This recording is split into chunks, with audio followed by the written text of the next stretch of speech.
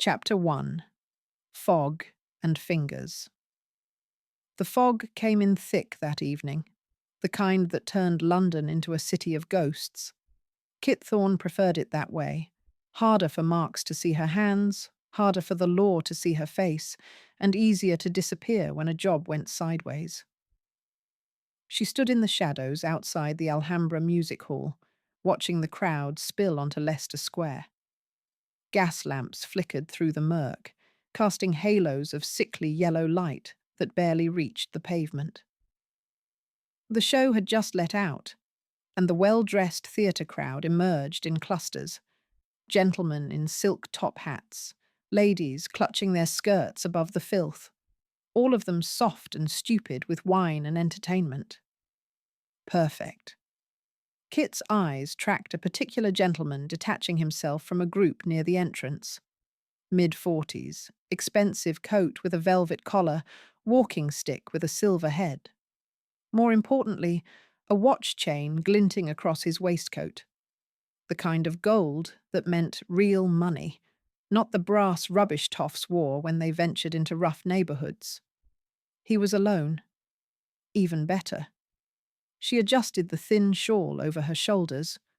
Dark wool, carefully chosen to blend with the fog and shadows, and stepped out of the alley. Her hands found her pockets, fingers brushing against the familiar weight of her lockpicks.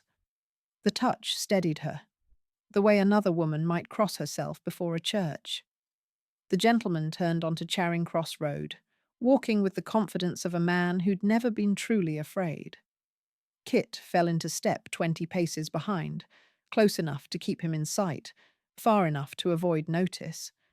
She'd learned to move through crowds the way water moved through cracks, finding the spaces between bodies, slipping through gaps that closed the moment she'd passed. A hansom cab clattered by, horses' hooves striking sparks against the cobblestones. Kit used the noise to close the distance. The gentleman paused at the corner, looking for another cab. His hand went to his pocket, patting for his billfold. Now. Kit stumbled into him, catching herself against his arm with a gasp. "Oh, beg your pardon, sir. Didn't see you there." "Quite all right," he said automatically, stepping back. His face showed mild annoyance rather than concern. She'd calculated correctly. A man of his class wouldn't waste energy worrying about a working girl in the fog. "Clumsy of me," Kit murmured, already moving away. "Good evening to you, sir." She melted back into the crowd before he could respond. 3 streets away, tucked into the recessed doorway of a shuttered shop, she examined her take. 1 gold watch on a heavy chain, 1 calfskin billfold containing £3 in notes and some silver, and 1 calling card case in chased silver. Not bad for 10 seconds' work. The watch went into her left pocket. The money she tucked into her bodice. Never keep everything in one place. The calling card case she turned over in her hands, considering. Silver was harder to fence than gold, but the engraving was fine work. Might be worth something to the right buyer. She pocketed it and started walking. The streets changed as she moved east. Gas lamps became fewer and farther between. The pavement grew slick with things Kit had learned not to think about too closely. The crowds thinned, then thickened again, but different now. These were her people, the ones who worked through the night because daylight offered nothing worth having. Flower girls called their wares in hoarse voices. A pair of prostitutes negotiated with a sailor outside a gin palace, their painted faces garish in the lamplight. A boy no older than 8 slipped through the shadows, probably running messages for one of the gambling houses.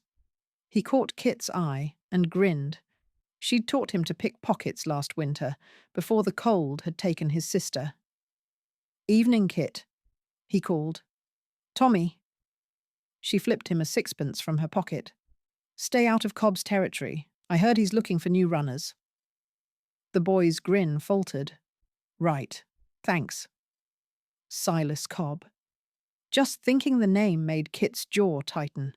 The brothel keeper ran half the prostitution in Whitechapel, and every girl who worked for him ended up broken or dead within 5 years. She'd watched it happen too many times to count.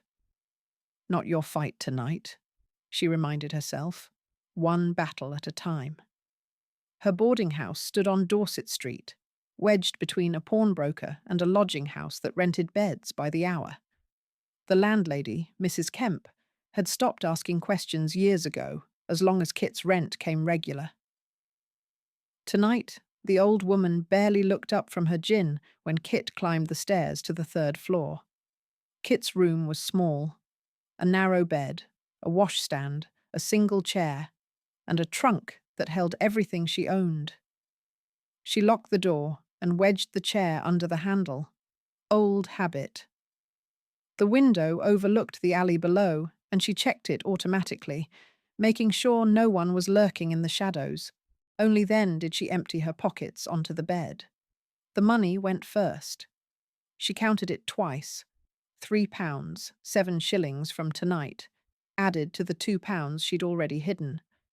She divided it into 3 portions.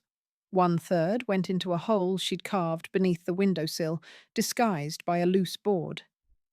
Another third she tucked into the lining of her spare dress, hanging on a nail. The last third she kept in her shoe, tomorrow's working money. The watch and card case went into the trunk, buried under her other clothes. She'd fence them later this week, through Bess if the forger was sober enough to handle the transaction. Kit sat on the edge of the bed and pulled off her boots. Her feet ached. She'd been walking since dawn, working the morning markets before moving to the theatre district. Her hands were steady, though. They always were when she was working. It was only after, in the quiet moments, that they sometimes shook. She reached for the locket around her neck, hidden beneath her dress. The metal was warm from her skin as she drew it out, opening the catch with her thumbnail. 3 faces looked back at her from the tarnished interior. Her father, broad-shouldered and laughing, one arm around her mother. Her mother, younger than Kit remembered her, eyes soft with something that might have been happiness. And Kit herself at 15, still soft around the edges, still stupid enough to believe the world had rules that mattered. This was the only thing she'd kept from before. Everything else, furniture, clothes, her mother's wedding ring, she'd sold to survive those first brutal months after the funeral. But not this. Never this. She traced her father's face with one finger. James Thorne, dock worker, dead at 42, crushed between a cargo net and the dock when the rigging accidentally failed. The foreman had called it bad luck. The magistrate had called it an unfortunate accident. Kit had called it murder, loud enough that the police had threatened to arrest her for disturbing the peace. Victor Strand's name had never appeared in any official record. No witness would speak against him. No evidence could be found. Her father had seen something at the docks, something connected to Strand's smuggling operation, and Strand had made sure he couldn't talk. 6 months later, Kit's mother had died of a fever. At least, that's what the death certificate said. Kit knew better.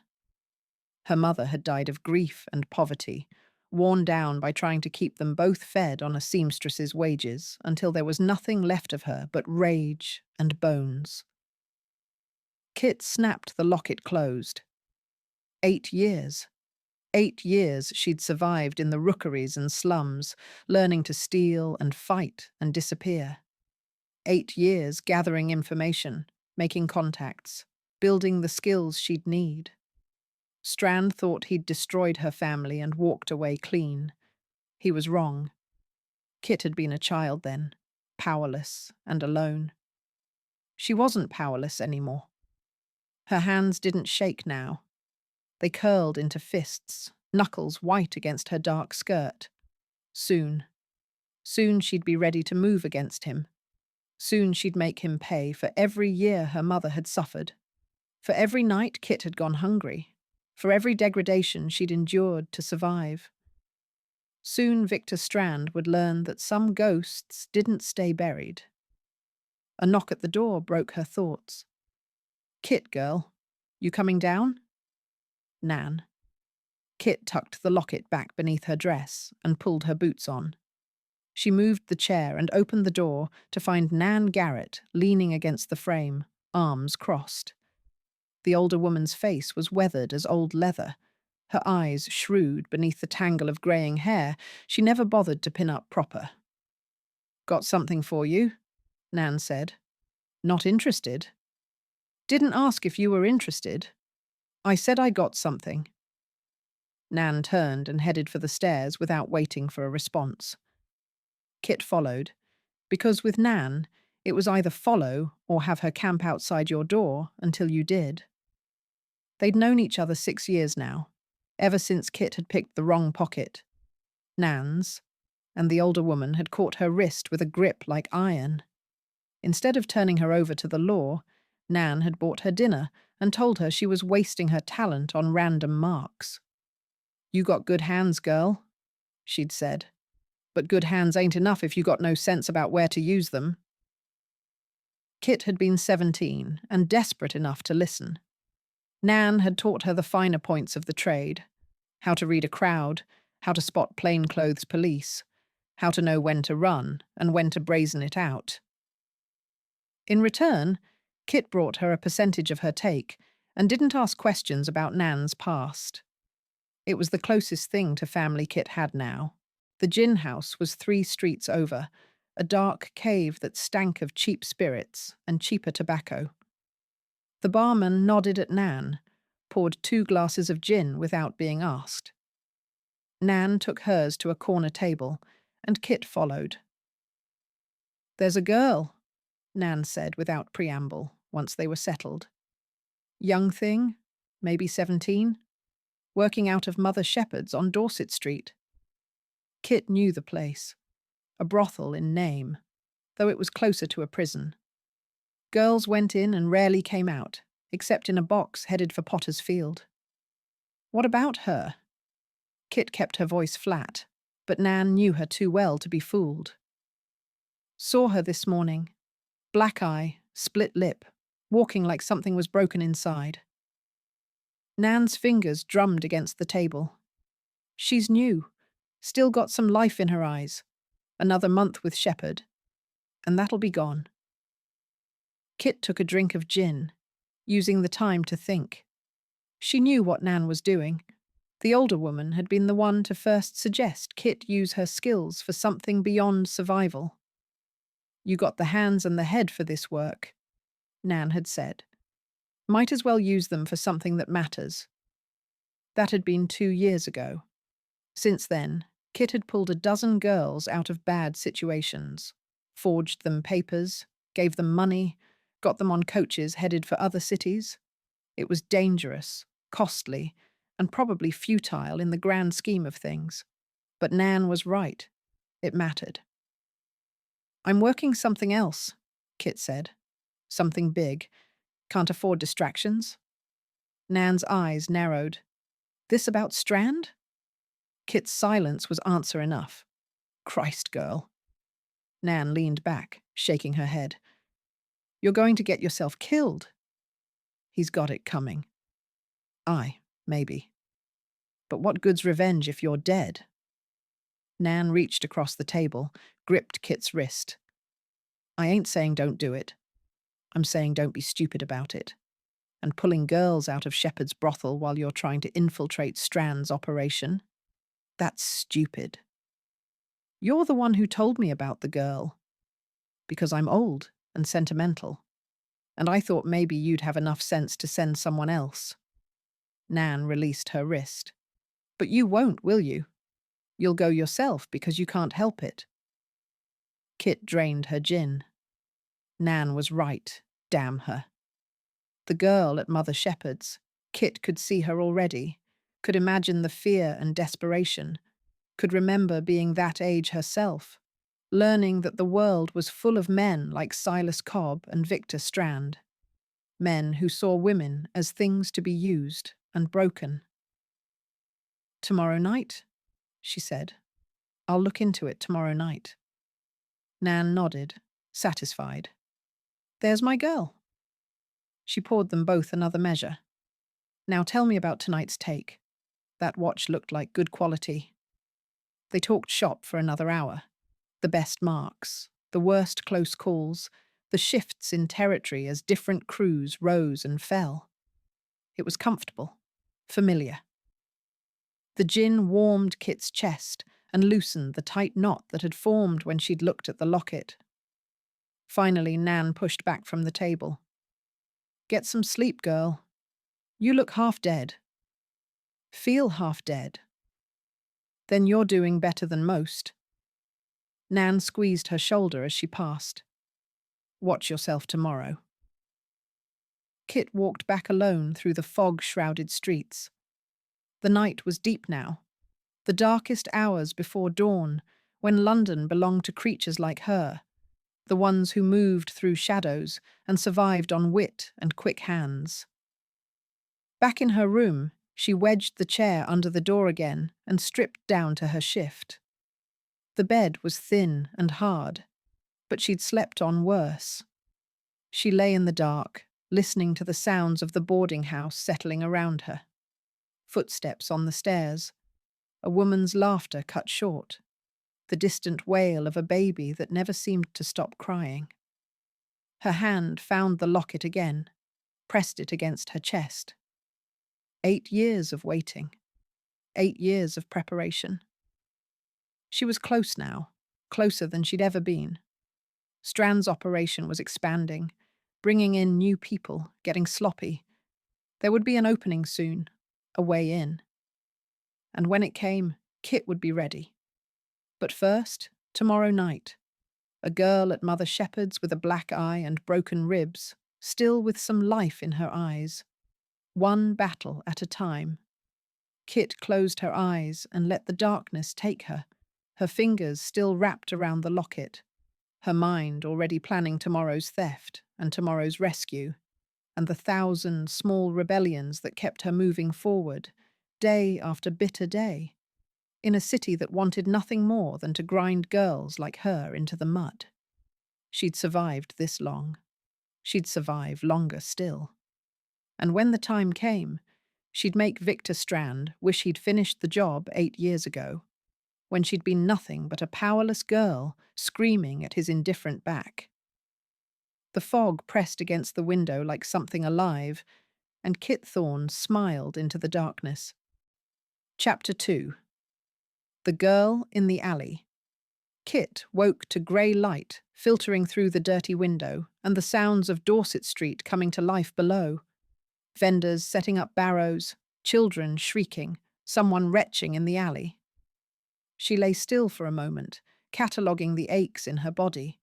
Her feet were bruised from yesterday's walking.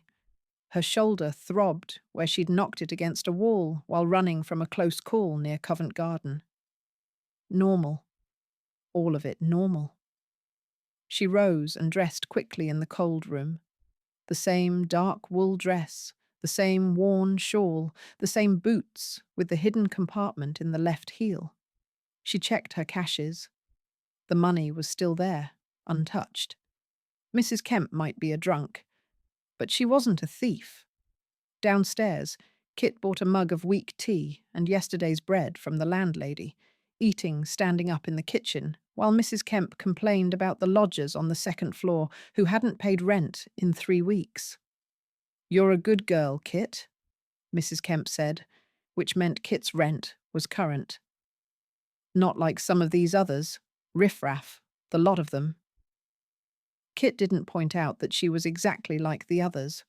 Probably worse, if the old woman knew half of what she did for money. She just nodded and finished her tea. The morning was spent working. She hit the markets first, Spitalfields, where the crowds were thick enough to provide cover. She lifted a silk handkerchief from a merchant's pocket, 2 shillings from a distracted housewife's basket, and a small leather notebook from a clerk who really should have been more careful. The notebook was the prize. Inside were names and addresses, someone's client list, maybe, or debtors. She'd sell it back to the clerk through an intermediary, and he'd pay well to avoid embarrassment. That was the thing about the middle classes. They'd pay almost anything to maintain appearances. By noon, she had enough for the day's needs, plus extra. She bought a meat pie from a street vendor and ate it while walking, letting her mind turn to tonight's problem. Mother Shepherd's brothel, the girl with the black eye. She shouldn't do it. Nan was right about that. She was close to finding a way into Strand's operation. She'd spent 2 months cultivating contacts, gathering information, building a reputation as someone reliable for small jobs. One wrong move now could ruin everything. But she kept seeing that girl in her mind. 17, Nan had said.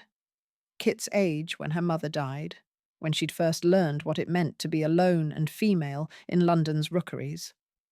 She'd been lucky, in a twisted way. Nan had found her before the brothel keepers did, taught her to steal instead of sell herself. Not all girls had that chance. Not your responsibility, she told herself. You can't save them all.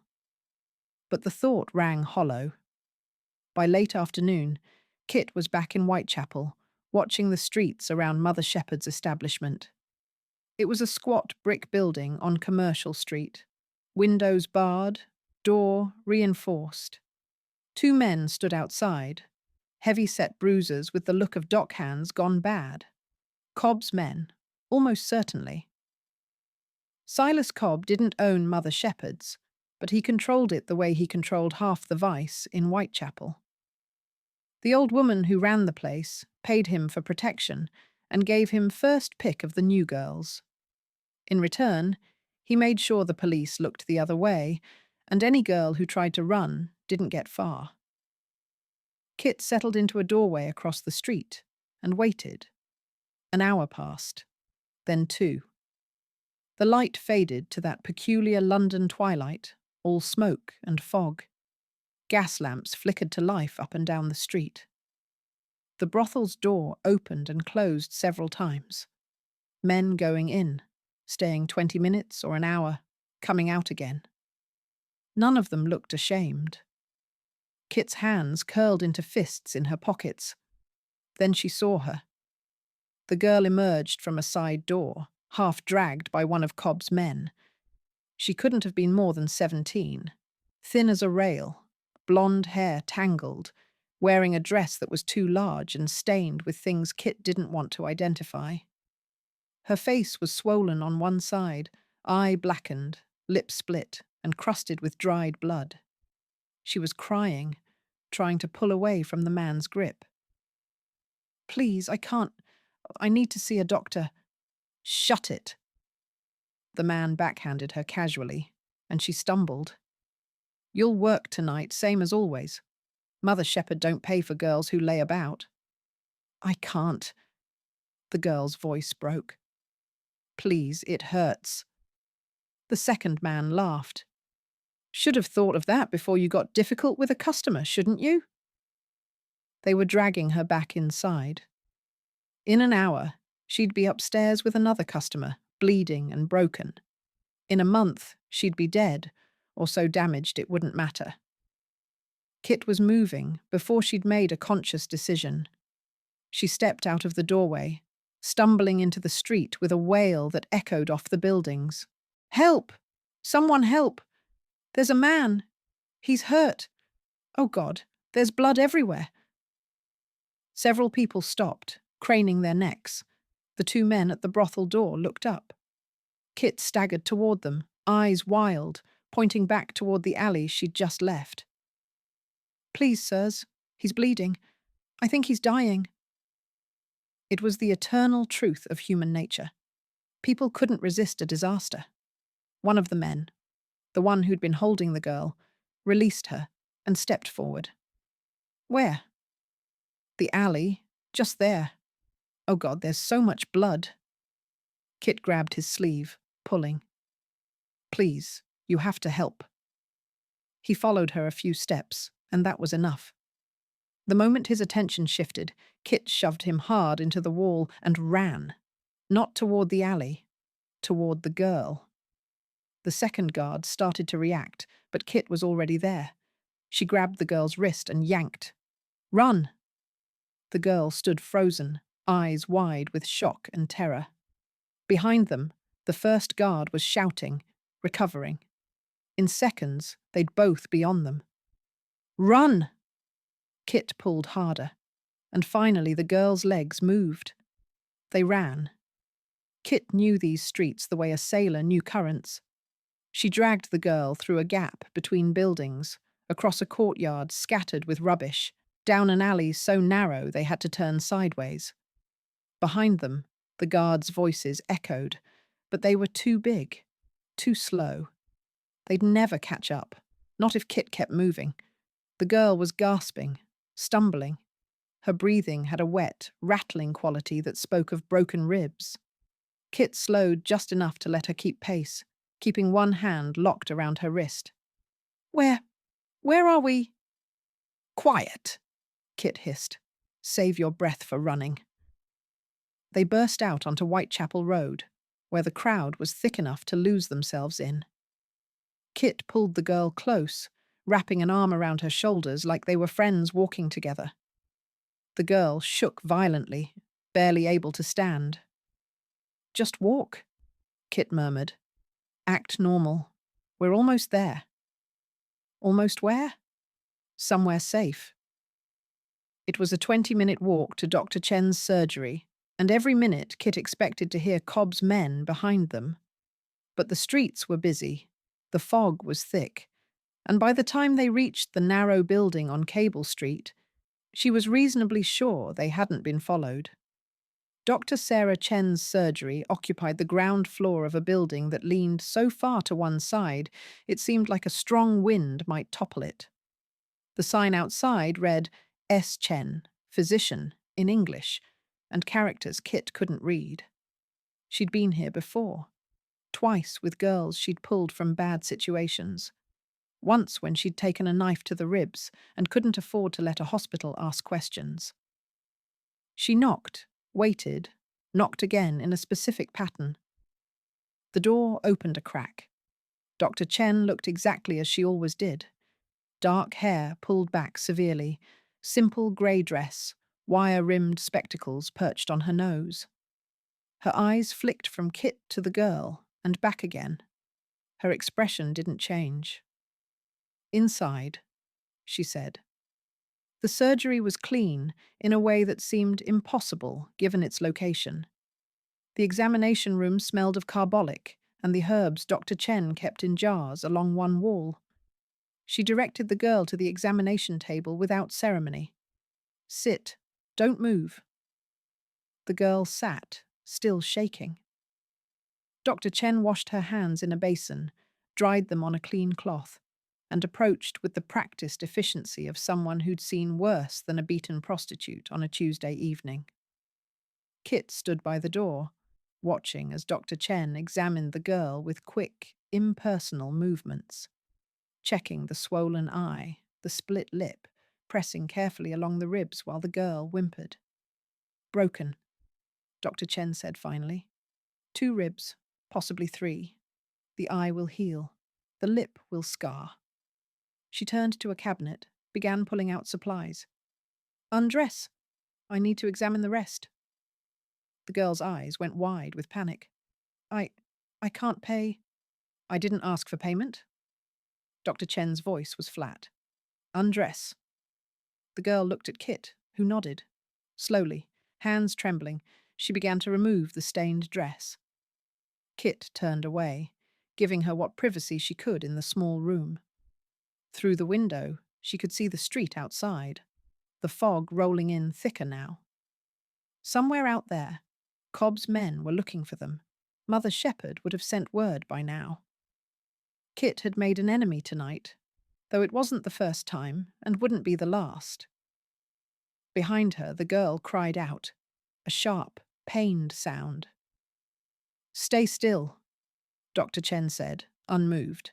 "I'm binding the ribs. It will hurt. Kit's hands found her pockets, fingers tracing the familiar shape of her lockpicks. The weight was comforting, solid, real. What was she doing? She had a plan. She was close to getting into Strand's organization. Everything she'd worked for the past 8 years was finally within reach. And instead of focusing on that, she was here, helping a girl she didn't know, making enemies she didn't need. You can't save them all, Kit. Not alone. Bess's words echoed in her head. The forger was right. This was stupid, reckless, dangerous. One girl saved meant nothing in the face of how many suffered. Mother Shepherds would just find another girl tomorrow. Cobb would keep running his brothels. Strand would keep smuggling and killing and destroying lives. And Kit? Kit was wasting time and resources on a gesture that would change nothing. You can turn around now. Kit turned. The girl was dressed again, her torso wrapped in tight bandages under the dress. Her face was cleaner now, the blood washed away, though the bruises stood out livid against her pale skin. Dr. Chen was preparing a tincture, measuring liquid into a small brown bottle. For the pain, the doctor said, handing it to the girl. 1 spoonful, no more, when it becomes unbearable. It will make you sleep. The girl took the bottle with shaking hands. Thank you. Thank you. Dr. Chen nodded once, then looked at Kit. She cannot stay here. I have other patients. I know. Kit stepped forward, finally looking at the girl properly. Up close, she seemed even younger, maybe not 17, maybe 15 or 16. Her eyes were blue, or had been before fear had turned them hollow. What's your name? Kit asked.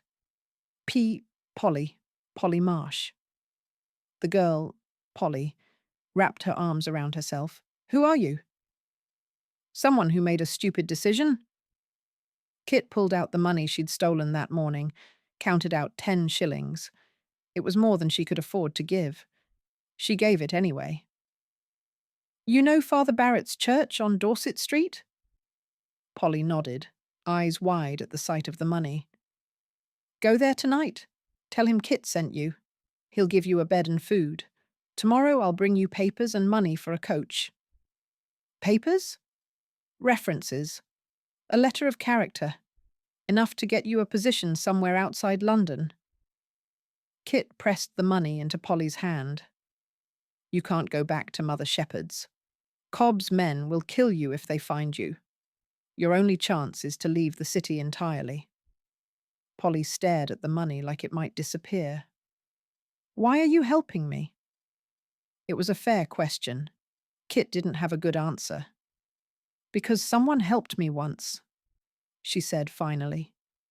It was close enough to true. Don't make me regret it. Go to Father Barrett's. Stay there. Don't talk to anyone about what happened tonight. Understand? Yes, I understand. Polly's eyes filled with tears. Thank you. I don't know how to... Thank you. Kit stepped back before the girl could do something mortifying, like hug her. Dr. Chen will show you the back way out. Take the long route to Dorset Street. Make sure no one follows you.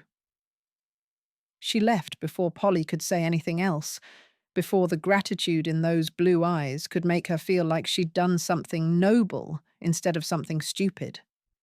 Outside, the fog had turned the street into a grey tunnel.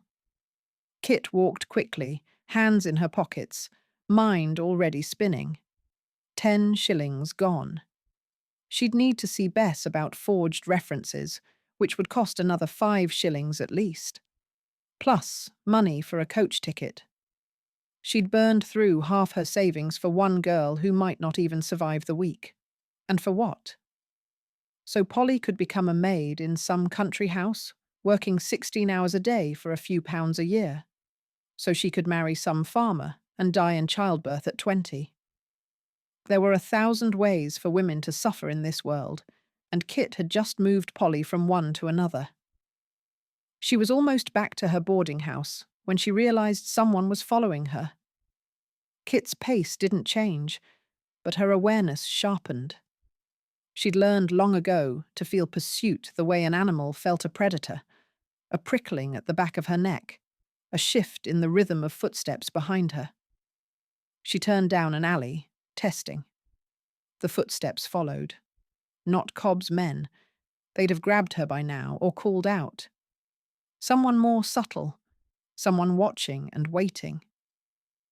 Kit's hand went to her pocket, fingers closing around the small knife she kept there. Not much of a weapon, but better than nothing. She walked deeper into the alley, where the shadows pooled thick and black. Then she spun around, knife out, pressing herself against the wall. The figure that appeared in the alley entrance was male, tall, dressed in dark clothing that might have been respectable once, but was worn now at the edges. He stopped when he saw her, hands visible and empty. "Easy," he said. His voice was educated. Middle class, maybe upper middle class. Wrong for this neighborhood. "I'm not here to hurt you." "Then you're stupider than you look, following a woman down an alley in Whitechapel." Kit kept the knife up. "What do you want?" He studied her for a moment, and even in the darkness she could feel the weight of his gaze, assessing, calculating. "You just pulled a girl out of Mother Shepherd's brothel," he said. Kit's blood went cold. "Don't know what you're talking about." "I think you do." He took a step closer, and Kit tensed. "I watched you create a distraction, grab the girl, run. Very efficiently done. Not your first time, I'd wager." "You've got me confused with someone else." Kit edged sideways, looking for an exit route. "Now get out of my way before I scream." "Scream if you like. We both know no one will come." He didn't sound threatening, just matter of fact. "I'm not with Cobb.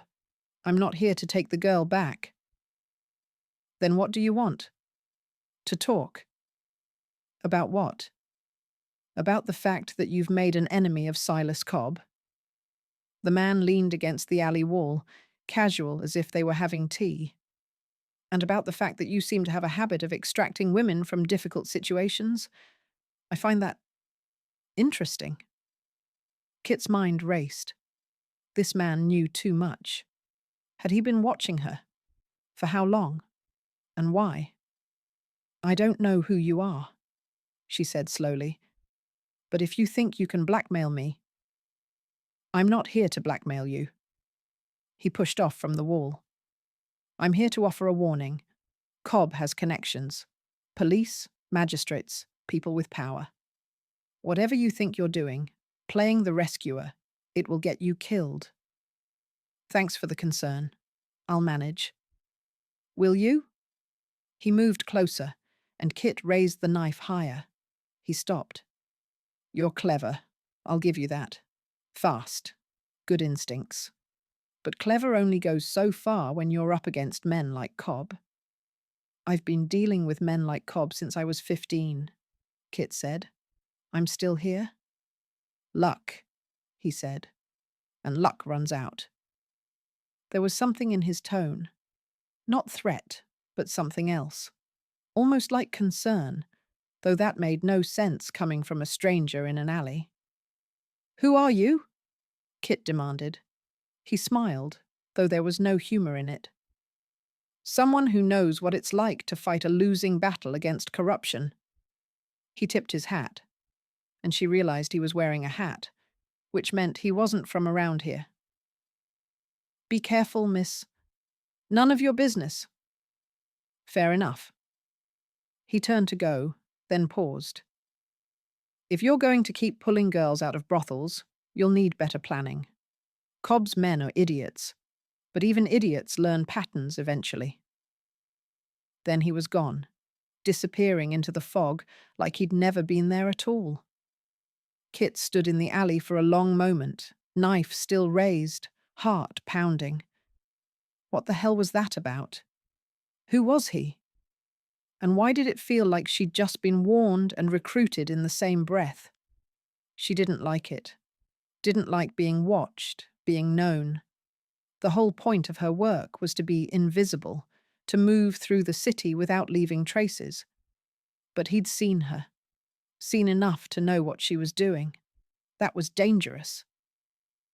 Kit sheathed the knife and headed back to her boarding house, moving fast now.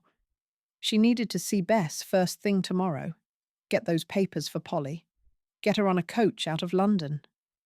The sooner the girl was gone, the sooner this mess could fade into the background. Then she could focus on what mattered. Strand, the smuggling operation, her vengeance, everything else. Polly's gratitude, the stranger's warning, the uncomfortable feeling that she was being pulled in too many directions. All of that would have to wait. Back in her room, Kit locked the door and checked her caches. Everything was still there. She pulled out the locket, opened it, looked at her father's face. "Soon?" she whispered to the image. "I promise. Soon." Outside, the fog pressed against the window like a living thing. Somewhere in the darkness, Polly was walking to Father Barrett's church, carrying Kit's money and Kit's slim hope that maybe, just maybe, one girl saved was worth something after all. And somewhere else, a man in a worn coat was reporting what he'd seen to someone Kit had never met. But Kit didn't know that yet. All she knew was that the world kept getting more complicated, and she was running out of time to keep all the pieces in the air. She touched the locket one more time, then closed it and tucked it away. One battle at a time. Tomorrow she'd deal with tomorrow's problems. Tonight, she'd just try to sleep. Chapter 3. The Price of Going Alone. Kit found Bess Carter in her usual spot, a cramped room above a print shop on Flower and Dean Street, surrounded by the tools of her trade. Papers scattered across every surface, bottles of ink in a dozen shades, seals and stamps hanging from hooks on the wall like some bureaucrat's fever dream. Bess herself sat at a tilted desk by the window, working on something Kit couldn't see. She didn't look up when Kit entered, though the door had made enough noise to wake the dead. "You're early," Bess said. Her voice had that flat, sardonic quality that made everything sound like a joke at someone else's expense. "I haven't even had breakfast yet." "It's past noon." "Like I said, early." Bess set down her pen with precise care and finally turned to look at Kit. "Let me guess. You need papers?" "How did you—" "Because you only come to me when you need papers, darling. We're not friends. We're associates." Bess leaned back in her chair, studying Kit with eyes that missed nothing. "What is it this time? Running yourself or another one of your strays?" Kit bristled at the term, but kept her voice even. "A girl, 17, needs references for a position in service, somewhere far from London." "Of course she does." Bess sighed and reached for a ledger, flipping it open. "Character references from a respectable household, I assume. Spotless record. Excellent needlework. Quiet and biddable." "Whatever works." "It's going to cost you. Good forgeries aren't cheap, and you want it done today, which means I have to push aside paying customers." Bess tapped her pen against the ledger. 7 shillings. Kit's jaw tightened. She'd expected 5 at most. "That's robbery." "That's business. Take it or leave it." They stared at each other for a long moment. Bess's expression was pleasant, almost amused. She knew Kit would pay. She always did. "Fine," Kit said through gritted teeth. 7 shillings, but I need it by evening." "You'll have it by 6. Bess made a note in her ledger. "Now, details." "What's the girl's name?" "Polly Marsh." Bess's pen paused. "Mother Shepherd's Polly Marsh." Kit's blood went cold. "How do you know that?" Because word travels, Kit, especially when Silas Cobb's men are turning Whitechapel upside down, looking for a girl who vanished from Mother Shepherd's yesterday evening. Bess set down her pen and folded her hands, along with the mysterious woman who helped her escape. I don't know what you're talking about. Don't insult my intelligence. Bess's tone was sharp now, the amusement gone. You created a distraction, grabbed the girl, and ran. Very heroic, also very stupid. Kit kept her face neutral. If I did something like that, hypothetically, it wouldn't be your concern. Except it is my concern when Cobb's men start questioning everyone in a 5-street radius, including people who might have forged papers for missing girls in the past. Bess stood, crossing her arms. Your conscience is going to get us both hanged, Kit. No one knows you helped me. Yet. No one knows yet. Bess moved to the window, looking down at the street. You think Cobb is stupid? He's not. He's already figured out the girl didn't disappear on her own. He'll be watching the coaching inns, the train stations. He'll have people asking questions at every church and charity house in East London. Then I'll be careful. Careful. Bess laughed, bitter and sharp. You pulled a girl out of a brothel controlled by one of the most vicious men in Whitechapel. That's not careful, that's suicidal. Kit's hands curled into fists in her pockets. What would you have me do? Leave her there? Yes. Bess turned from the window, and her face was hard. That's exactly what I would have you do, because you can't save them all, Kit. You can't. And trying is going to get you killed, probably sooner rather than later. So I should just look the other way. Pretend I don't see. You should pick your battles. Bess crossed back to her desk, sat down. You want to play rescuer, fine. But you're doing it alone, which means every risk you take by yourself. And alone, you won't last. There it was. The argument Kit had been having with herself since yesterday, externalized and given voice by the one person who wouldn't sugarcoat it. I work better alone, Kit said quietly. Do you? Because from where I'm sitting, you're burning through money and goodwill at an alarming rate, making enemies you can't afford, and taking risks that would make a sane person run screaming. Bess picked up her pen again, examining the nib. You're good, Kit. Maybe the best pickpocket I've ever known. But you're not invincible. I never said I was. Then start acting like it. Bess dipped the pen in ink, began writing. You need partners, people to watch your back, share the risk, help carry the weight. This lone wolf act is going to fail, and when it does, you'll take everyone who's helped you down with you. Kit's throat tightened. I don't want partners. Why not? Because partners betray you. Partners get scared or greedy or careless. Partners are liabilities. Partners are also backup, support, someone to pull you out when a job goes wrong. Bess didn't look up from her work. You think I don't know what you're planning? Whatever you're building toward. And don't tell me it's nothing. I can see it in your eyes. You think you can do it alone? Kit said nothing. The truth was, she didn't know if she could do it alone. But the alternative, trusting someone, depending on someone, giving them the power to destroy her plans, was unthinkable. Bess sighed. This is about your family, isn't it? Leave my family out of this. Can't, it's written all over you. Bess set down the pen, met Kit's eyes. Someone destroyed them. You're planning revenge. And you think if you work alone, if you don't let anyone close, you can control the outcome. I can. No, you can't. That's the thing about revenge, Kit. It eats you alive whether you succeed or fail. And doing it alone just means you'll die alone too. The words hit harder than Kit expected. She turned away, pretending to examine the seals hanging on the wall. Her vision was blurry at the edges, and she blinked hard to clear it. "I don't have a choice," she said finally. "Everyone has a choice." "Not me."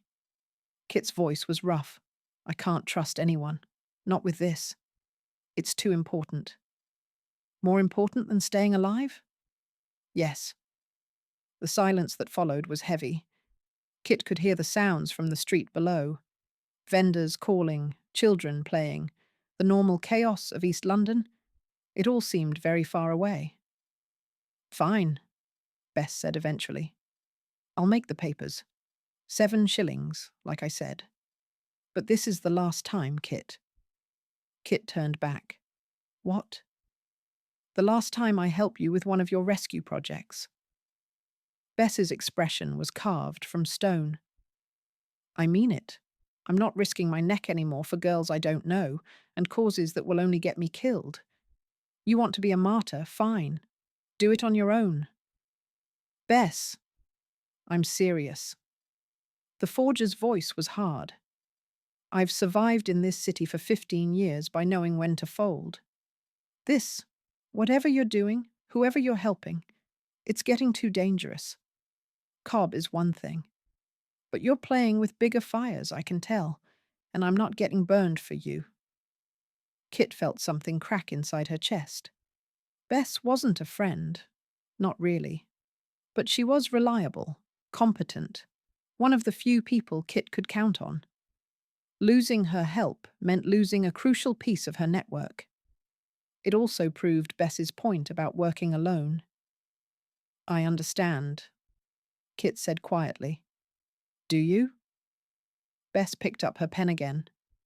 "Because I don't think you do.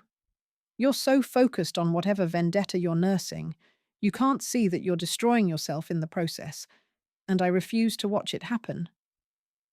"Then don't watch." "Gladly." Bess turned back to her work. "Come back at 6. I'll have the papers ready. After that, we're done." Kit wanted to argue, to explain, to make Bess understand why this mattered so much. But the words wouldn't come. How could she explain 8 years of rage, 8 years of planning, 8 years of surviving just to reach this moment? She couldn't. So she didn't try. 6 o'clock, she said. "I'll be here." She left before Bess could say anything else, before the weight in her chest could turn into something more dangerous. The afternoon passed in a blur. Kit worked the streets automatically, lifting a coin purse here, a handkerchief there, her mind elsewhere. Bess's words echoed in her head, mixing with Nan's warnings from the night before. "You can't save them all, Kit. Not alone. Your conscience is going to get us both hanged. This lone wolf act is going to fail." They were right. Kit knew they were right. But knowing didn't change anything. She'd learned the hard way that trusting people, depending on people, only led to pain. Her father had trusted his fellow dock workers. They'd said nothing when Strand killed him. Her mother had trusted the law. They'd done nothing to help her. Kit had trusted the world to be fair, to make sense, to protect the innocent. All lies. The only person she could trust was herself. And if that meant working alone, taking bigger risks, burning through allies and resources, well, that was the price. At 6 o'clock precisely, she returned to Bess's room. The forger had the papers ready, wrapped in brown paper and tied with string. "References from a Mrs. Adelaide Thornton of Richmond," Bess said, her tone purely professional now. Impeccable household. No way to verify without travelling to Richmond personally. Character letter praising Polly's needlework and demeanour. Should be enough to get her hired anywhere outside London. Kit counted out 7 shillings, set them on the desk. Bess took them without comment. "Thank you," Kit said. "Don't thank me. Just don't come back." Bess returned to her work, dismissing Kit without another word. Kit tucked the papers inside her dress and left. The finality of it sat heavy in her stomach. One more bridge burned. One more ally lost. One more step toward complete isolation. Father Michael Barrett's church was a small stone building wedged between a gin house and a cooperage, its cross barely visible through the fog. Kit had been here before, twice with girls she'd extracted from bad situations. Once, when she'd needed sanctuary from a gang who'd taken exception to her working their territory. The priest never asked questions, never judged, just offered what help he could and left the rest to God. Kit found Polly in the church's tiny vestry, huddled on a bench with a blanket around her shoulders. The girl looked better than yesterday. The swelling in her face had gone down slightly, and someone had given her clean clothes. But her eyes were still haunted, hands still trembling. Father Barrett stood nearby, a worn cassock hanging loose on his thin frame.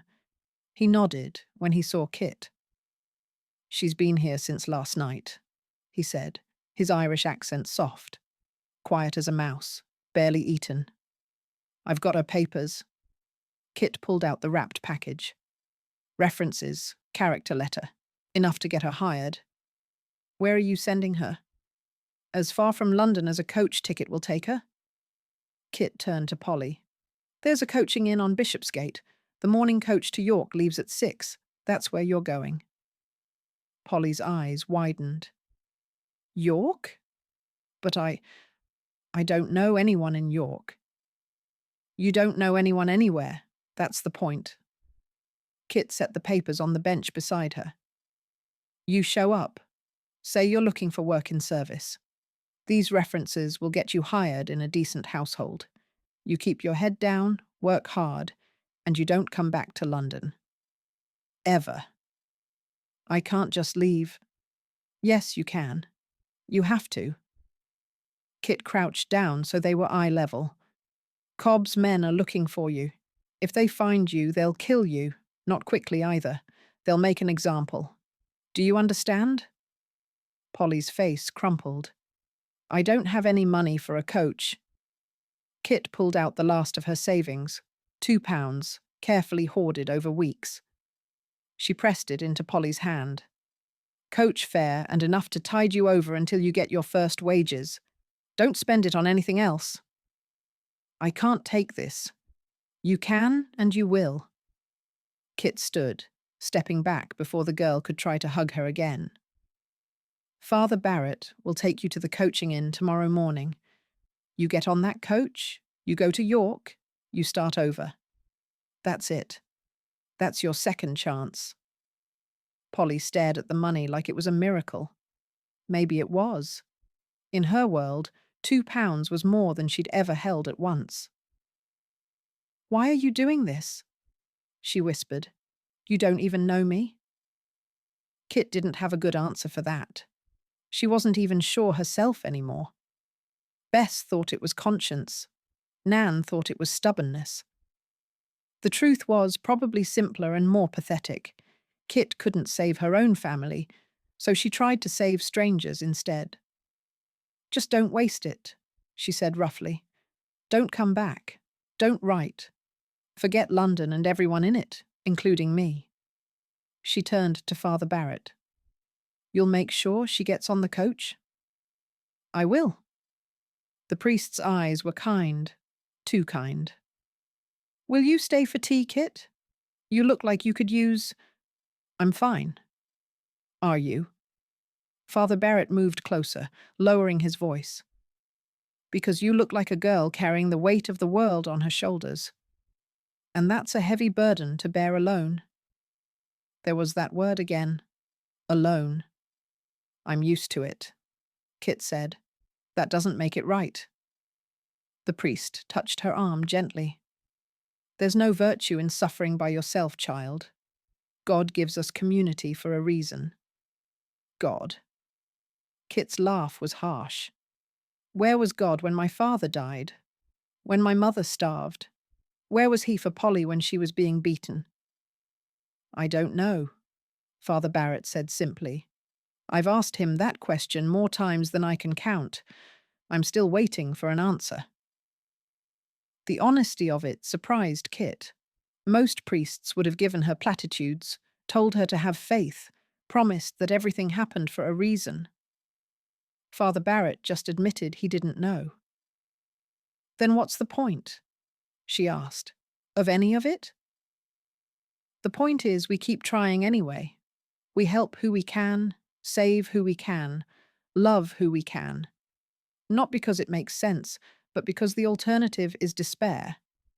He squeezed her arm. You've saved this girl's life, Kit. That matters. Even if you can't save them all, saving one still matters. Kit pulled away. She couldn't afford to let his words sink in too deep. Couldn't afford to believe that what she was doing made a difference, because if it did, if it mattered, then the weight of everyone she couldn't save would crush her. Take care of Polly, she said. Make sure she gets on that coach. I will. God bless you, Kit. Kit left before he could say anything else, before Polly could thank her again, before the simple kindness in Father Barrett's eyes could break something inside her that needed to stay intact. Outside, the fog had turned the street into a grey tunnel. Kit walked quickly, hands in her pockets, counting her losses. Most of her money gone. Bess refusing to help anymore. One more enemy in Silas Cobb. And for what? One girl who might make it to York, might find work, might build a life, or might be back in a London brothel in 6 months when the money ran out and the world proved too hard. Kit had no way of knowing which it would be. You can't save them all, Kit. Not alone. But alone was all she had. Alone was safe. Alone meant no one could betray her, disappoint her, fail her when she needed them most. Alone was the only way she knew how to survive. She touched the locket beneath her dress, felt the familiar shapes of her family's faces pressed against her palm. I'm still here, she whispered to them, still fighting, still trying to make them pay. The fog swallowed her words. The city moved around her, indifferent to one girl's rage, one girl's grief, one girl's stubborn refusal to let the world grind her down. Kit pulled her shawl tighter and kept walking. Tomorrow she'd start fresh. Tomorrow she'd focus on Strand, on the plan, on the vengeance that had kept her alive for 8 years. Tomorrow she'd forget about Polly Marsh and Bess Carter's warnings, and Father Barrett's gentle questions about bearing burdens alone. Tomorrow she'd be fine. Tonight, though, as she climbed the stairs to her empty room, as she locked the door and wedged the chair and checked her caches that were now nearly bare. Tonight, she felt the weight of every choice she'd made, every bridge she'd burned, every ally she'd lost. Tonight, she felt very alone indeed. And she told herself it was better this way. She had to. It was the only way to keep going. Chapter 4. Ghosts and Vengeance. Kit spent the next 3 days watching Victor Strand's warehouses. She'd been gathering information on him for years, small pieces carefully collected, where he lived, where he worked, who he paid, who feared him. The shape of his empire had emerged slowly, like a figure materializing from fog. He ran smuggling operations out of 3 warehouses along the Thames, near the West India docks. Opium, mostly, though Kit had heard whispers of other cargo, stolen goods, contraband tobacco, things that came in on ships flying legitimate flags and disappeared into London's underworld before customs could ask questions. It was a good operation. Clean, organised, protected by bribed officials, and the kind of violence that kept people from asking questions. The kind of operation that could destroy anyone who threatened it. Kit crouched on a rooftop across from Strand's main warehouse, watching men load crates onto carts in the courtyard below. The wind off the river was cold and damp, carrying the smell of sewage and rot. She'd been here since before dawn. her body stiff from hours of stillness. But she didn't move. Patience was a skill she'd learned the hard way. One of the carts pulled away, heading north toward the city. Kit memorized the driver's face, the route he took. Information. Always gather information. Know the patterns, know the weak points, know where to strike when the time came. The time was coming soon. She could feel it. A man emerged from the warehouse, tall, well-dressed in a way that was expensive without being flashy. Dark hair going grey at the temples, strong features that might have been handsome if they weren't so cold. Victor Strand.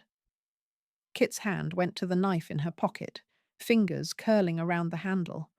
She was too far away for a throw, too exposed for a direct attack. But the impulse was there, hot and immediate.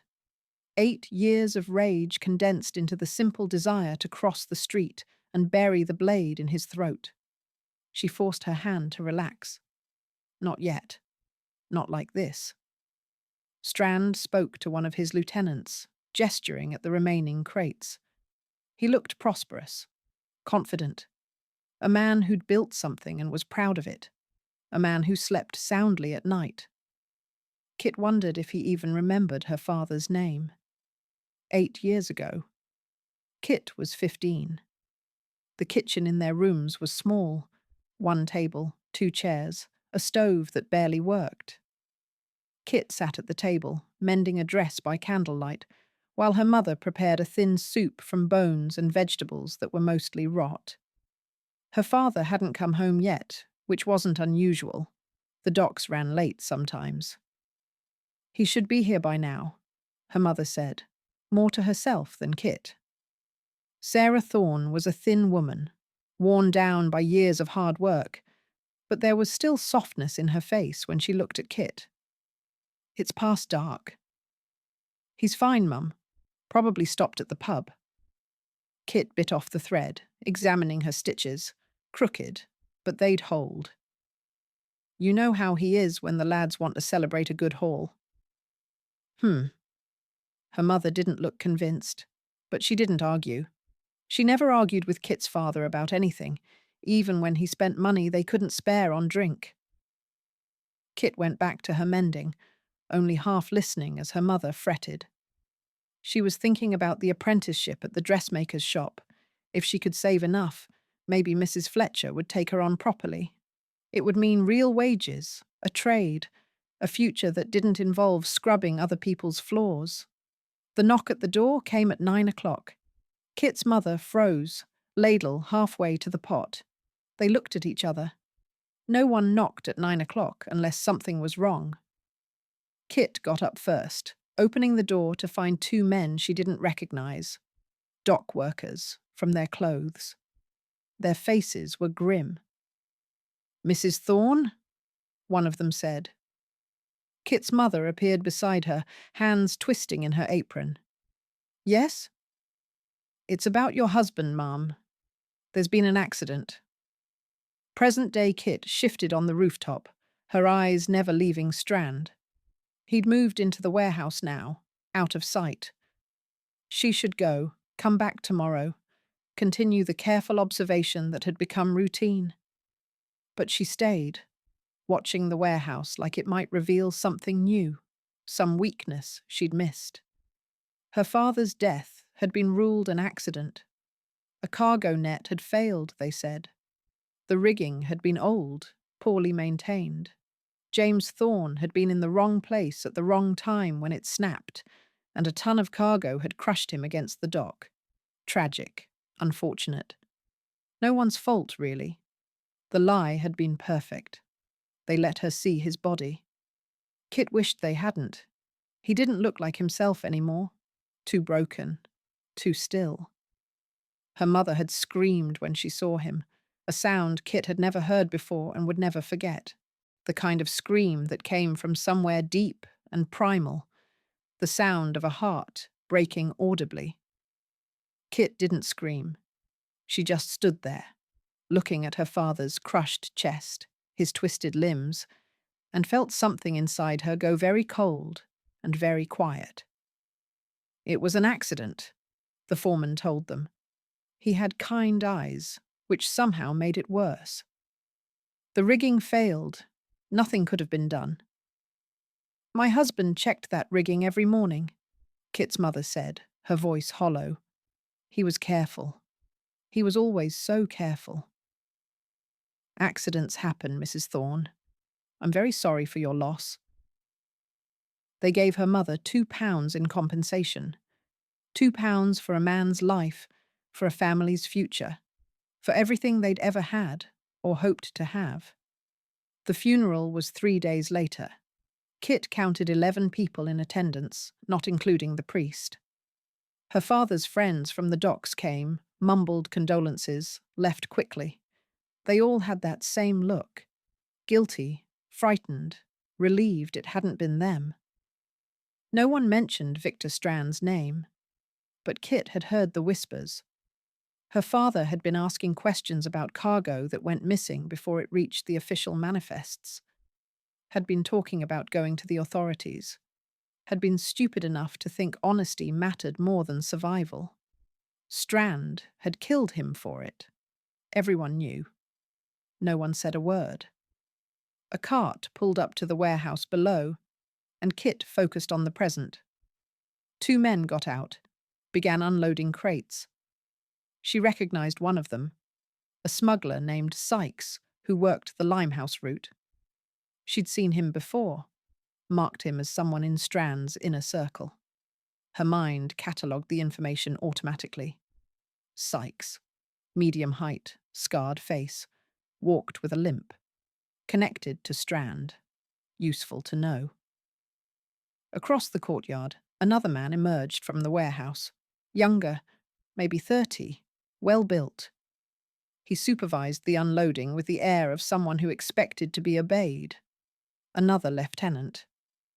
Kit had been watching Strand's operation long enough to understand its structure. Strand ran everything.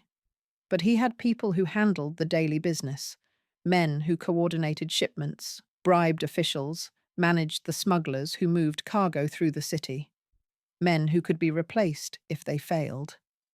That was the key. Strand's operation was growing.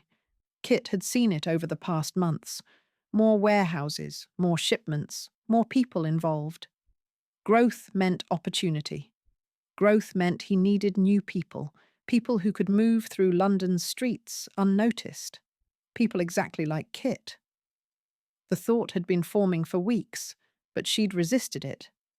Infiltrating Strand's organisation was dangerous, possibly suicidal. One wrong move, and she'd end up in the Thames with her throat cut.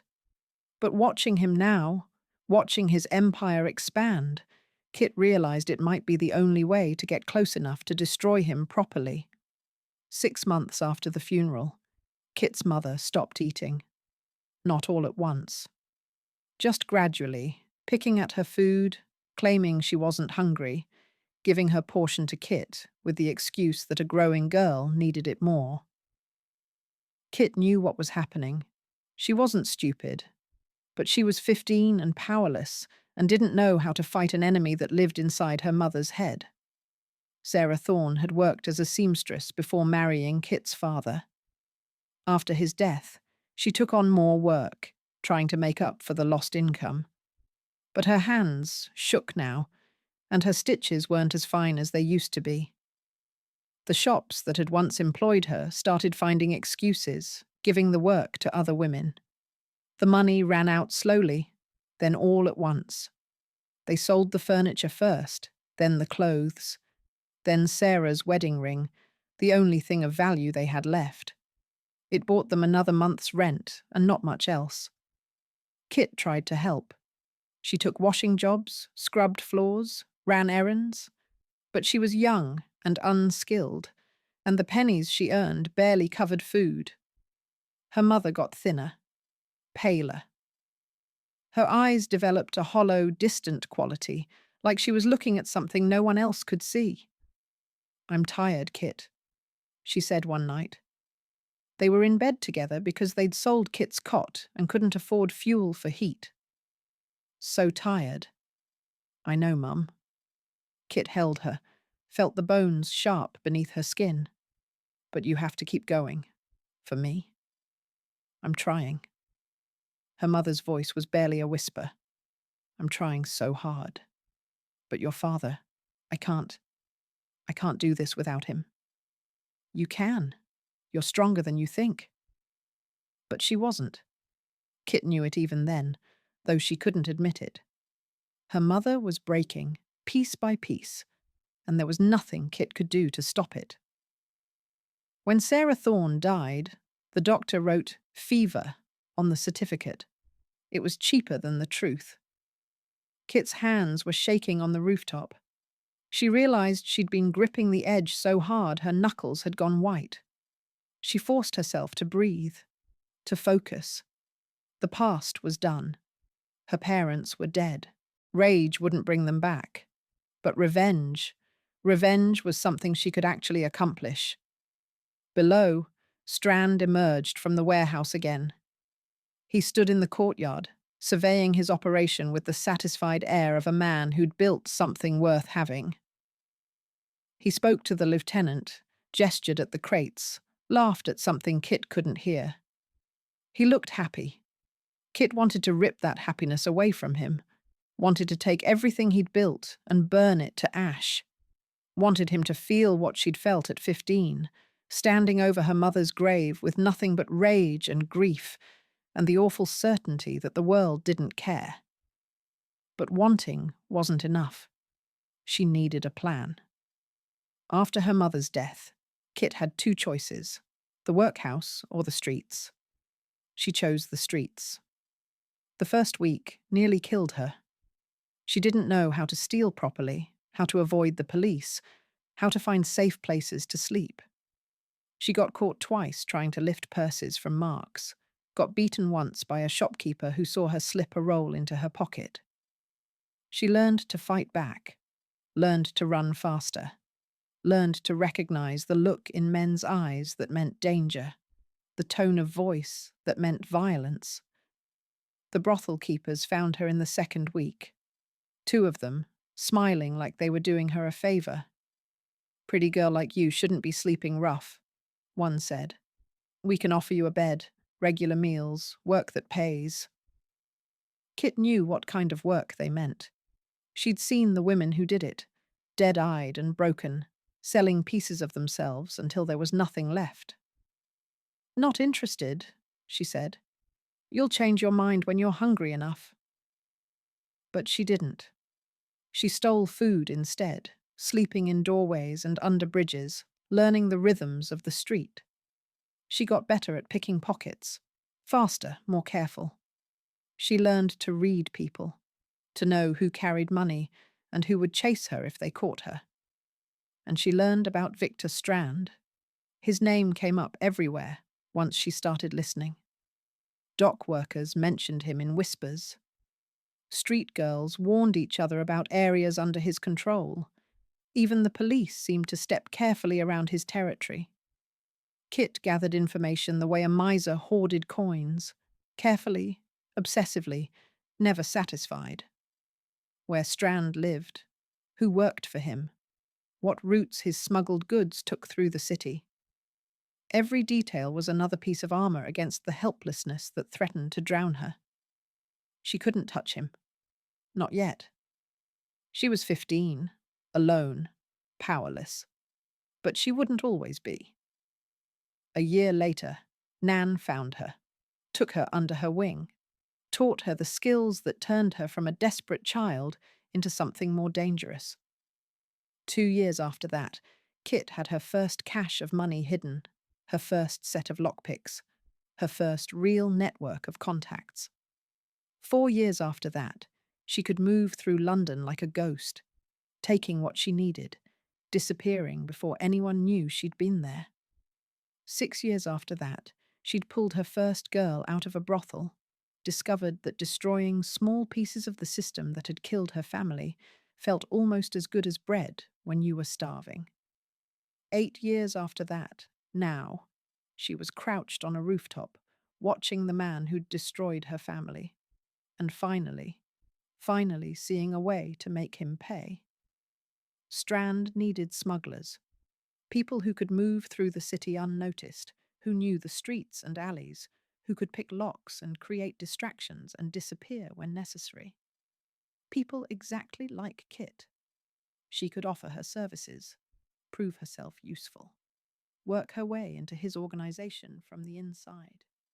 And once she was close enough, once she understood how his empire worked, all the weak points and vulnerabilities, then she could destroy him. It would be dangerous. Strand was paranoid, violent, surrounded by men who wouldn't hesitate to kill her if they suspected betrayal. One mistake, and she'd end up dead in an alley, another nameless victim of London's underworld. But the alternative was waiting forever, watching from a distance, never getting close enough to matter. Kit had been patient for 8 years. She'd built her skills, gathered her information, survived long enough to have a chance. She was done waiting. Below, Strand finished his conversation and headed for a carriage waiting at the courtyard's edge. His lieutenant followed, carrying a ledger. They were probably heading to one of the other warehouses, or to a meeting with whoever he bribed to keep the operation running smoothly. Kit watched the carriage pull away, then stood slowly, working the stiffness out of her legs. She knew what she needed to do now. It would take time, a few more weeks of observation, of finding the right moment and the right approach. She'd need to prove herself useful without revealing too much, demonstrate her skills without making Strand suspicious. But she could do it. She'd been preparing for this her entire working life. Kit climbed down from the rooftop, dropping into the alley below with practiced ease. Her hand went to the locket beneath her dress, pressing it against her chest. "Soon," she whispered. "I'm coming for him soon." The fog was rolling in off the Thames, turning the docks into a maze of shadows and mist. Kit pulled her shawl tight and started walking, her mind already working through the plan. She'd need to approach one of Strand's lieutenants first, demonstrate her skills, make herself too useful to ignore. It would take careful planning, perfect timing, and a willingness to risk everything she'd built. But when she closed her eyes, she could still see her mother's face, hollow and distant, dying by inches because the man who'd killed her husband walked free and prosperous. She could still hear her father's laugh, cut short by rigging that accidentally failed. She could still feel the rage that had kept her alive through 8 years of surviving in a city that wanted her dead. That rage was a fire that wouldn't go out, couldn't go out. It was the only thing she had left of her family, the only inheritance they'd given her. And she would use it to burn Victor Strand's world to the ground. Kit walked through the fog-shrouded streets, her steps sure and steady, her hands already reaching for the future she'd been planning for 8 long years. The ghosts of her family walked beside her, silent and patient. They could wait a little longer. Soon, very soon, they would have their vengeance, and Kit Thorne would finally be able to rest. Chapter 5. The infiltration Kit spent 2 weeks preparing. She watched Strand's lieutenants, learning their patterns, where they drank, where they conducted business, who they trusted. The main lieutenant was a man named Fletcher, mid-40s, methodical, suspicious of everyone. Too careful for a direct approach. But there was another one, younger, ambitious, with a reputation for taking risks if the payoff was good enough. His name was Marcus Webb, and he ran the nighttime operations out of Strand's secondary warehouse near Shadwell. Kit had watched him for 5 nights running. He was smart, but overconfident, the kind of man who thought he could spot a con from a mile away, which meant he was exactly the kind of man who could be conned if you were good enough. On the 6th night, she made her move. Webb left the warehouse at midnight, walking toward a pub on Ratcliffe Highway. Kit followed at a distance, waiting for the right moment. He was alone. Good. She'd timed it carefully, knew his usual guards had the night off. The pub was a rough place, the kind where dock workers and smugglers drank side by side and nobody asked questions. Webb took a table in the back, ordered whiskey, and settled in to review a ledger he'd brought with him. Kit waited 10 minutes, then approached.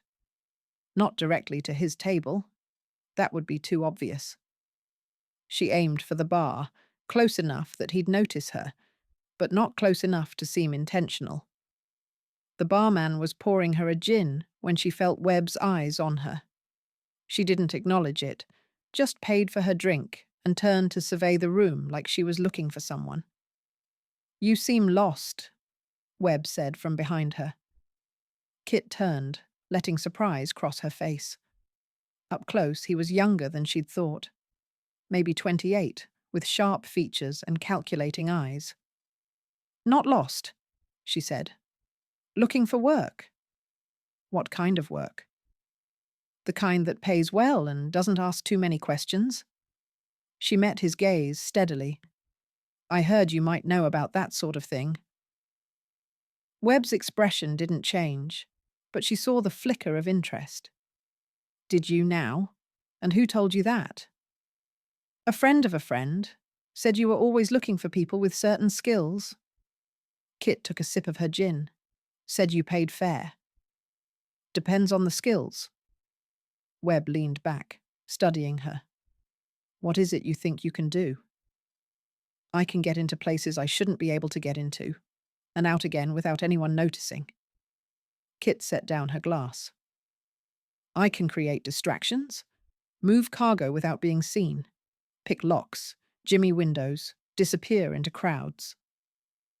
"So can half the thieves in Whitechapel." "Half the thieves in Whitechapel are clumsy idiots who get caught." Kit's voice was flat. "I don't get caught."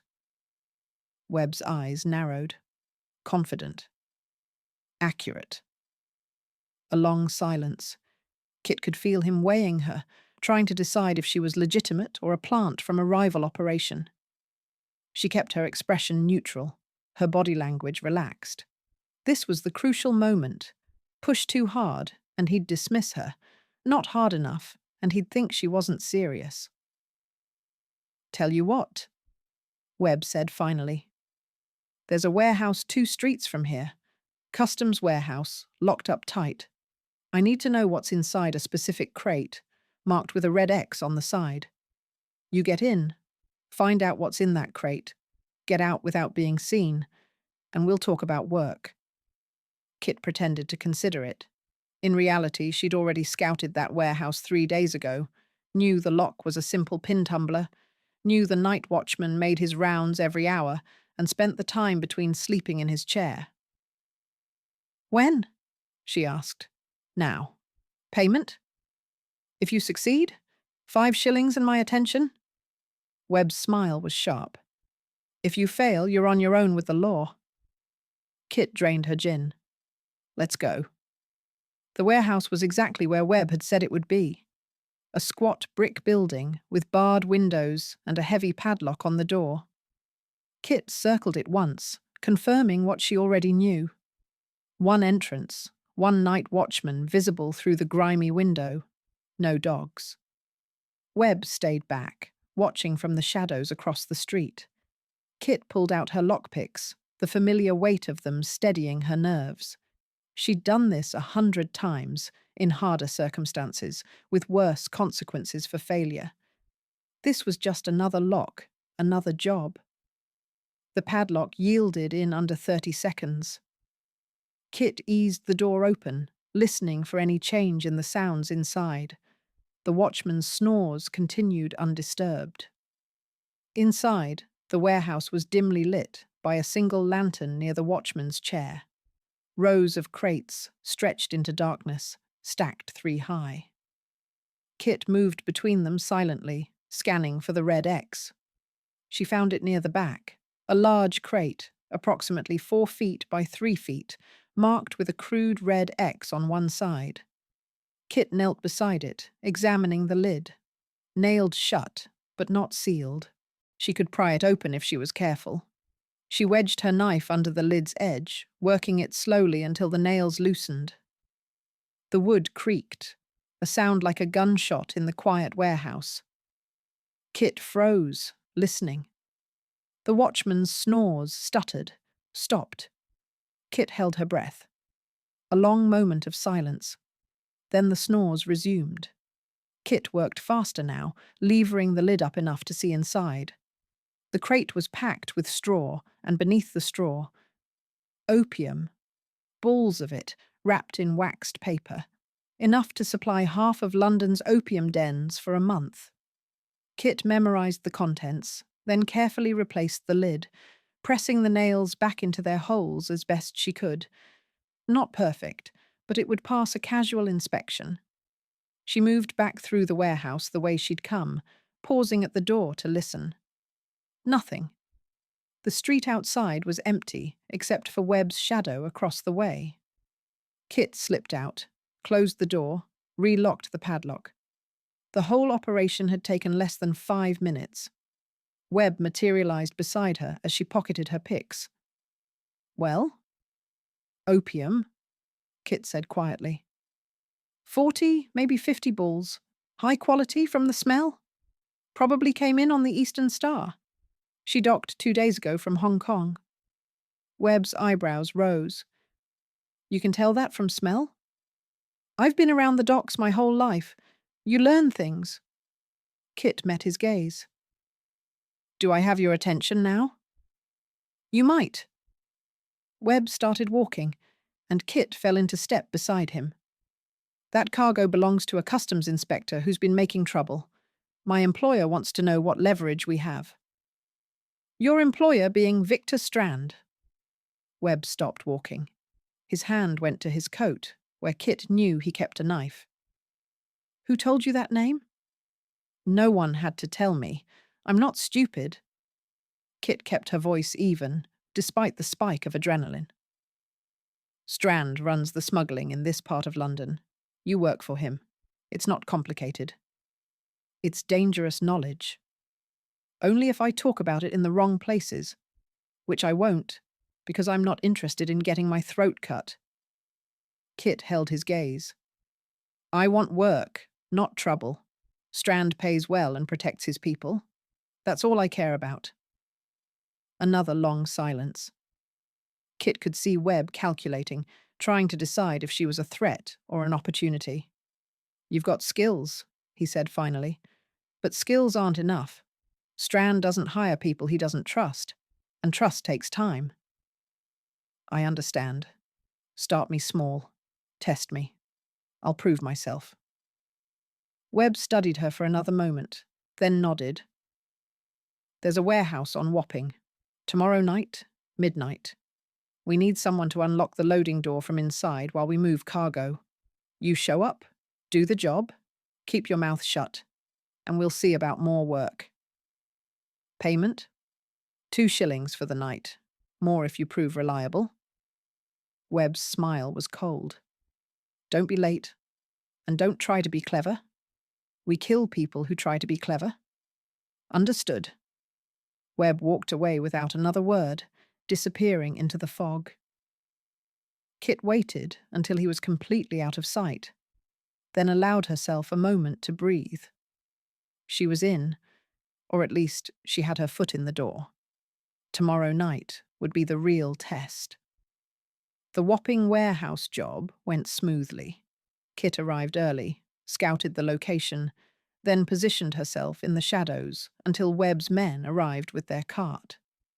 She picked the loading door lock, stood watch while they moved crates from inside the warehouse to their cart, then relocked everything when they were done. Simple, clean, no complications. Webb paid her the 2 shillings and told her to come back the following week. The second job was similar, creating a distraction in a market while Webb's men lifted cargo from a merchant's stall. Kit played a drunk woman, stumbling and screaming about her stolen purse, while everyone's attention was on her. By the time the market guards arrived, Webb's men were gone, and Kit had melted into the crowd. 3 shillings for that one. The third job was more complex. Kit had to break into a shipping office and copy information from a ledger, arrival dates, cargo manifests, bribes paid. She did it in 20 minutes, leaving no trace she'd been there.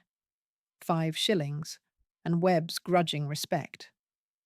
"You're good?" he admitted after the third job. "Better than I expected." "I told you I don't get caught." "No, you don't." Webb handed her a card with an address written on it. "Tomorrow, 3 o'clock. Mr. Strand wants to meet you himself." Kit's heart stuttered, but she kept her expression neutral. "Why?" "Because he likes to interview anyone who's going to work for him regularly. He's particular about who he trusts." Webb's eyes were sharp. "Don't give him a reason to distrust you.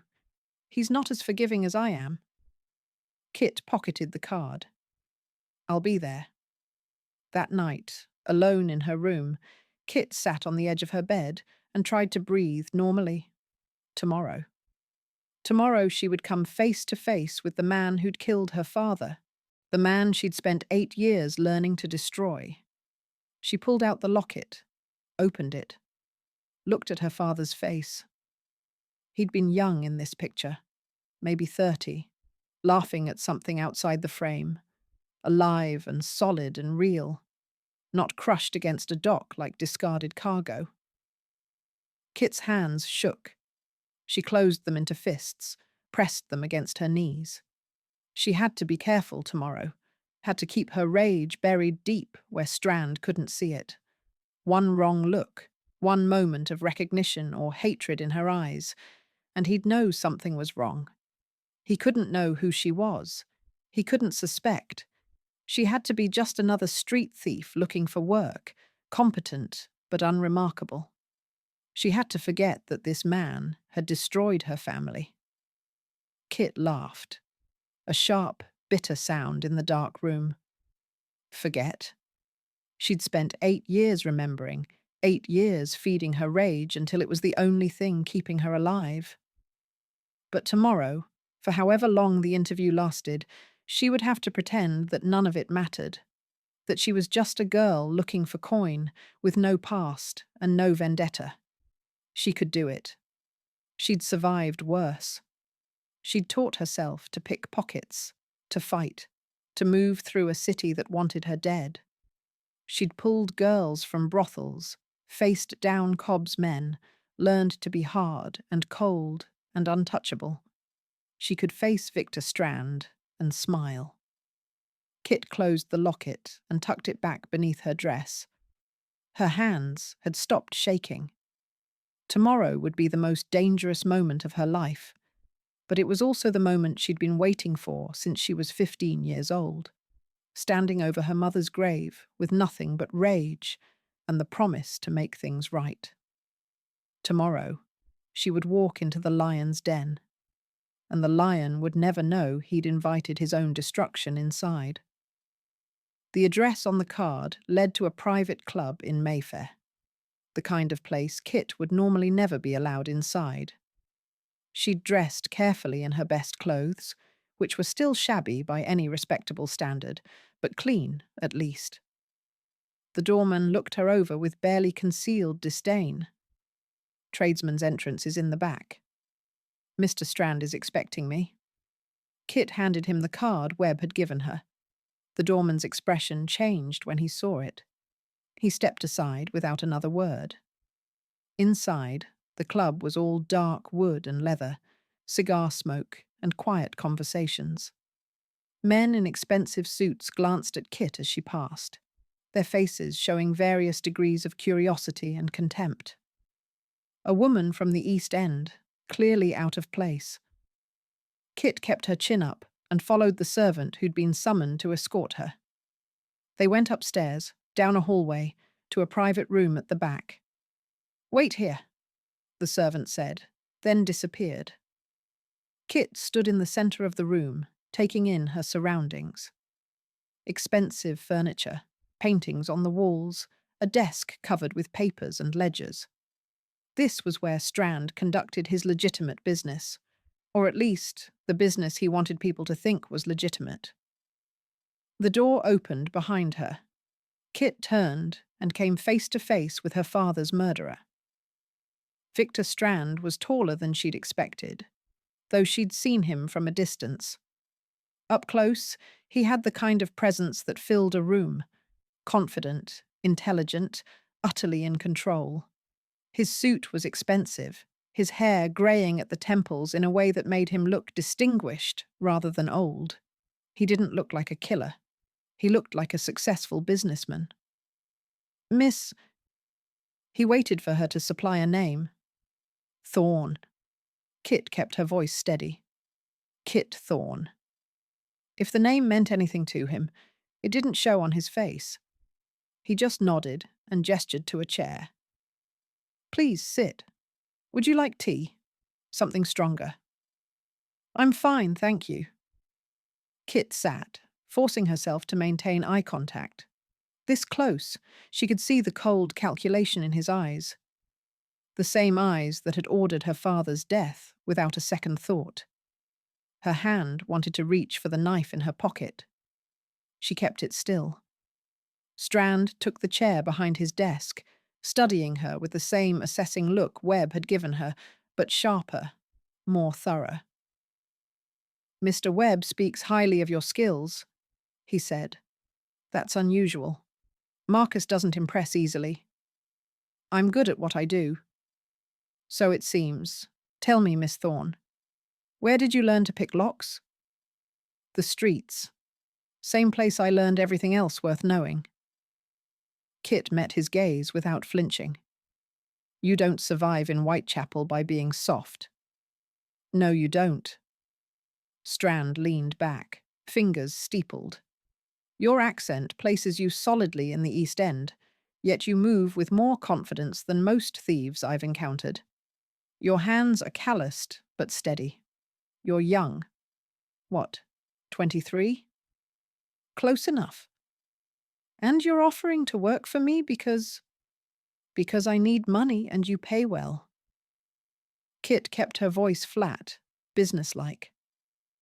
I'm tired of scraping by on street theft. You offer steady work, protection, better pay. It's a simple calculation. Nothing about my business is simple, Miss Thorne. Strand's eyes narrowed. I employ people who can be trusted. People who understand that loyalty is rewarded and betrayal is not. I understand. Do you? He stood, moving to the window. I've built something here. An organization that serves a need, provides employment, operates efficiently. But it requires absolute discretion. One person talking to the wrong people can destroy everything. I don't talk to anyone. Kit's voice was hard. I work alone. I always have. So Mr. Webb mentioned. Strand turned back to face her. But you're not alone now, are you? You're sitting in my office, asking to become part of my organization. That requires trust. Then test me. Give me harder jobs. Watch me complete them. See for yourself that I'm reliable. Kit stood, facing him across the desk. I don't expect you to trust me immediately, but I can prove myself if you give me the chance. Strand studied her for a long moment. Kit felt the weight of his gaze like a physical thing, examining her for any sign of deception or hidden motive. This was it. If he suspected anything, if he saw even a flicker of the rage burning inside her, this would end with her body in the Thames. You have spirit, Strand said finally. I appreciate that. Too many people in your position would be obsequious, trying to flatter their way into my good graces. You offer competence instead. I respect competence. I don't know how to be anything else. Good. Flattery is cheap. Skills are valuable. Strand returned to his desk, pulled out a ledger. I'm willing to give you a trial period. Small jobs at first, increasing in complexity and risk as you prove yourself. You'll report to Mr. Webb unless instructed otherwise. You'll be paid fair rates, better than what you'd make on the streets, but not generous until you've proven your loyalty. Understood. And Miss Thorne? Strand's voice went cold. If you betray me, if you talk to the wrong people, if you give me any reason to question your loyalty, you won't get a second chance. I protect my people, but I'm ruthless with my enemies. Are we clear? Kit looked into the eyes of the man who'd killed her father, who'd destroyed her family, who'd walked away from it all without a second thought. And she smiled. Perfectly clear, Mr. Strand. Excellent. He made a note in the ledger. Mr. Webb will have your first assignment tomorrow. Don't disappoint me. I won't.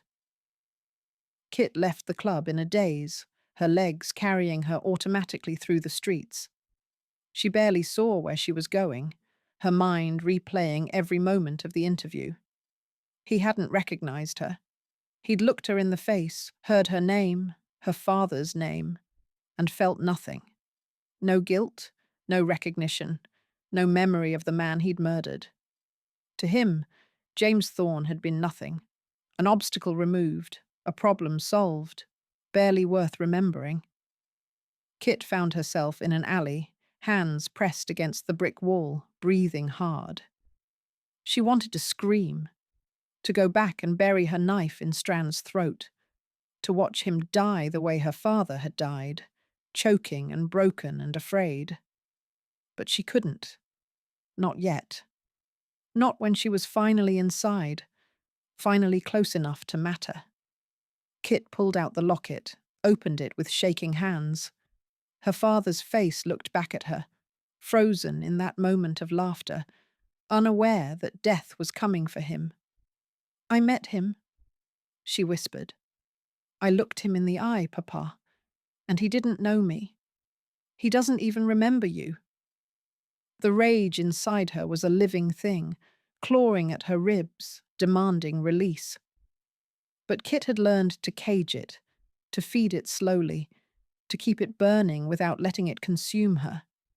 Soon, she would make Strand remember, would make him understand exactly who Kit Thorne was and what he'd taken from her. But not today. Today, she had proven herself useful, had gotten inside his organization, had taken the first step toward destroying him from within. Kit closed the locket, tucked it away, and started walking. Her hands had stopped shaking. Her breathing had steadied. She was inside now. The most dangerous game of her life had officially begun, and Victor Strand, charismatic, intelligent, careful Victor Strand, had just hired his own destruction. He would realize it eventually, but by then, it would be too late. Kit disappeared into the London fog, a ghost with a purpose, and allowed herself the smallest, coldest smile. One wrong move meant death. But Kit Thorne had been dancing with death since she was 15 years old.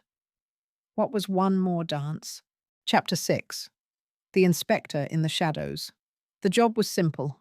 Unlock a warehouse door on Tooley Street, stand watch while Strand's men moved cargo, lock it again when they were done. Kit had done it 3 times now, each job running smoothly, each payment arriving promptly. She was becoming a trusted part of the operation. Webb had stopped watching her like she might bolt or betray them. The other smugglers nodded to her when they passed. Small things, but they mattered. Tonight's job was no different. Kit arrived at the warehouse at 11, picked the lock in under a minute, and positioned herself in the shadows while 4 of Strand's men loaded crates onto a cart. Opium, probably, or stolen goods from the docks. She'd learned not to ask questions. The men worked efficiently, no wasted movement. By midnight, they were gone, the cart rattling away into the fog. Kit relocked the door, checked that she'd left no traces, and started the walk back to Whitechapel. That's when she noticed she was being followed. It was subtle, just a shift in the rhythm of footsteps behind her, a presence that matched her pace too precisely. Kit had learned to feel pursuit the way a deer felt wolves. She didn't look back, didn't change her stride, just kept walking while her awareness sharpened. Not Strand's men. They knew where she lived, had no reason to follow. Not Cobb's men. They'd have grabbed her by now, made noise, been less careful. Someone else.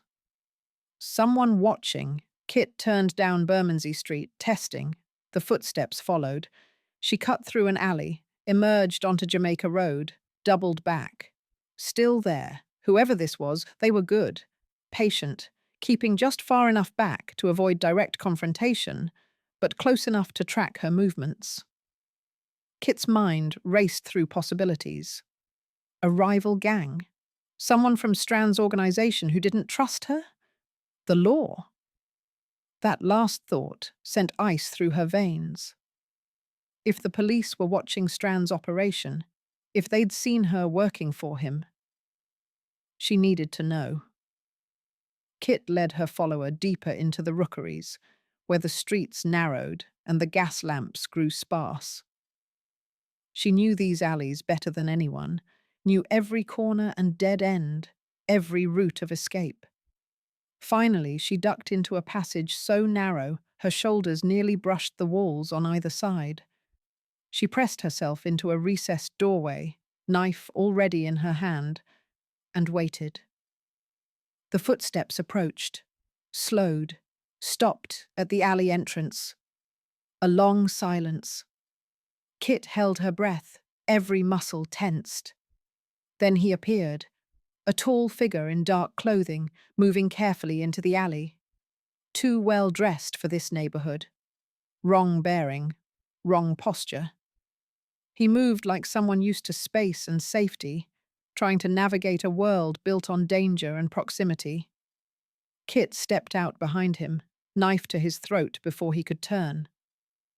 "Give me one good reason not to cut you," she said quietly. To his credit, he didn't panic, just went very still, hands rising slowly to show they were empty. "Because I'm not here to hurt you," he said. His voice was educated, middle class, maybe upper middle class, definitely wrong for Whitechapel. "And because you're too smart to kill someone before finding out why they were following you. Flattery won't save your throat." It's not flattery, it's observation. He still hadn't tried to turn around. "You've been followed for 3 streets, and you noticed within 2 blocks. That takes skill and awareness. Most people never realize they're being watched. Most people don't live the kind of life where being watched gets them killed." Kit pressed the knife a fraction harder. "Who are you?" "Someone who's interested in your employer." "Which tells me nothing." "Victor Strand," the man said. "You work for him. Small jobs so far, but you're proving reliable. I've been watching you for 2 weeks." Kit's blood went cold. 2 weeks meant he'd seen her working for Strand, seen her coming and going from jobs, possibly seen enough to identify her as part of the operation. "If you're law," she said, "you should know I've got nothing to say." "I'm not law." He said it with the kind of disgust that might have been convincing if Kit believed anyone at face value. "I work for someone with a competing interest in Strand's business. My employer wants to know his roots, his contacts, how his operation works." "Your employer being?" "Someone who prefers to remain anonymous." "Convenient." Kit stepped back slightly, but kept the knife ready. "Turn around." Slowly. He turned, and Kit got her first clear look at him. 30-ish, lean build, sharp features that would be handsome if they weren't currently set in careful neutrality. His coat was worn at the edges but had been expensive once. His eyes were watchful, intelligent, the kind of eyes that saw everything and revealed nothing. "You've been following me," Kit said, "but you haven't done anything about it. Why?" "Because I think we might be useful to each other." "I doubt that." "Do you?" He leaned against the alley wall, casual despite the knife still pointed at his chest. "You're new to Strand's organization, still proving yourself, still on the outside of the real operation. I have information that could help you get deeper inside." "And why would you give me that?" "Because in exchange, you could tell me what you learn. Routes, shipment schedules, who Strand bribes." He watched her face carefully. "My employer is willing to pay well for that kind of information." Kit laughed, sharp and bitter. "You think I'm stupid enough to betray Strand? He'd kill me. Slowly. Only if he found out. Which he wouldn't, if you're as good as I think you are." "I'm good enough to know a trap when I see one." Kit moved the knife closer. "You're either law trying to turn me into an informant, or you're from a rival operation trying to get intelligence on Strand. Either way, talking to you gets me killed. Or it gets you paid twice. Once by Strand, once by me. Double the money, minimal additional risk." His expression didn't change. "Unless you're satisfied with the scraps Strand throws you, in which case, ignore everything I've said and go home." Kit studied him, trying to read the truth beneath the words. He was lying about something. She could feel it in the way he held himself, the careful construction of his story. But lying about what? "What's your name?" she asked. "Does it matter? If we're going to be useful to each other, I should know what to call you." A slight smile crossed his face. "Thomas. And you're Kit Thorne. You've been doing your research?" "I'm thorough." Thomas pushed off from the wall, and Kit tensed, but he just adjusted his coat. "I know you're from the East End. Father was a dock worker, died 8 years ago in an accident. Mother followed shortly after. You've been surviving on the streets ever since, mostly through theft, occasionally through more charitable endeavors." Kit's throat tightened. He knew about her family, had traced her history. That was dangerous. Too dangerous. "That's supposed to impress me?" she asked, keeping her voice flat. "No. It's supposed to demonstrate that I take my work seriously." Thomas met her eyes. "And that I know you're not just another street thief. You're smart, capable, and you have reasons for working for Strand beyond simple profit." "Everyone has reasons." "True, but yours seem more personal." Kit's hand tightened on the knife. "You don't know anything about me.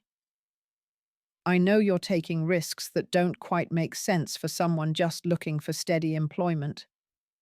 I know you've been gathering information on Strand's operation, even when you're not working. I know you're planning something." Thomas tilted his head slightly. "The question is what?" This man was too perceptive, knew too much. Kit needed to end this conversation before he saw something she couldn't afford to reveal. "Here's what I know," she said coldly. "You're following me, making assumptions, offering a deal that sounds too good to be legitimate. That makes you either law, which means I should gut you now and disappear, or competition, which means the same thing. Or I'm exactly what I claim, someone with a vested interest in undermining Strand's operation and the resources to make it worth your while. Prove it." "How?" "Information. If you're so interested in Strand, tell me something useful, something I don't already know." Kit lowered the knife slightly. "Otherwise, this conversation is over." Thomas considered for a moment, then nodded. "Strand has a new shipment coming in next week. Bigger than usual, opium from Burma arriving on the Serpent's Kiss. He's nervous about it, which is why he's been hiring new people like you. The cargo's worth enough that every rival gang in London will try to take it. Kit kept her expression neutral, but her mind was working. She hadn't heard about this shipment. Webb hadn't mentioned it. If Thomas was telling the truth, it meant he had access to information even Strand's regular employees didn't have yet, which made him either very well connected or very dangerous. That could be a lie, she said. It could be, but you'll find out soon enough when Strand starts preparing for it. Thomas stepped closer and Kit raised the knife again. He stopped. Look, I'm not asking you to trust me. I'm asking you to consider a mutually beneficial arrangement. You keep working for Strand, feed me information when you can, and I pay you for it. Simple. Nothing about betraying Strand is simple. Then don't think of it as betrayal. Think of it as insurance, diversifying your income. His smile was cold. Strand's operation won't last forever. When it falls, and it will fall, you want to be on the winning side. And your side is the winning side? My employer has resources Strand can't match, connections in places he can't reach. Yes, we're the winning side. Kit studied him for another long moment. Everything about this screamed trap, but something in his tone rang true. He wasn't law. She'd dealt with enough corrupt police to know the type.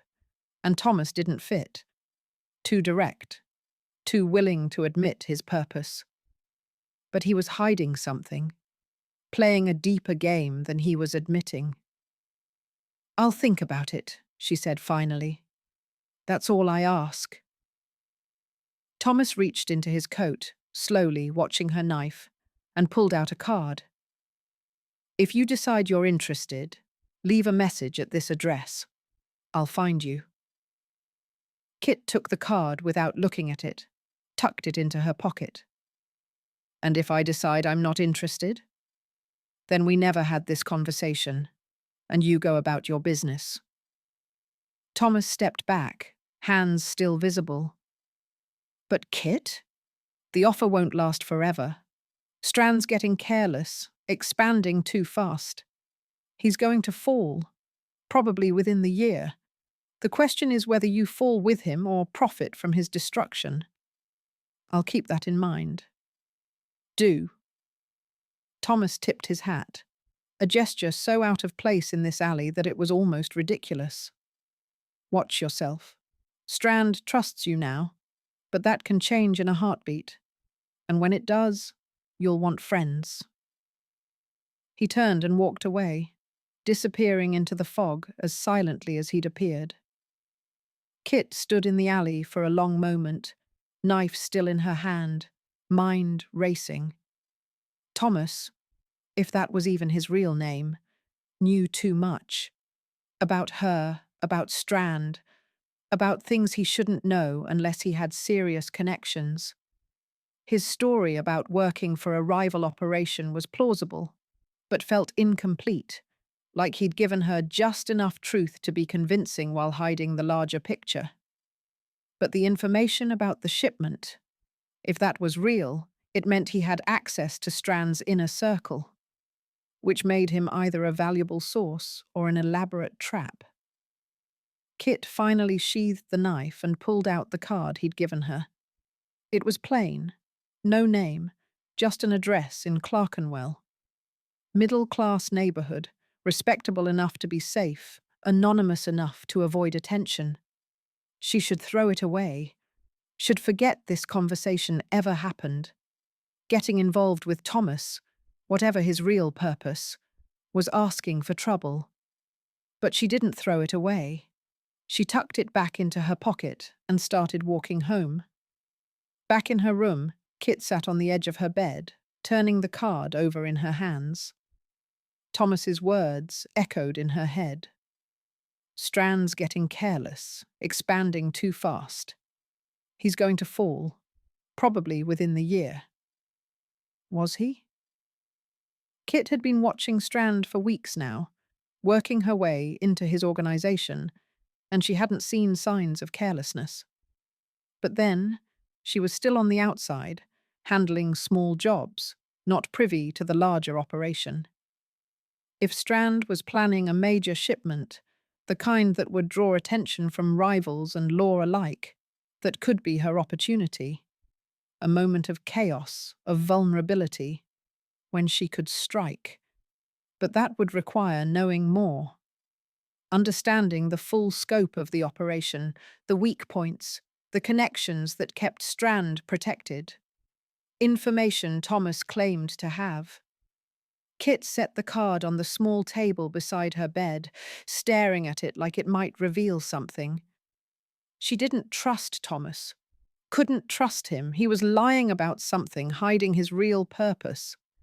But he was also the first person who'd shown interest in bringing down Strand, who'd approached her with something resembling a plan.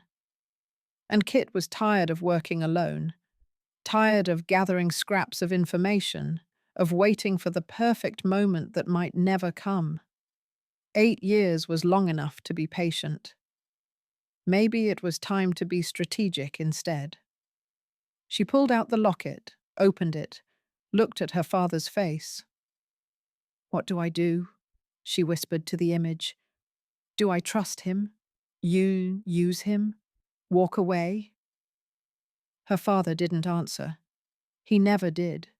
He was dead, crushed by a man who didn't even remember his name. And Kit was alone with a decision that could mean the difference between revenge and destruction. She closed the locket and lay back on the bed, staring at the ceiling. Thomas was dangerous. But Strand was more dangerous. And if Thomas could help her get close enough to destroy Strand, really destroy him, not just damage his operation, then maybe the risk was worth it. Kit closed her eyes, exhaustion pulling at her. Tomorrow she'd decide. Tomorrow she'd figure out if Thomas was an opportunity or a trap. Tonight, she'd just sleep. And dream of the moment when she'd finally make Victor Strand pay for everything he'd taken from her. The card sat on the table, innocent and dangerous, a door to possibilities Kit wasn't sure she should open. But she didn't throw it away. And that, perhaps, was answer enough. Chapter 7. The Warehouse Raid. The summons came 3 days after Kit's encounter with Thomas in the alley. Webb found her at noon in a chop house near Shadwell, sliding into the seat across from her without invitation. His expression was tense, which was unusual. Webb prided himself on appearing unflappable. "Big job tonight," he said quietly. "Strand wants you on it." Kit set down her bread. "What kind of big job?" "The shipment I mentioned when you first signed on.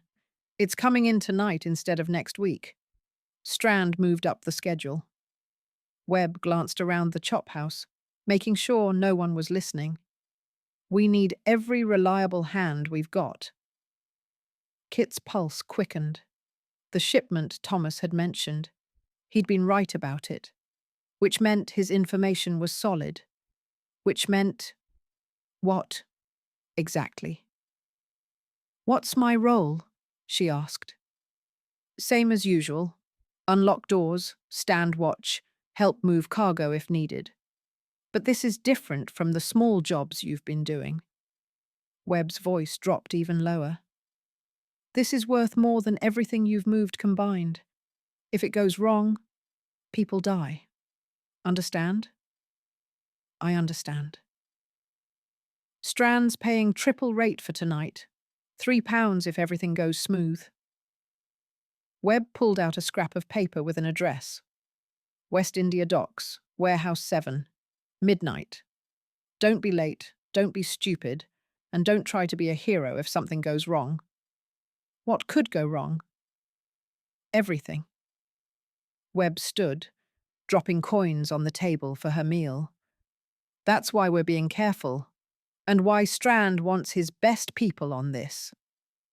He left before Kit could ask more questions. She sat in the chop house for another few minutes, thinking.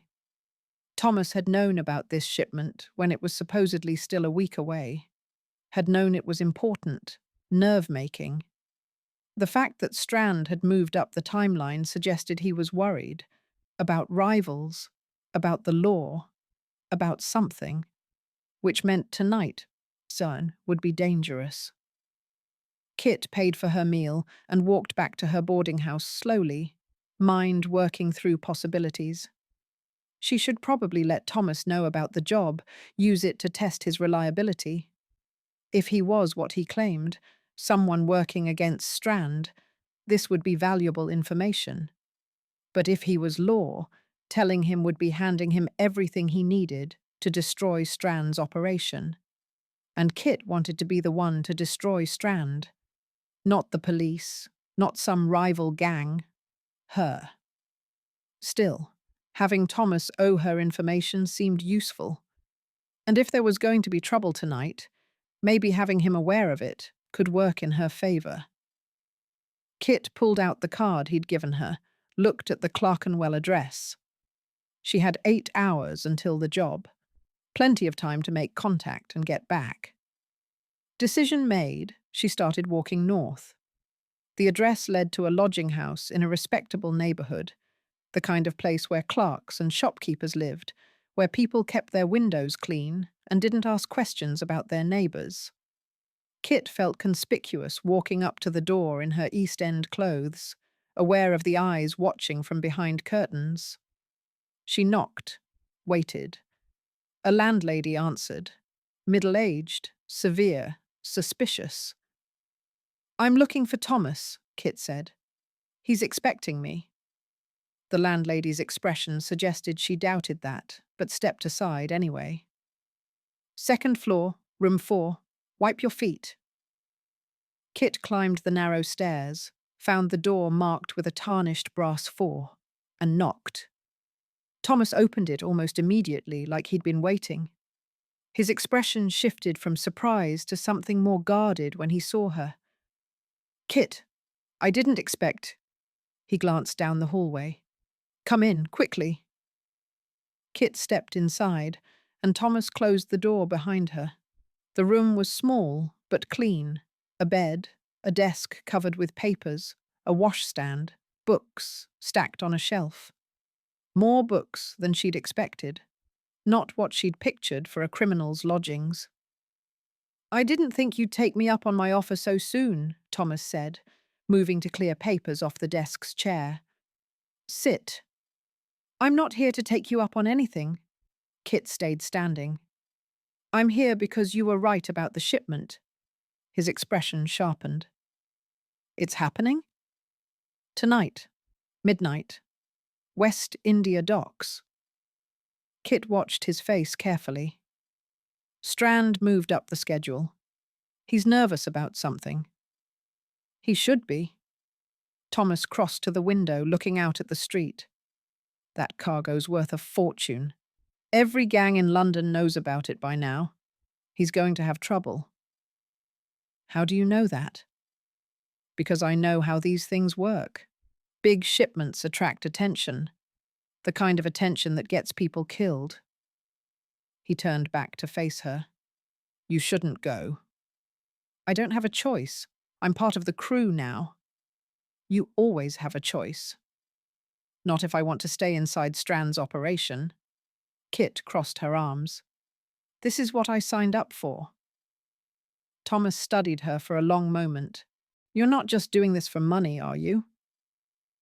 "We've had this conversation." "No, we danced around it. But I'm asking directly now." He moved closer. "Why do you want inside Strand's organization? What are you really after?" Kit's jaw tightened. "That's none of your business." "It is, if we're going to work together." "We're not working together. I gave you information, that's all." Kit turned toward the door. "Consider it a test. If you're what you claim, you'll use it wisely. If you're law, I'll know soon enough." "Kit, wait." Thomas stepped between her and the door. If you go to that warehouse tonight, you could get caught in a raid.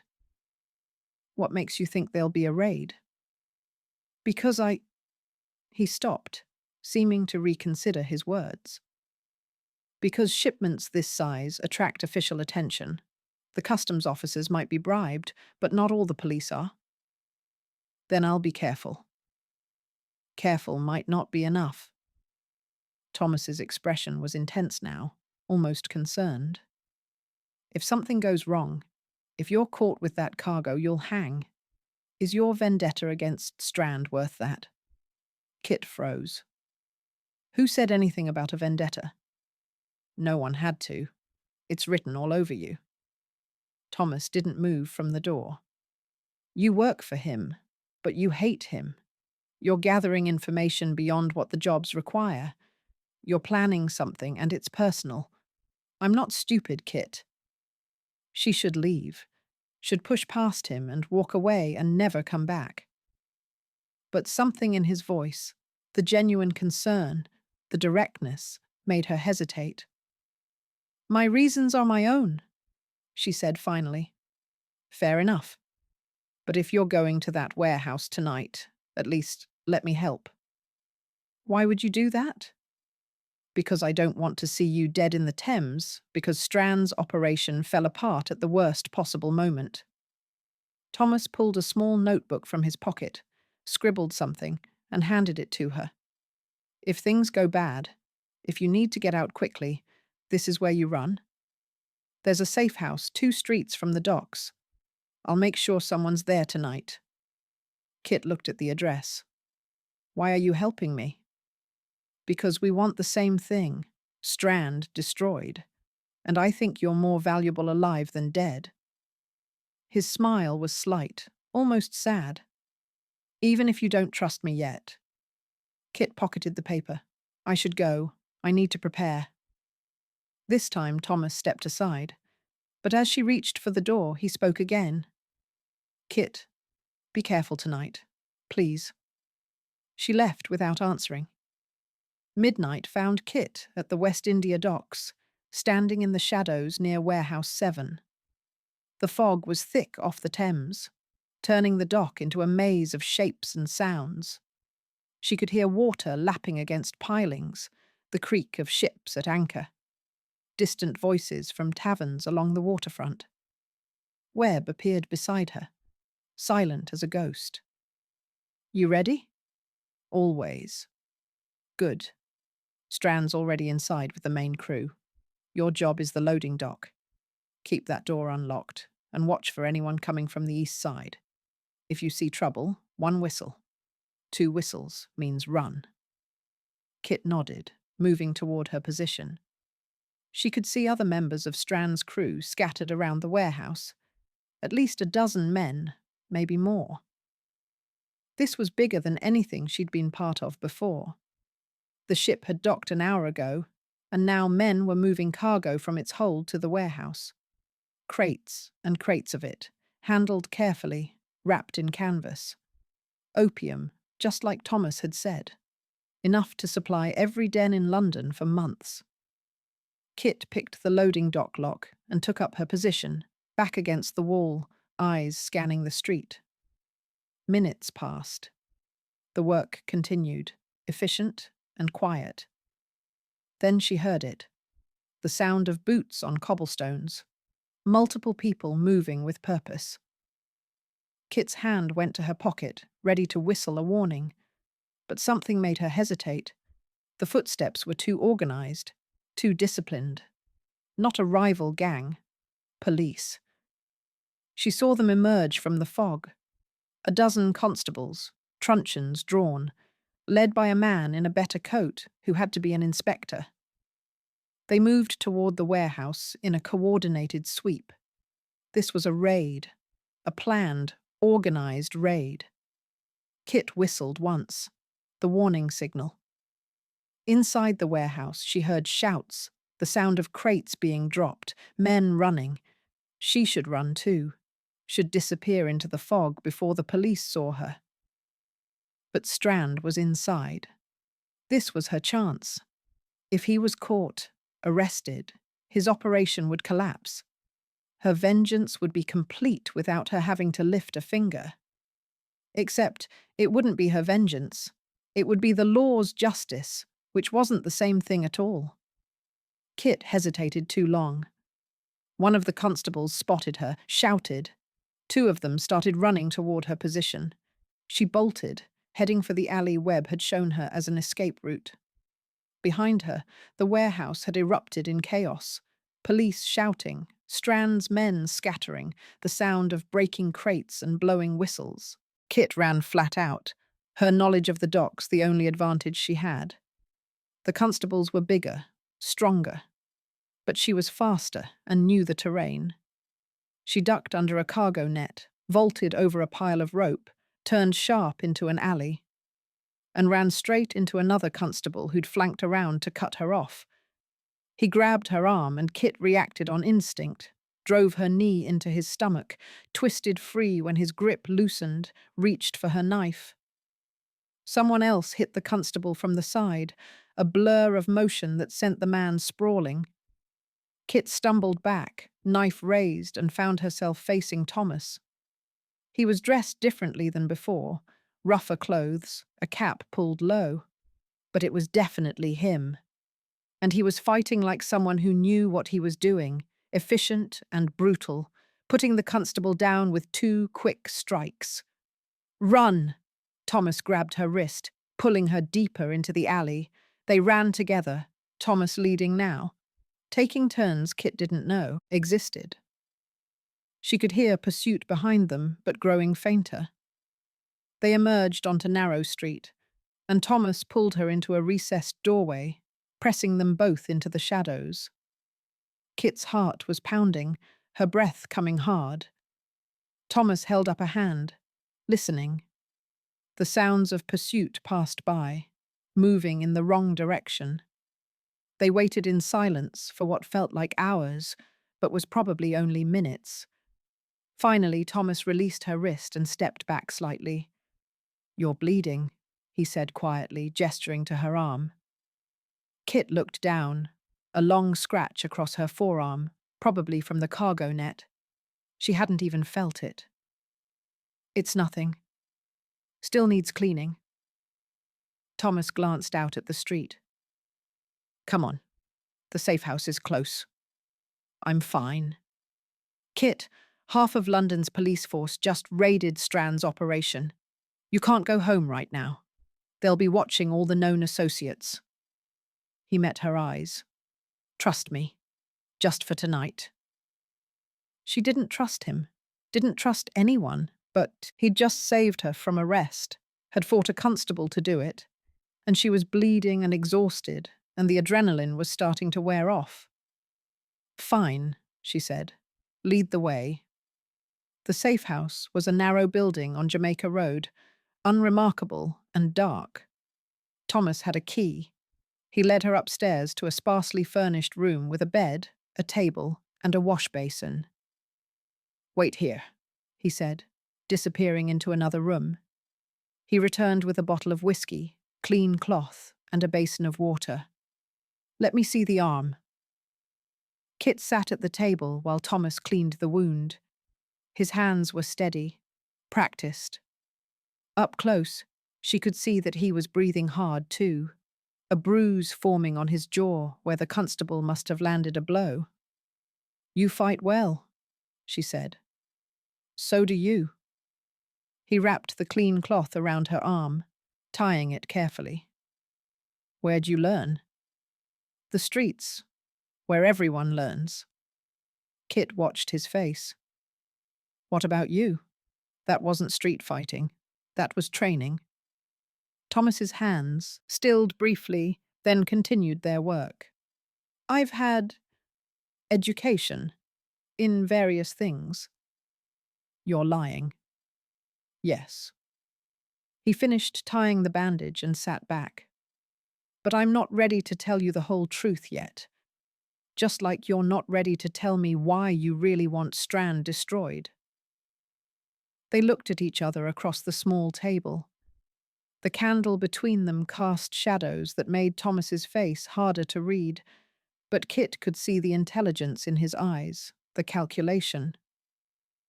"You knew about the raid," she said, "didn't you?" "I suspected something might happen." "That's not an answer." "No, it's not." Thomas poured whiskey into 2 cups, pushed one toward her. "Here's what I can tell you. I'm working undercover. My goal is to bring down Strand's entire operation. I have resources, connections, information. What I don't have is someone inside who can get close to Strand himself." "And you think that's me?" "I know it is. You've already proven yourself more capable than most of his crew." Thomas took a drink. "But tonight was a warning. Strand's operation is under pressure. The police are watching. His rivals are circling. He's going to get more paranoid, more violent. Working for him is going to get more dangerous. I can handle it." "Can you?" Thomas leaned forward. "Kit, I saw your face when you hesitated at the warehouse. You had a chance to run, and you stayed. Why?" Kit's throat tightened. "That's not— You stayed because Strand was inside, and you wanted to see him caught. Because this is personal for you. Because you hate him enough that you almost got yourself arrested just to watch him fall." Thomas's voice was intense now. "Am I wrong?" She wanted to deny it, wanted to tell him to mind his own business, to stop seeing things she didn't want seen. But he'd saved her tonight, had risked exposure, possibly his entire operation, to pull her away from arrest. That counted for something, even if she didn't know why he'd done it. "He killed my father," Kit said quietly. 8 years ago. Made it look like an accident. No one cared. No one investigated. No one even remembered his name a week later." She met Thomas's eyes. "I want Strand to pay for that. I want him to lose everything, the way I lost everything. And I want to be the one who does it." Thomas was silent for a long moment. Then he nodded slowly. "I understand." "Do you?" "More than you know." He refilled his cup, stared into it. "I've seen what men like Strand do. The lives they destroy, the people they corrupt, the system they twist to protect themselves. The law should stop them, but the law is broken, bought, or blind. So sometimes you have to work outside it." "Is that what you're doing?" "Yes." Thomas looked up. "I'm working undercover to build a case against Strand.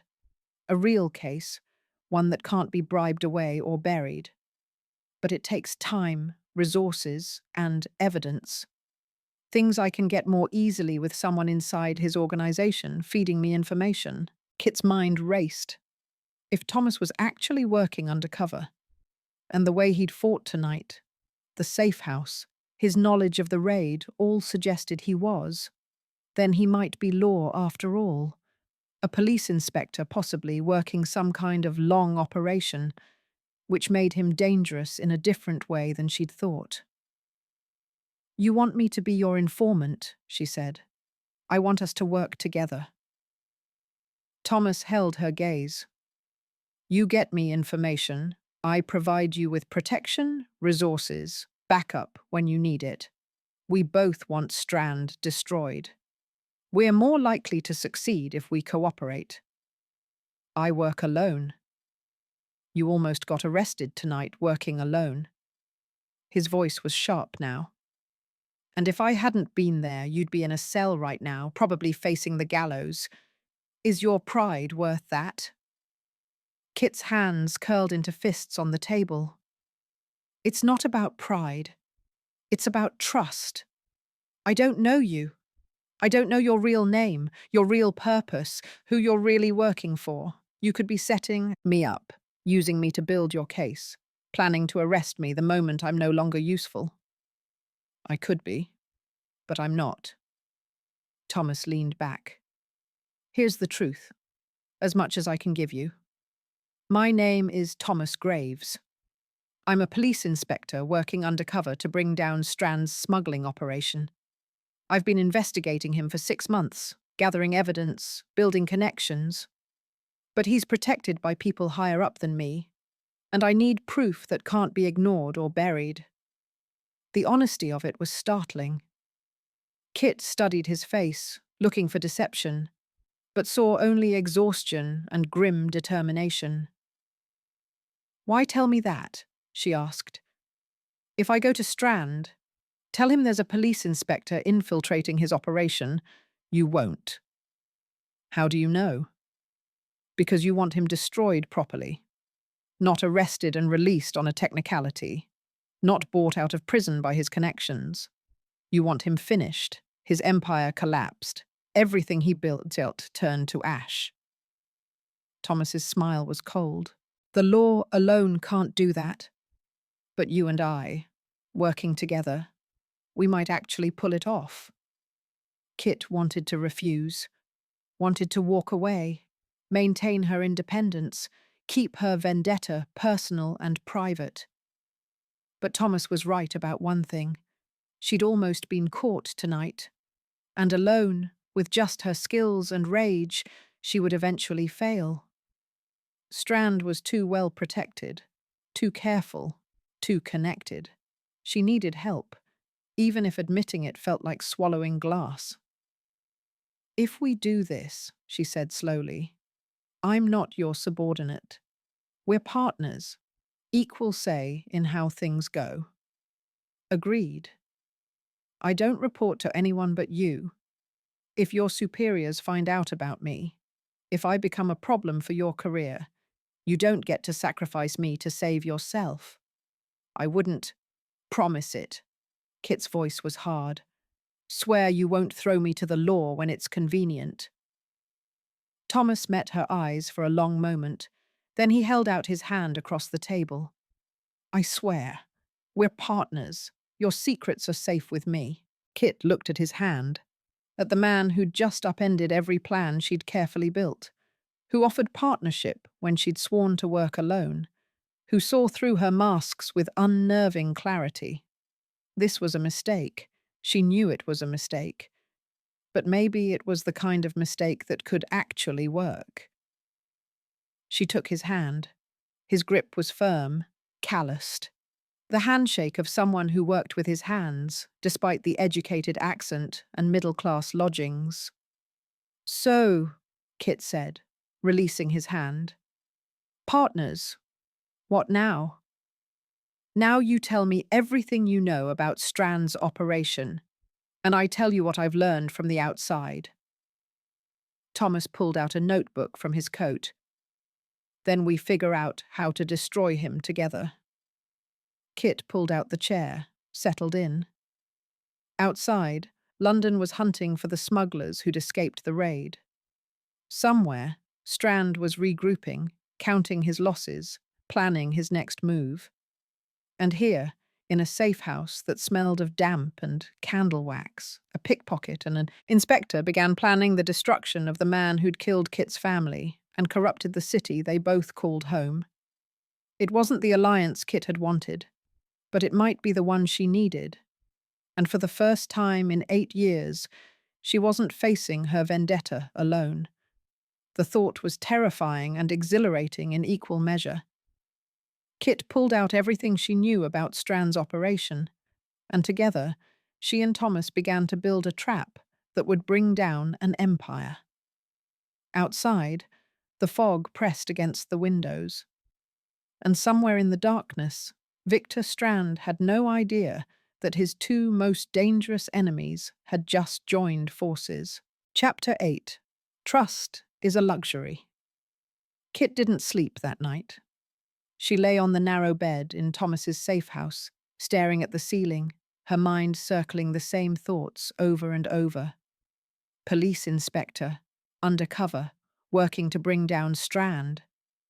Thomas had taken the floor, giving her the bed without argument. She could hear his breathing in the darkness, steady, calm, like he hadn't just told her he was everything she'd learned to hate and fear. The police had done nothing when her father died. Less than nothing. They'd actively helped cover it up, called it an accident, closed the case before her mother's tears were dry. Kit had been 15 and desperate, begging them to investigate, and they'd threatened to arrest her for disturbing the peace. The police protected men like Strand, took his bribes, looked the other way while he smuggled and killed and destroyed lives. They arrested starving children for stealing bread while wealthy criminals walked free. And now she was supposed to trust one of them, work with one, believe that this particular inspector was different, honest, actually cared about justice. Kit's hands curled into fists beneath the thin blanket. When grey light finally started filtering through the window, she heard Thomas stir. He rose quietly, moved to the washstand, splashed water on his face. Kit kept her eyes closed, pretending to sleep, listening to him move about the room. "I know you're awake," he said after a minute. Kit opened her eyes. Thomas was standing by the window, still in yesterday's rough clothes, looking out at the street. His profile was sharp in the early light, tired but alert. "Can't sleep after someone tells you they're a copper," Kit said flatly. "I imagine not." Thomas turned to face her. "Especially given your history with the police." "What do you know about my history?" "That they failed you when your father died. That they never investigated, never cared, left you and your mother to starve." His voice was quiet. "Was bapisit. That you have every reason to hate us." "Us." Kit sat up, swinging her legs off the bed. "You say that like you're one of them." "I am one of them." "Then you're part of the problem." Thomas was silent for a moment, his jaw tight. "Maybe. Probably. The police force is riddled with corruption. Men who take bribes, look the other way, protect criminals like Strand. I won't pretend otherwise." "But you're different." Kit's voice was sharp with skepticism. "You're the one good copper in London, the one who actually gives a damn." "I don't know if I'm good, but I'm trying to be." Thomas crossed his arms. "I joined because I believed the law should protect people. All people, not just the wealthy. It took me about a week to realize how naive that was." "And yet you stayed." "Where else would I go? Quit and let the corruption win?" He shook his head. "I decided that if the system was broken, I'd work within it to fix what I could, starting with men like Strand." Kit stood, moving to the washstand to clean the grime from her face. Her arm throbbed where the scratch was bandaged. "Noble. Stupid. But noble. I've been called worse." "You will be again, probably by me." Kit turned to face him. "You want me to trust you, to feed you information, work with you, help you build your case. But you're asking me to trust the very system that destroyed my family." "I'm asking you to trust me, not the system." Thomas stepped closer. "I know the police failed you. I know they're corrupt, broken, more interested in protecting power than serving justice.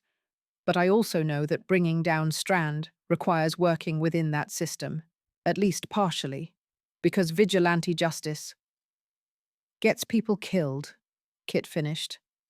"I know. I'm not an idiot." "I never said you were. But you think I'm reckless? Think I'll get myself killed going after Strand alone?" "I think you're brilliant and brave and completely willing to die for your vengeance." Thomas's expression was intense, which is what worries me. Kit turned away, uncomfortable with the concern in his voice. She didn't want him to care whether she lived or died. Didn't want to owe him anything, to feel obligated to consider his opinion. "I need to go home," she said.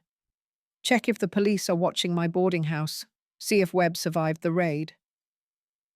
Give it a few more hours. Let the manhunt die down first. Thomas moved to the door. I'll go get food. You should eat something. I'm not hungry. Eat anyway. You'll need your strength. He paused at the door. Kit, I know you don't trust me yet. That's fine. But I need you to at least try. Because if we're going to work together, if we're going to bring down Strand, we can't be constantly second-guessing each other. Then maybe we shouldn't work together. Maybe. Thomas opened the door. But you shook my hand last night. You agreed to this partnership. I'm going to hold you to that. He left before Kit could respond. She spent the hours while he was gone, searching the room. It felt wrong, invasive. But Kit needed to verify Thomas's story, needed to know if he was who he claimed, or if this was some elaborate trap. The room was sparse, just the basics. But Thomas's coat was hanging on a hook, and Kit went through the pockets methodically. A few coins, a handkerchief, a folding knife, nothing incriminating. The desk had more to offer. Papers, notes, what looked like reports written in a careful hand. Kit spread them out, reading quickly. Subject, Victor Strand. Known associates, Marcus Webb, Fletcher Sykes. A list of names, occupations, locations. Information about shipments, routes, bribed officials. Everything Thomas had claimed to be gathering. Then she found the badge. It was wrapped in cloth at the back of a drawer, tarnished but official. Metropolitan Police Inspector Thomas Graves. Kit held it in her hand, feeling the weight of it. This was real. He wasn't lying about being a police inspector. The question was whether that made him more or less trustworthy. She was still holding it when Thomas returned with bread and cheese, wrapped in paper. He saw the badge immediately, his expression flickering between resignation and something that might have been hurt. Found what you were looking for? He asked quietly. Kit set the badge on the desk. Had to be sure. And now you are. Now I know you're a copper. Doesn't mean I trust you.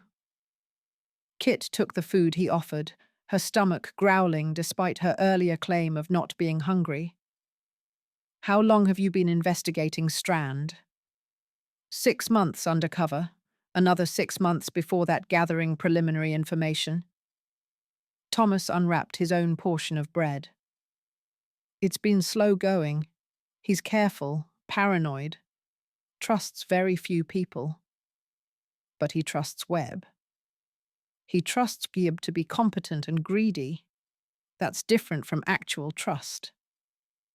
Thomas sat at the desk, moving his papers aside. Webb wants money and status.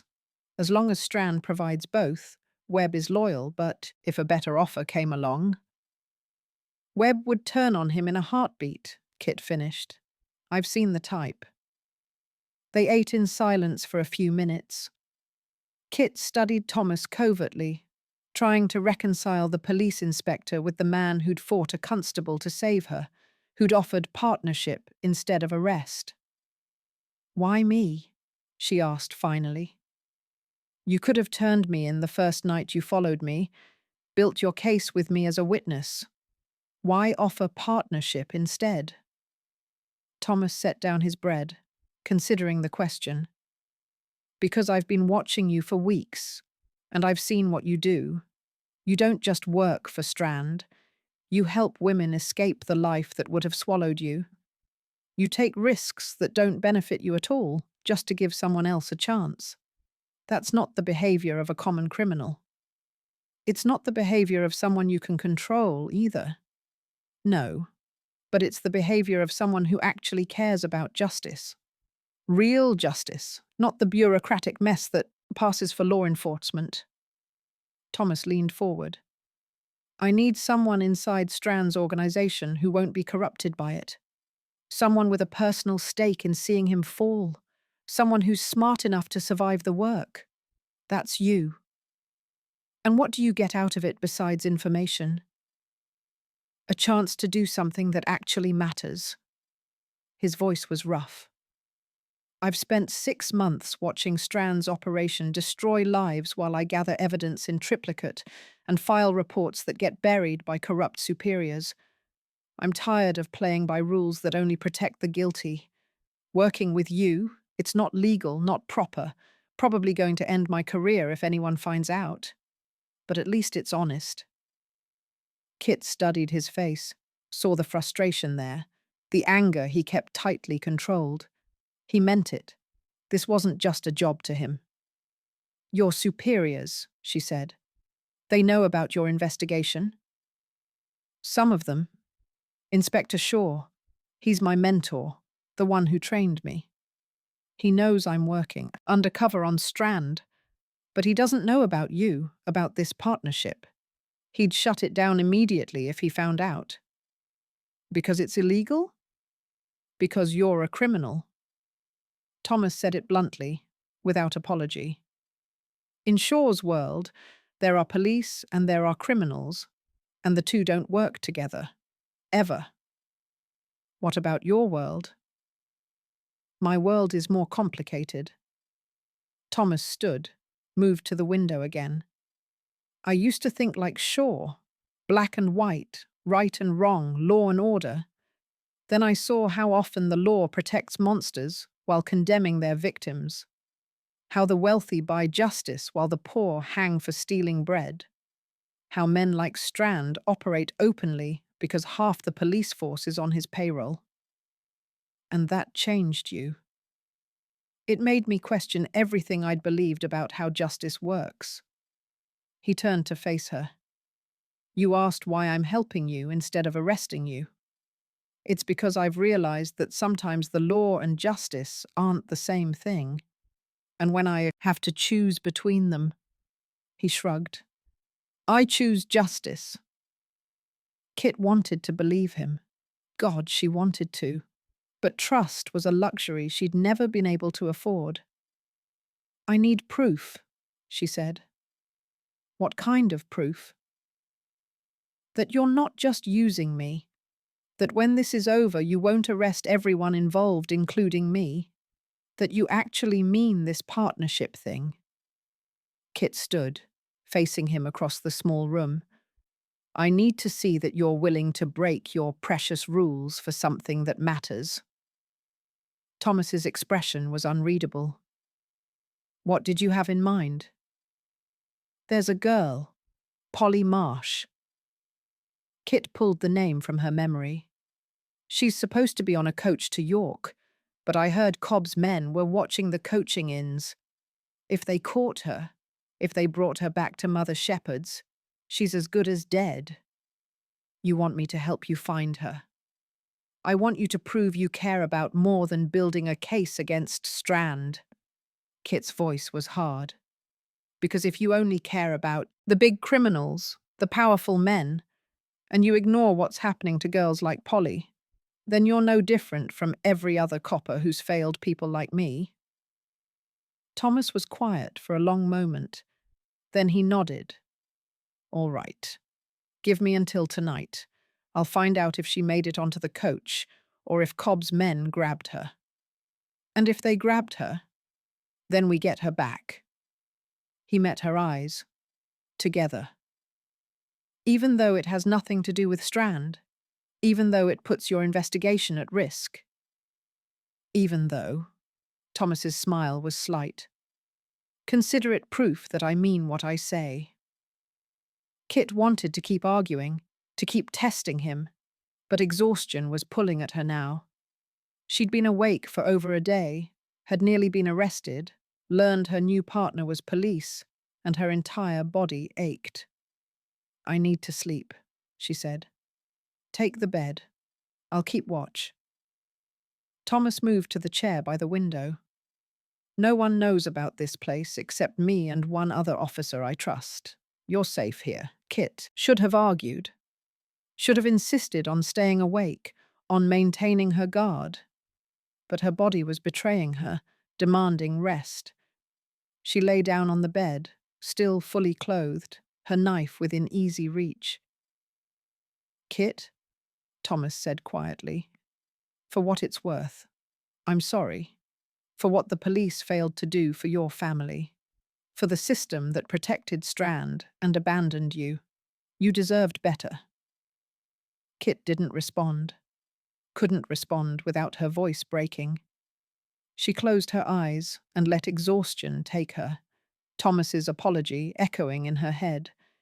It didn't change anything, didn't bring her parents back, didn't undo 8 years of suffering.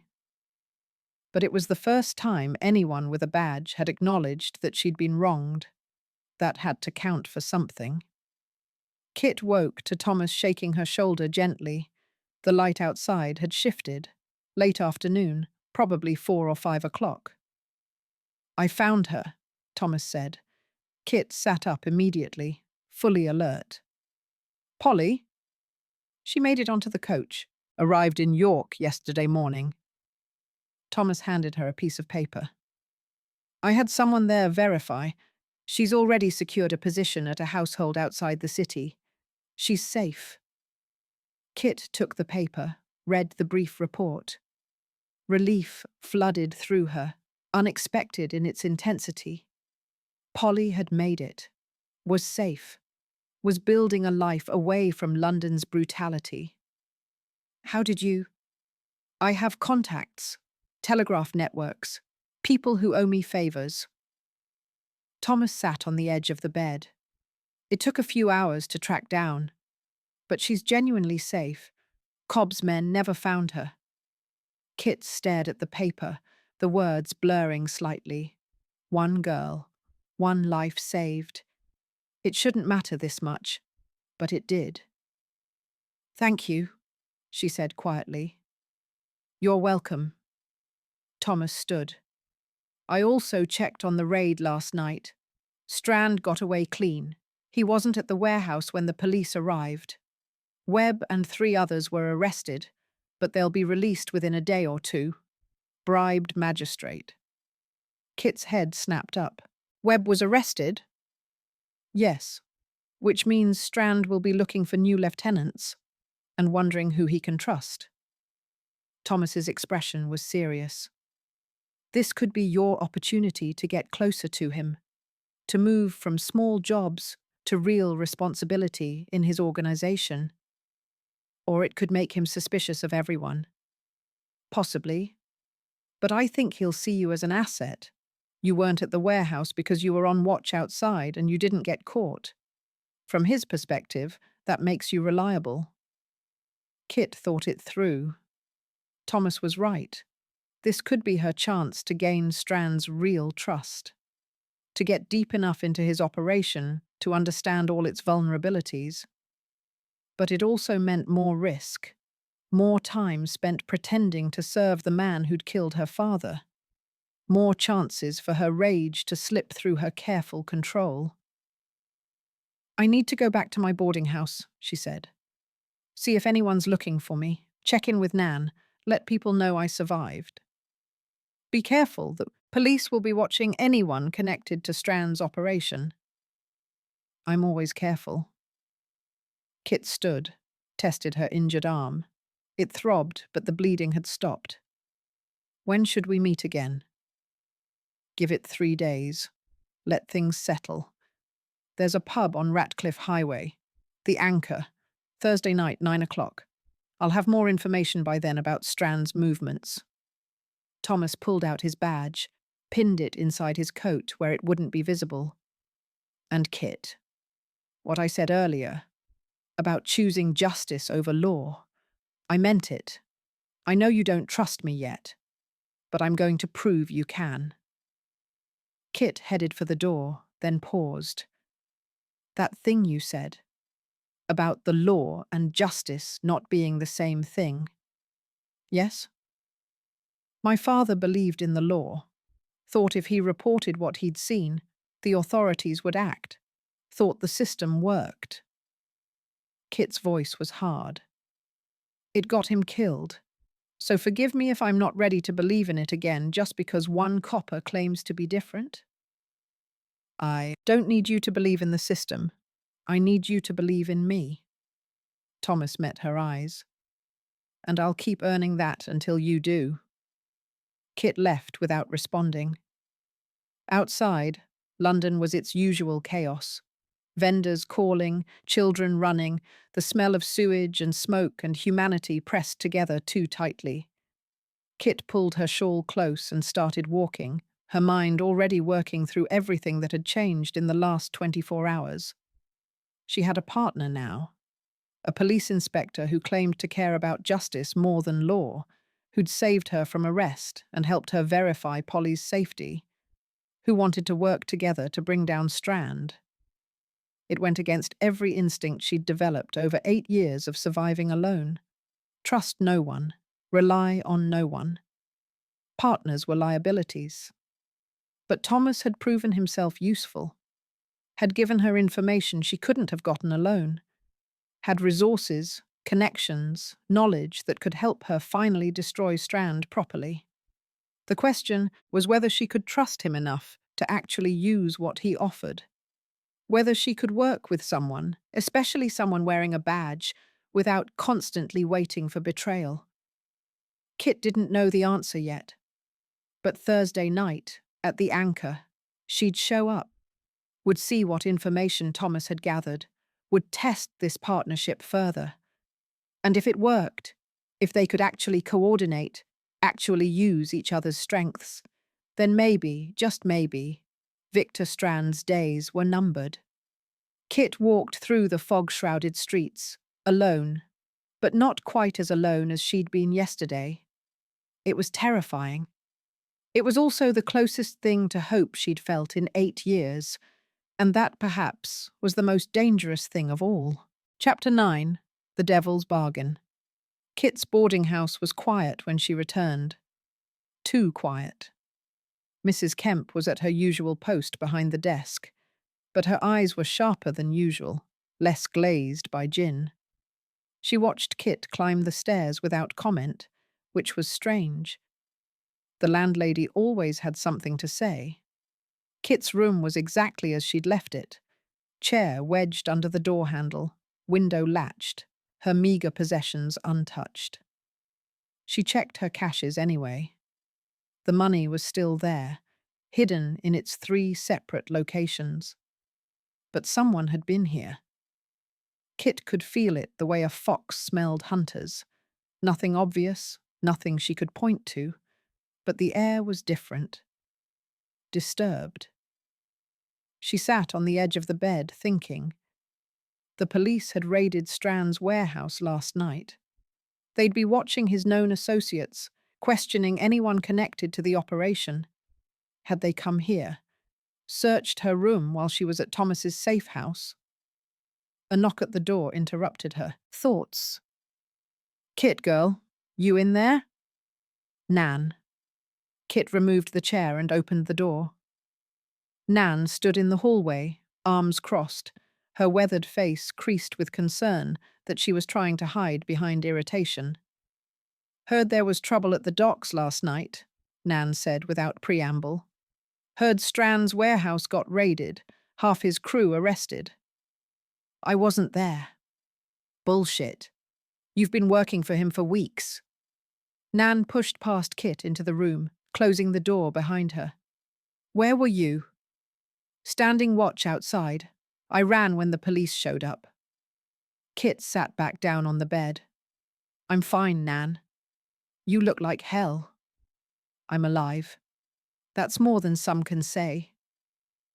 Nan studied her for a long moment, those sharp eyes seeing too much. "The police came by here this morning, asked Mrs. Kemp about you. She told them you're a quiet tenant, pays rent on time, doesn't cause trouble. They looked around your room. She let them in." So Kit had been right. The disturbed air, the sense of intrusion. What were they looking for? Evidence, probably. Something to connect you to Strand's operation. Nan sat in the chair by the window. They didn't find anything, according to Mrs. Kemp. You're smarter than that.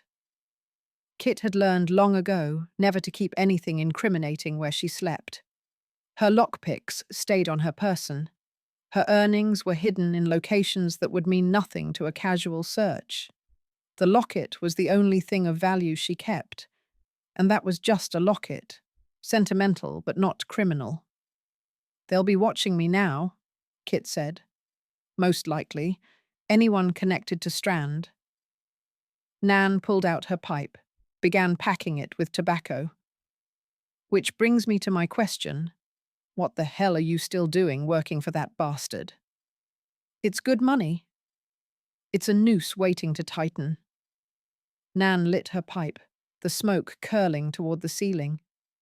Kit, I've kept my mouth shut about your vendetta. Let you work it out your own way. But getting tangled up with Strand's smuggling operation, that's not revenge. That's suicide. I know what I'm doing. Do you? Nan's voice was hard. Because from where I'm sitting, you're walking a very thin line. You want Strand destroyed, fine. But you're going to get yourself killed or arrested trying to do it alone. There was that word again. Alone. Kit thought about Thomas, about the partnership they'd tentatively agreed to, about Thursday night at the Anchor where they'd formalize it. Nan wouldn't approve, a police inspector of all things. But then Nan didn't approve of most of Kit's choices. I'm being careful, Kit said. Careful would be walking away. Careful would be leaving London entirely, starting fresh somewhere Strand's reach doesn't extend. Nan blew out a stream of smoke. But you won't do that, will you? Because this stopped being about survival a long time ago. He killed my father. I know what he did. I was there, remember? Held your mother while she wept, helped you bury her when the grief took her too. Nan's voice softened slightly. I understand wanting revenge. But Kit, revenge is a poison. The longer you hold on to it, the more it destroys you from the inside. Kit stood, moved to the window to avoid Nan's too knowing gaze. Outside, Dorset Street was its usual chaos.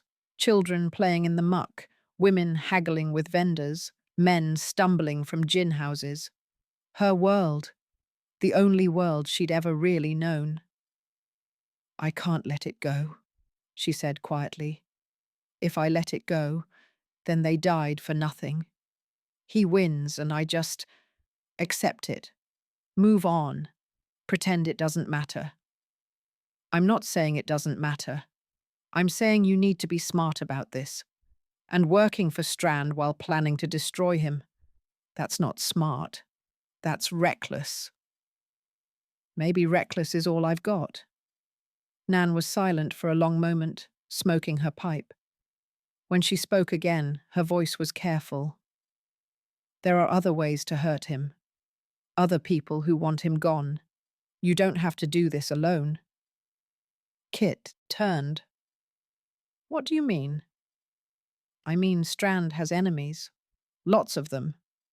Rivals who'd pay good money for information about his operation. Police who aren't on his payroll who'd like nothing better than to see him hang. Nan met her eyes. You're trying to be both the knife and the hand that wields it. But maybe you should consider being the information instead. Let someone else do the killing. It was eerily similar to what Thomas had proposed. Partnership, cooperation, using each other's strengths instead of trying to do everything alone. I'll think about it, Kit said. Nan stood, knocking ash from her pipe. Think fast, because the law is watching you now, and Strand is paranoid after that raid. You're caught between two forces that would happily crush you if you make one wrong move. You need allies, Kit. Real ones. She left before Kit could respond, closing the door quietly behind her. Kit sat in the silence of her room, turning over Nan's words. You need allies. Everyone seemed to think so. Nan, Thomas, even Bess, before she'd washed her hands of Kit's rescue work. But allies meant trust, and trust meant vulnerability, and vulnerability meant the possibility of betrayal, abandonment, loss. Kit had been alone for so long it felt safer than the alternative. But safe wasn't the same as effective. And if she wanted to actually destroy Strand, really destroy him, not just damage his operation, maybe she needed to accept help, even if it terrified her.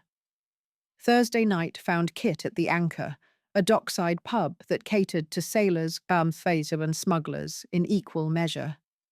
It was crowded, loud, thick with smoke and the smell of cheap beer and cheaper gin. Thomas was already there, sitting at a corner table with his back to the wall. He'd dressed down again, rough workman's clothes, cap pulled low. He fit in better than Kit had expected, though there was still something about his bearing that marked him as educated. Kit slid into the seat across from him. "Anyone follow you?" "No." "You?" "Not that I noticed." Kit accepted the gin he pushed across the table. "My boarding house was searched. Police came looking for evidence." "Did they find anything?" "Nothing. I'm not stupid enough to keep incriminating evidence where I sleep." She took a drink, using the moment to study him. "Your people?" "Probably.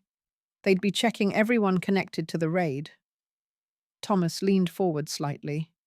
"You're going to be watched for a while. We'll need to be careful about when and where we meet." "Agreed." Kit set down her glass. "Before we go further, I have conditions." Thomas's expression didn't change. "I'm listening." "First, I'm not your informant. We're partners. Equal say in decisions, equal share of the risks. You don't order me around. I don't answer to you." "Fair enough."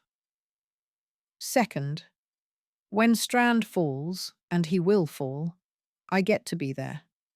I don't care if it's legal or proper or fits with your police procedures. I've earned the right to see him destroyed, and I won't be shut out at the end." Thomas was quiet for a moment. "That might not be possible. If we arrest him, if there's a trial." "Then find a way to make it possible." Kit's voice was hard. "That's non-negotiable. I've spent 8 years waiting for this. I won't be pushed aside when it finally happens." "All right." Thomas nodded slowly. "I'll make sure you're there, somehow." "Third, you don't get to judge my methods. I'm going to keep helping women escape brothels. I'm going to keep stealing when I need to. I'm going to do things that aren't legal or respectable. And you don't get to lecture me about it or try to reform me into something I'm not." "I wouldn't." "You're a copper. It's in your nature to see crime and want to correct it." Kit leaned forward. "But I'm a criminal, Thomas. I've been breaking laws since I was 15 because breaking laws is how I survived. I'm not going to stop just because we're working together." Thomas studied her face, his expression unreadable. "You're right. I am a copper. It's hard for me to see crime and not want to intervene, but—" He paused, choosing his words carefully. "I've learned that the law isn't always just, that sometimes breaking it is the only moral option. So here's my condition. I won't judge your methods as long as they don't hurt innocent people. You want to steal from criminals? Fine. Break into Strand's warehouses. I'll help. But if you cross lines that actually matter, if you start hurting people who don't deserve it, then we're done."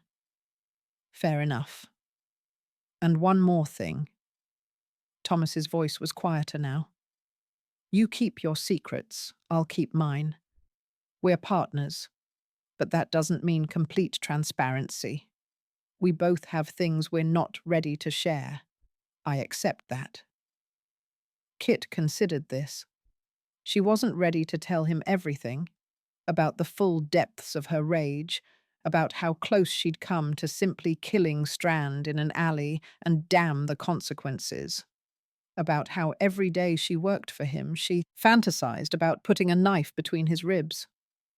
Agreed, she said. Secrets are allowed, but no lies. If you can't tell me something, say so. Don't make up stories. Same for you. They looked at each other across the table, two people from different worlds, trying to forge an alliance against a common enemy. It shouldn't work. Everything about it violated the rules of both their professions. Police didn't work with criminals, thieves didn't trust coppers. But maybe that was exactly why it could work. Thomas held out his hand. Partners, equal say, equal risk. We bring down Strand together. Kit took his hand. His grip was firm, steady. Partners. And when he falls, I'm there to watch. Agreed. They released the handshake, and Thomas pulled out a folded map from his coat. He spread it on the table, keeping it partially hidden beneath his arm. Here's what I know, he said, pointing to marked locations. Strand has 3 warehouses currently in operation. The one that was raided is closed for now, but he'll reopen it once the heat dies down. He's using these 2 in the meantime. Kit studied the map. I've been to this one, stood watch while they moved cargo. Good. What about his home? Mayfair address. I've only been there once for the interview. Kit traced the street with her finger. He doesn't live there full time. I think he has other properties. He does. One in Belgravia, another in Richmond. Thomas made notes in a small book. He rotates between them, probably to make it harder to track his movements. But the Mayfair address is where he conducts most of his legitimate business. They spent the next hour sharing information, Kit describing the jobs she'd done, the people she'd met, the structure of Strand's operation as she understood it. Thomas contributed what he'd learned from 6 months of investigation, shipping schedules, bribed officials, connections to other criminal enterprises. It was strange working with someone. Kit was used to hoarding information, keeping everything close to her chest. Sharing it felt wrong, dangerous, like she was giving away weapons she might need later. But it was also effective. Thomas made connections she hadn't seen, pointed out patterns she'd missed. And when she mentioned Sykes, the lieutenant with the scarred face, Thomas pulled out a file with detailed information about the man's criminal history. We need a way to communicate, Thomas said after they'd exhausted their immediate information. Something secure, in case we need to pass messages quickly. There's a bookseller on Whitechapel Road, Mr. Chen, Dr. Chen's brother. He's discreet. Kit thought for a moment. I can leave messages with him in the medical text section. You check regularly, leave your responses the same way. That works. We'll use a simple code, nothing elaborate, just enough to obscure meaning if someone finds the messages.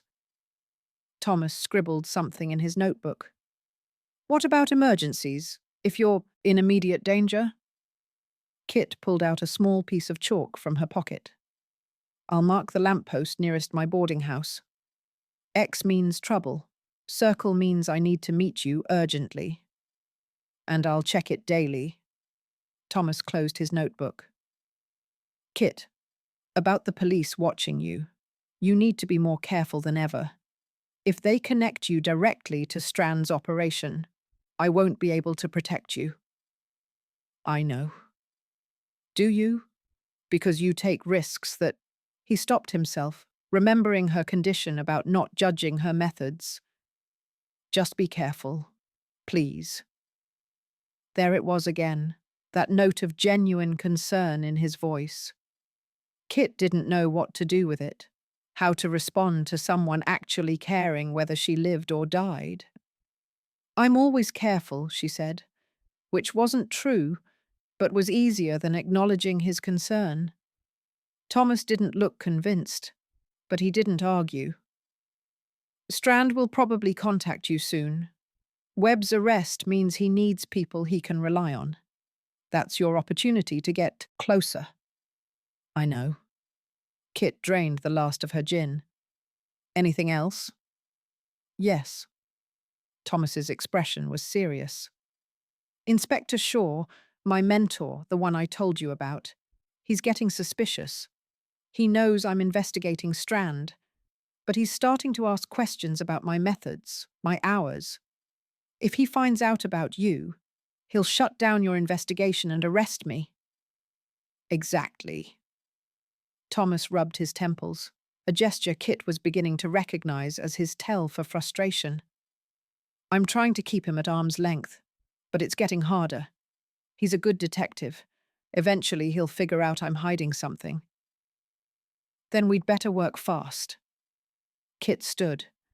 Before your mentor ruins everything. Kit. Thomas stood as well, lowering his voice. Shaw's not the enemy. He's a good man, honest, dedicated. He believes in the system. Thinks if we work within it, follow the rules, justice will prevail. And you used to think that too. I did, but I've learned better. Thomas's smile was slight and bitter. The system protects men like Strand. Sometimes you have to work around it to get real justice. Kit studied him, this police inspector who was willing to break his own rules, risk his career, work with a criminal to bring down a monster. She still didn't fully trust him, but she respected him. That was something. Thursday next week, she said. Same time, same place. Unless we need to meet sooner. Agreed. Thomas pulled his cap lower. Watch yourself, Kit. Strand's going to be paranoid after the raid. Don't give him reason to doubt you. I won't. They left separately. Kit first, then Thomas 10 minutes later. Kit walked through the dockside streets, aware of the weight of the decision she'd just made. She'd committed to this partnership, these conditions, this alliance with a man who wore a badge. It was possibly the most dangerous thing she'd ever done. But it was also the first time in 8 years that she felt like she might actually succeed, that Strand might actually fall, that her parents might finally get justice, even if it came from an unlikely source. Kit touched the locket beneath her dress, felt its familiar weight. I have help now, she whispered to her parents. I know you wouldn't approve. He's police. He's everything we learned not to trust. But Papa, he actually cares. About justice. About doing what's right, even when the law gets in the way. I think maybe he's different. The fog pressed close, muffling the sounds of the street. Kit walked through it like a ghost, her mind already turning to the next steps. Strand would contact her soon. She'd accept whatever he offered, get deeper into his organization, gather the information Thomas needed. And together, impossible as it seemed, they would destroy the man who'd taken everything from her. Back in her room, Kit added Thomas's contact information to her mental inventory of resources. The bookseller's shop, the chalk marks, the Thursday meetings at the Anchor. It wasn't much, but it was more than she'd had yesterday. And tomorrow she would keep pretending to serve Victor Strand while planning his destruction. It was a devil's bargain, working with police, trusting a man she barely knew, risking everything on a partnership that violated every survival instinct she'd developed. But Kit had been making devil's bargains since she was 15 years old. At least this one might actually get her what she wanted. She touched the locket one more time, then prepared for bed. Tomorrow would bring new challenges, new risks, new chances to make mistakes that could kill her. But tonight, She had an ally, a partner, someone who wanted Strand destroyed as much as she did. Kit closed her eyes and let herself believe, just for a moment, that maybe, just maybe, she wasn't alone anymore. It was a dangerous thought, but it was also the closest thing to comfort she'd felt in 8 long years, and that was worth the risk. Chapter 10. Crossing the Threshold. The summons came 5 days after the raid. Kit was working the Spitalfields market, her fingers just closing around a merchant's coin purse, when she felt a hand on her shoulder. She spun, reaching for her knife, but stopped when she recognized the face. It was one of Strand's men, not Webb or any of the lieutenants she knew, but someone from the warehouse, young, maybe 25, with nervous eyes. "Mr. Strand wants to see you," he said quietly. "Now." Kit let the coin purse slip back into the merchant's pocket unnoticed. "Where?" "Mayfair address. 1 hour." The man pressed a card into her hand and disappeared into the crowd before Kit could ask questions. She looked at the card. Same address as before, the private club where she'd first met Strand. Her pulse quickened. This was it, the opportunity Thomas had predicted. Strand was reorganizing after the raid, and he wanted to see her personally. Kit left the market and headed for Whitechapel Road, to Mr. Chen's bookshop. The brother of Dr. Chen ran a small, cramped store that smelled of old paper and ink. He nodded when Kit entered, his expression neutral. "Medical texts," she said, and he gestured to the back corner.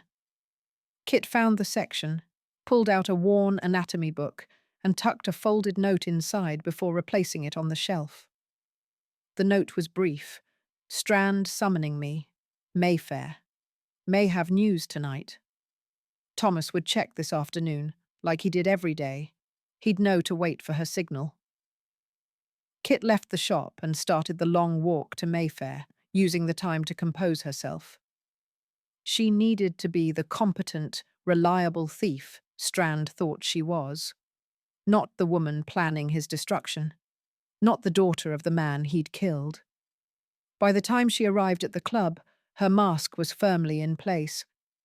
Strand received her in the same private room as before, but this time he wasn't alone. Fletcher was there, the older lieutenant Kit had heard about but never worked with, directly.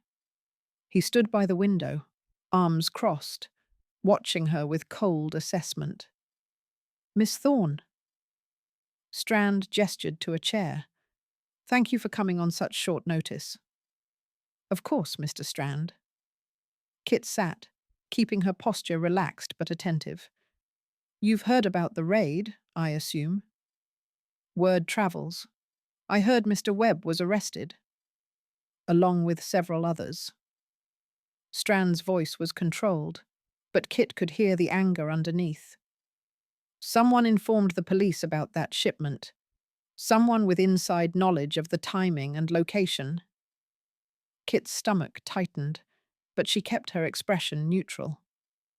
"Do you know who?" "Not yet, but I will."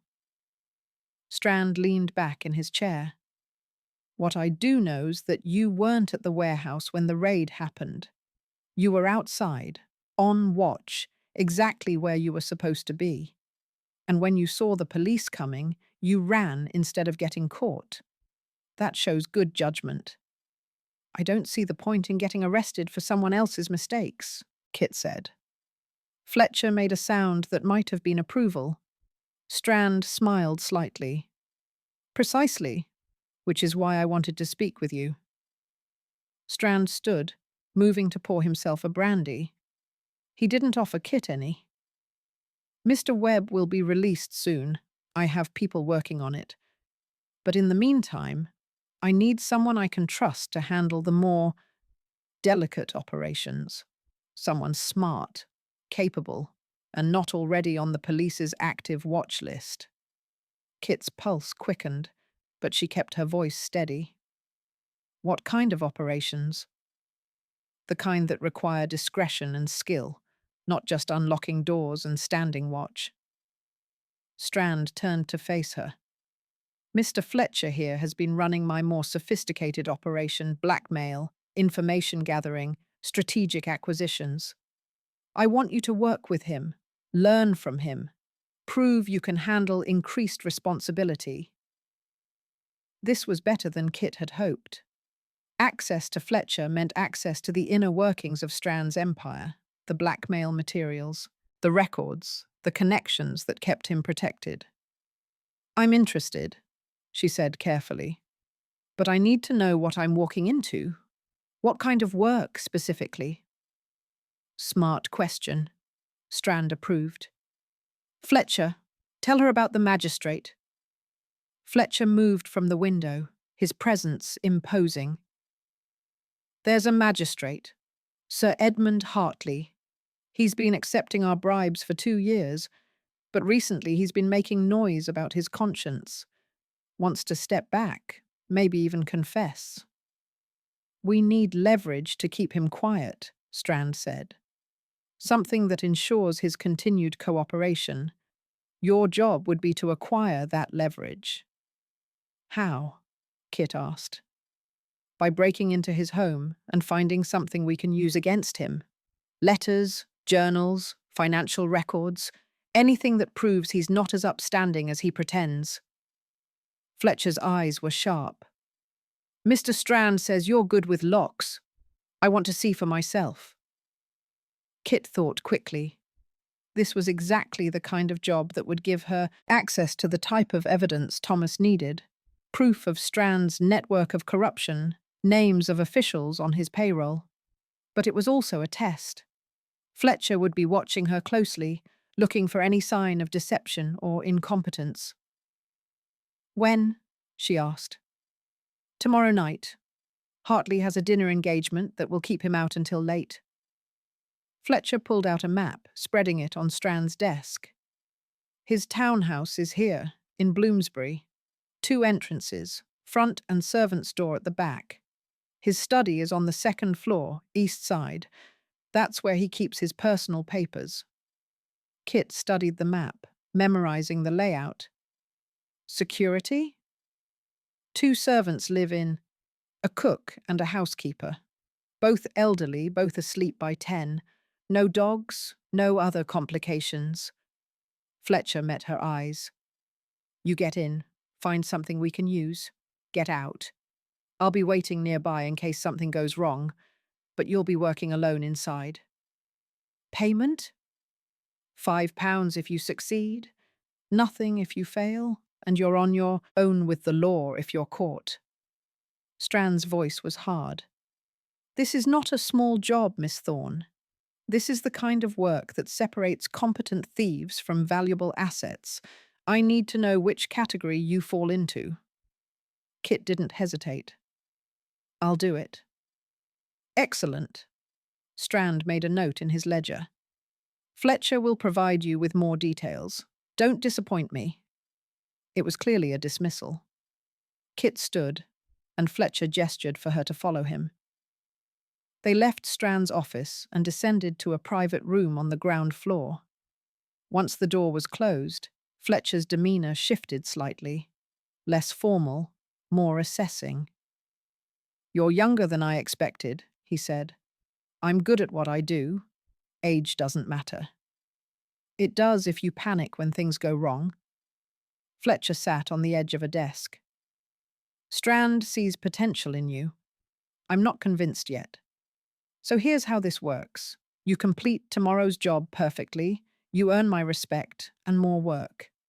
You make mistakes, you're out. Clear? Clear. Good. Fletcher pulled out a set of papers, detailed notes about Hartley's household, his schedule, the layout of his home. Study these, memorize them. Tomorrow at 9 o'clock, meet me at the corner of Gower and Bedford. We'll go over the final details before you go in. Kit took the papers. Anything else? Yes. If you're caught, you don't mention Strand's name. You don't mention mine. You take the fall alone. Understand?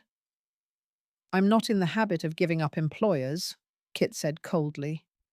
It's bad for business. Fletcher's expression softened fractionally. Might have been approval. We'll see. 9 o'clock tomorrow. Don't be late. Kit left the club and walked straight to Thomas's lodgings in Clerkenwell. It was risky, going to him in daylight, but this couldn't wait for the bookshop system. The landlady let her in with barely concealed disapproval. Kit climbed to the second floor and knocked on Thomas's door. He opened it immediately, surprise crossing his face when he saw her. Kit, what? We need to talk. Now. Thomas pulled her inside quickly, closing the door. You shouldn't be here. If anyone saw you, I was careful. Kit pulled out the papers Fletcher had given her. Strand just gave me a job, breaking into a magistrate's home to find blackmail material. Thomas took the papers, his expression darkening as he read. Sir Edmund Hartley. I know him. He's one of the few magistrates who isn't completely corrupt. Which is why Strand wants leverage on him. Kit moved to the window, checking the street below. This is tomorrow night. I need to know everything you know about Hartley, his habits, his vulnerabilities, anything that might help. You're actually going to do this? Thomas set the papers down. Break into his home? Of course I am. This is exactly the kind of job that will get me deeper into Strand's organisation. Kit turned to face him. But if I'm going to do it, I want to make sure we use it to our advantage. Thomas was quiet for a moment, his jaw tight with what looked like internal conflict. Then he crossed to a locked drawer in his desk, pulled out a key and opened it. Inside were files. Police files, Kit realised. Official reports, investigation notes, evidence logs. What are you doing? She asked. Crossing a line. Thomas pulled out a file marked Hartley, Edmund. These are confidential police files. If anyone knew I was showing them to you, I'd be dismissed immediately, possibly arrested. Then don't. No, we're partners. That means sharing resources, even when it's risky. Thomas spread the file on his desk. Hartley accepted bribes from Strand for 2 years, but he's been trying to extract himself. 3 weeks ago, he came to me privately, said he wanted to testify against Strand in exchange for immunity. Kit's eyes widened. He's turning informant? He was considering it. I told him to gather evidence first, something concrete that would hold up in court. Thomas pointed to a note in the file. He's been keeping records, dates of bribes, amounts, what cases he ruled favourably in exchange. If Strand gets hold of those records, Hartley's testimony becomes worthless. And if we get hold of them? Then we have exactly the evidence we need to prove Strand's corruption of the magistrates. Thomas looked at her. But Kit, if you steal Hartley's records for Strand, you'll be destroying our only cooperative witness. Kit's mind raced. What if we copy them? I take what Strand wants, but we make copies first. That could work. Thomas was already moving, pulling out paper and ink. Where exactly are the records kept? Second floor study, according to Fletcher's notes, in Hartley's personal papers. Kit moved to stand beside Thomas at the desk. I go in, find the records, copy the relevant pages, take the originals to give to Strand. You keep the copies as evidence. It'll take time. Can you do it without getting caught? I'm good at what I do, Kit said. But I'll need supplies, paper, ink that dries fast, and someone to watch my back while I work. Thomas met her eyes. I'll be there. You can't be. Fletcher's going to be waiting nearby. If he sees you, then I'll stay far enough away that he won't. Thomas's voice was firm. Kit, this is a coordinated operation now. You go in, I provide backup. That's how partnerships work. Kit wanted to argue, to insist she could handle it alone like she always had. But this was bigger than a simple burglary. This was evidence that could help destroy Strand, and having someone watching for trouble, ready to create a distraction if needed. Fine, she said, but you stay hidden. If anything goes wrong, you don't reveal yourself unless absolutely necessary. Agreed. Thomas pulled out a map of Bloomsbury, began marking positions. Here's how we'll do this. They spent the next 2 hours planning. Thomas knew the area around Hartley's townhouse from his patrols, could identify the best approach routes and escape paths. He described Hartley's household in detail: the cook who went to bed at 9, the housekeeper who was hard of hearing, the study window that was often left slightly open for air. Kit contributed her expertise on locks, timing, how to move through a house without making noise. They synchronized their watches. Thomas had a good one, Kit would have to rely on counting, and established signals. If Kit needed him, she'd light a candle in the study window. If he needed to warn her, he'd whistle a specific tune they'd both recognize. It was strange, planning with someone. Kit was used to working alone, keeping her methods private. But Thomas asked good questions, saw angles she'd missed, improved the plan with his knowledge of police procedures and patrol routes.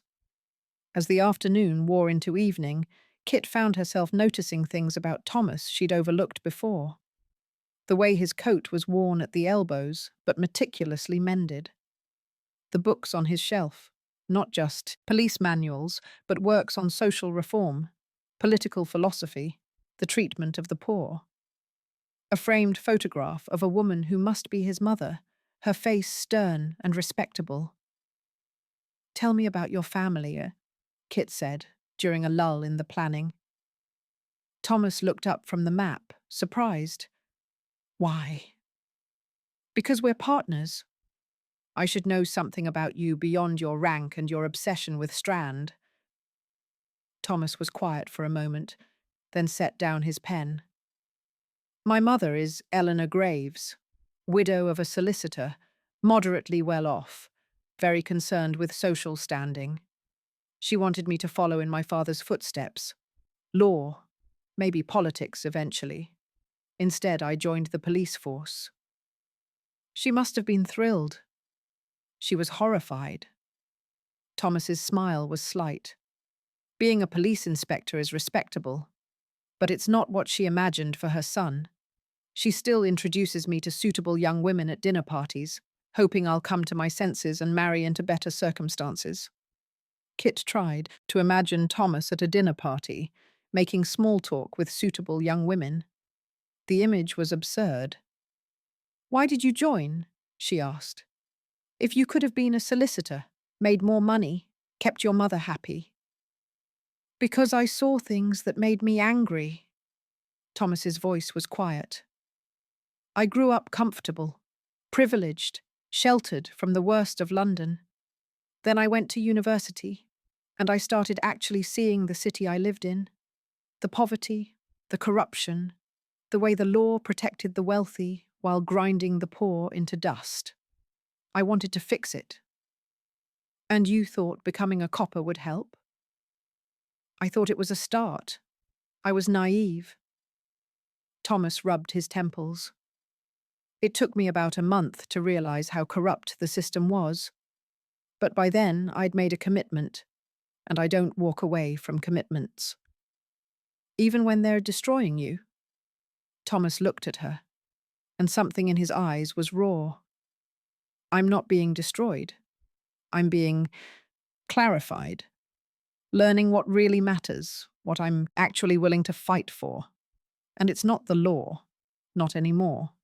It's justice, real justice, the kind that helps people who need it. Kit understood that, had felt it herself every time she pulled a girl from a brothel or gave someone money to escape the life that had trapped them. The law didn't care about people like them. But individual actions, risky, illegal, desperate, sometimes did. Your mother wouldn't approve of our partnership, Kit said. No, she'd be appalled.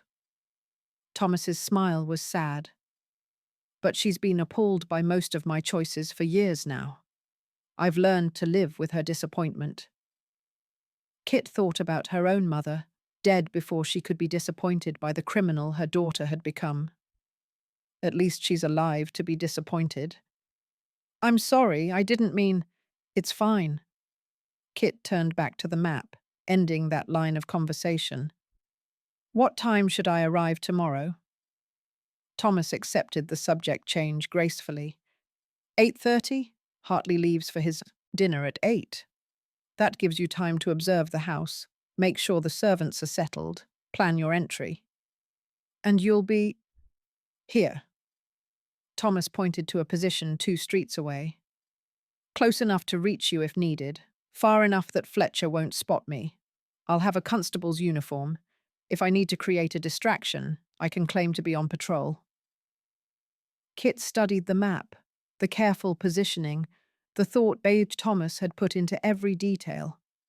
This was real partnership, not just sharing information, but coordinating action, supporting each other's strengths.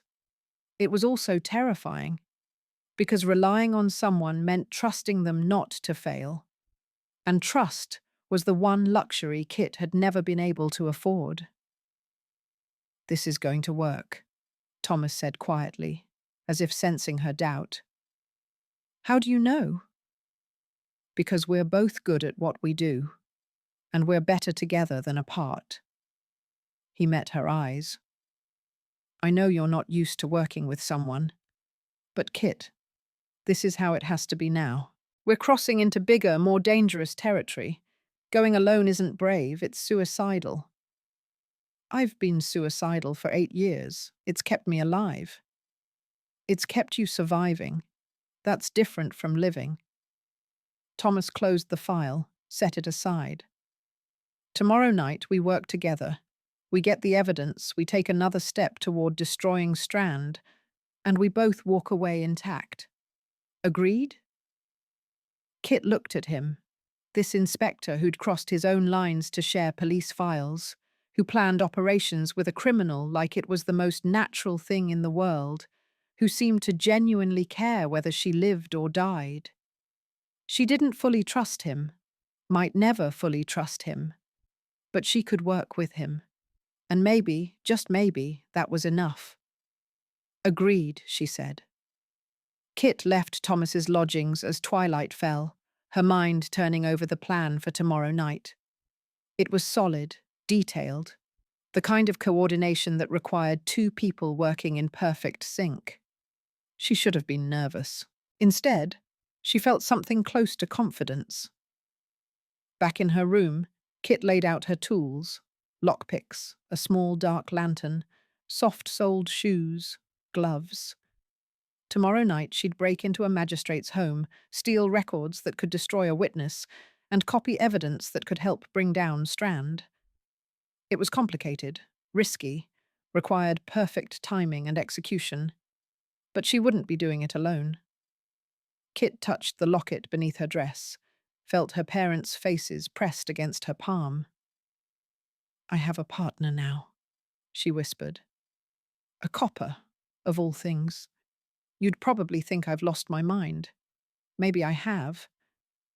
But Papa, I think he's actually trying to help. Not just build his case, but actually help people. The way you tried to help by reporting what you saw. The locket was warm from her skin. Kit closed her eyes, letting the memory of her father's face steady her. Tomorrow we take another step. Together. She opened her eyes, tucked the locket away. I won't let you down. Outside, London settled into its nighttime rhythms, the sounds of the street fading, the fog rolling in, the darkness that belonged to people like her. But tomorrow night, she wouldn't be walking into that darkness alone, and that changed everything. Chapter 11. Unlikely Allies. Kit arrived at the corner of Gower and Bedford at precisely 9 o'clock. Fletcher was already there, leaning against a lamppost, his face half hidden by shadow and fog. "Punctual," he said. "Good. Hartley left 20 minutes ago. His coach was heading toward Westminster. He'll be gone for hours." "And the servants?" "Both retired to their quarters by now. The housekeeper is nearly deaf. The cook sleeps like the dead." Fletcher gestured down the street. "Servants' entrance is in the back alley. Lock is simple. Study is second floor, third window from the left. You have 2 hours before Hartley typically returns from these dinners." Kit nodded, committing the details to memory.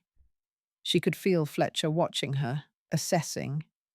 This was still a test, not just of her skills, but of her nerve. "Any questions?" Fletcher asked. "No." "Then get to it. I'll be at the pub on the corner. If something goes wrong, you're on your own." His expression was cold. "Don't get caught." He walked away without another word, disappearing into the fog. Kit waited until he was completely out of sight, then moved to the alley behind Hartley's townhouse. Her dark clothing blended with the shadows, and her soft-soled shoes made no sound on the cobblestones. The servants' entrance was exactly where Fletcher had said. Kit pulled out her lockpicks, feeling for the mechanism. Simple, like he'd said. A basic pin tumbler, nothing sophisticated. She had it open in under a minute. Inside, the house was dark and quiet. Kit stood in the servants' hallway, listening. From somewhere upstairs, she could hear faint snoring. The cook, probably. Other witter. Silence. She moved through the kitchen and into the main house, her eyes adjusting to the darkness. The layout matched Fletcher's description. Entrance hall, parlour to the left, stairs to the right. Kit climbed them slowly, testing each step for creaks. The study door was unlocked. Kit slipped inside and closed it behind her, then pulled out her dark lantern. She opened the shutter just enough to cast a dim light across the room. It was exactly as Thomas had described from Hartley's brief visit to him. A gentleman's study, lined with bookshelves, dominated by a large desk. Papers were stacked neatly on the desktop. Too neat, too organized. Hartley was a careful man. Kit moved to the desk and began searching methodically.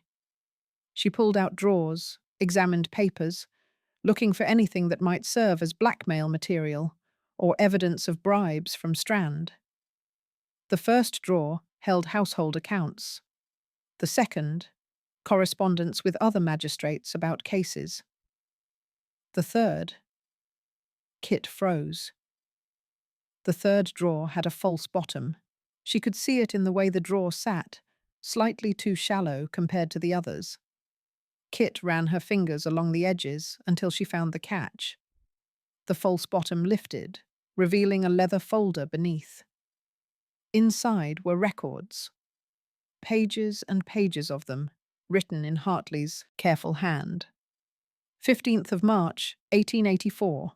Received £50 from VS via intermediary. Ruled favourably in smuggling case, dismissed on technicality. 3rd of April, 1884. £75 from VS. Reduced sentence for assault case involving Webb. To 17th May, 1884. £100 from VS. Dismissed evidence in opium smuggling case. Kit's hands shook slightly as she read. These were exactly what Thomas needed. Concrete proof of Strand's corruption of the magistrates, dates and amounts that could be verified. But as she continued reading, the entries changed, became darker. June 8th, 1884, ruled on lost child case. Family paid to drop charges. VS involved but unclear how. Troubled by this. June 22nd, 1884, another case involving missing children.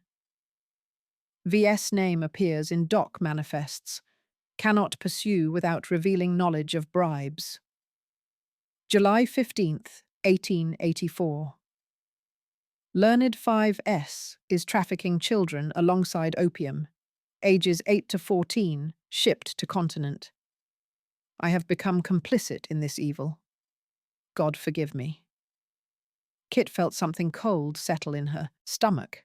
Children. Strand was trafficking children. She'd known he was a smuggler, a murderer, a man who destroyed lives for profit. But this, children sold like cargo, shipped away from their families, this was evil on a scale she hadn't imagined. Her hands curled into fists, crumpling the papers slightly. She forced herself to smooth them, to keep reading. The entries continued, chronicling Hartley's growing horror at what he'd learned, his attempts to extract himself from Strand's web, his eventual decision to approach the police. The last entry was dated a week ago. Must find the courage to confess.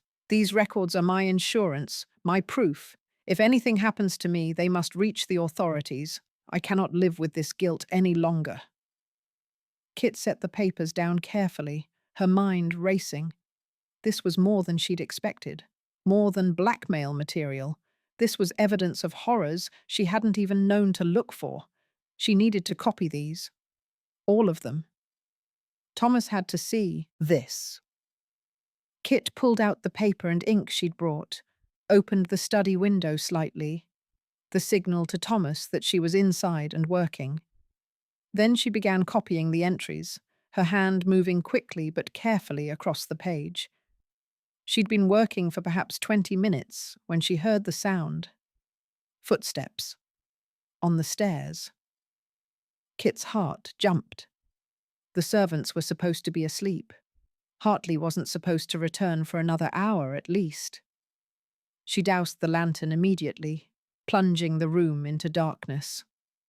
The footsteps grew closer.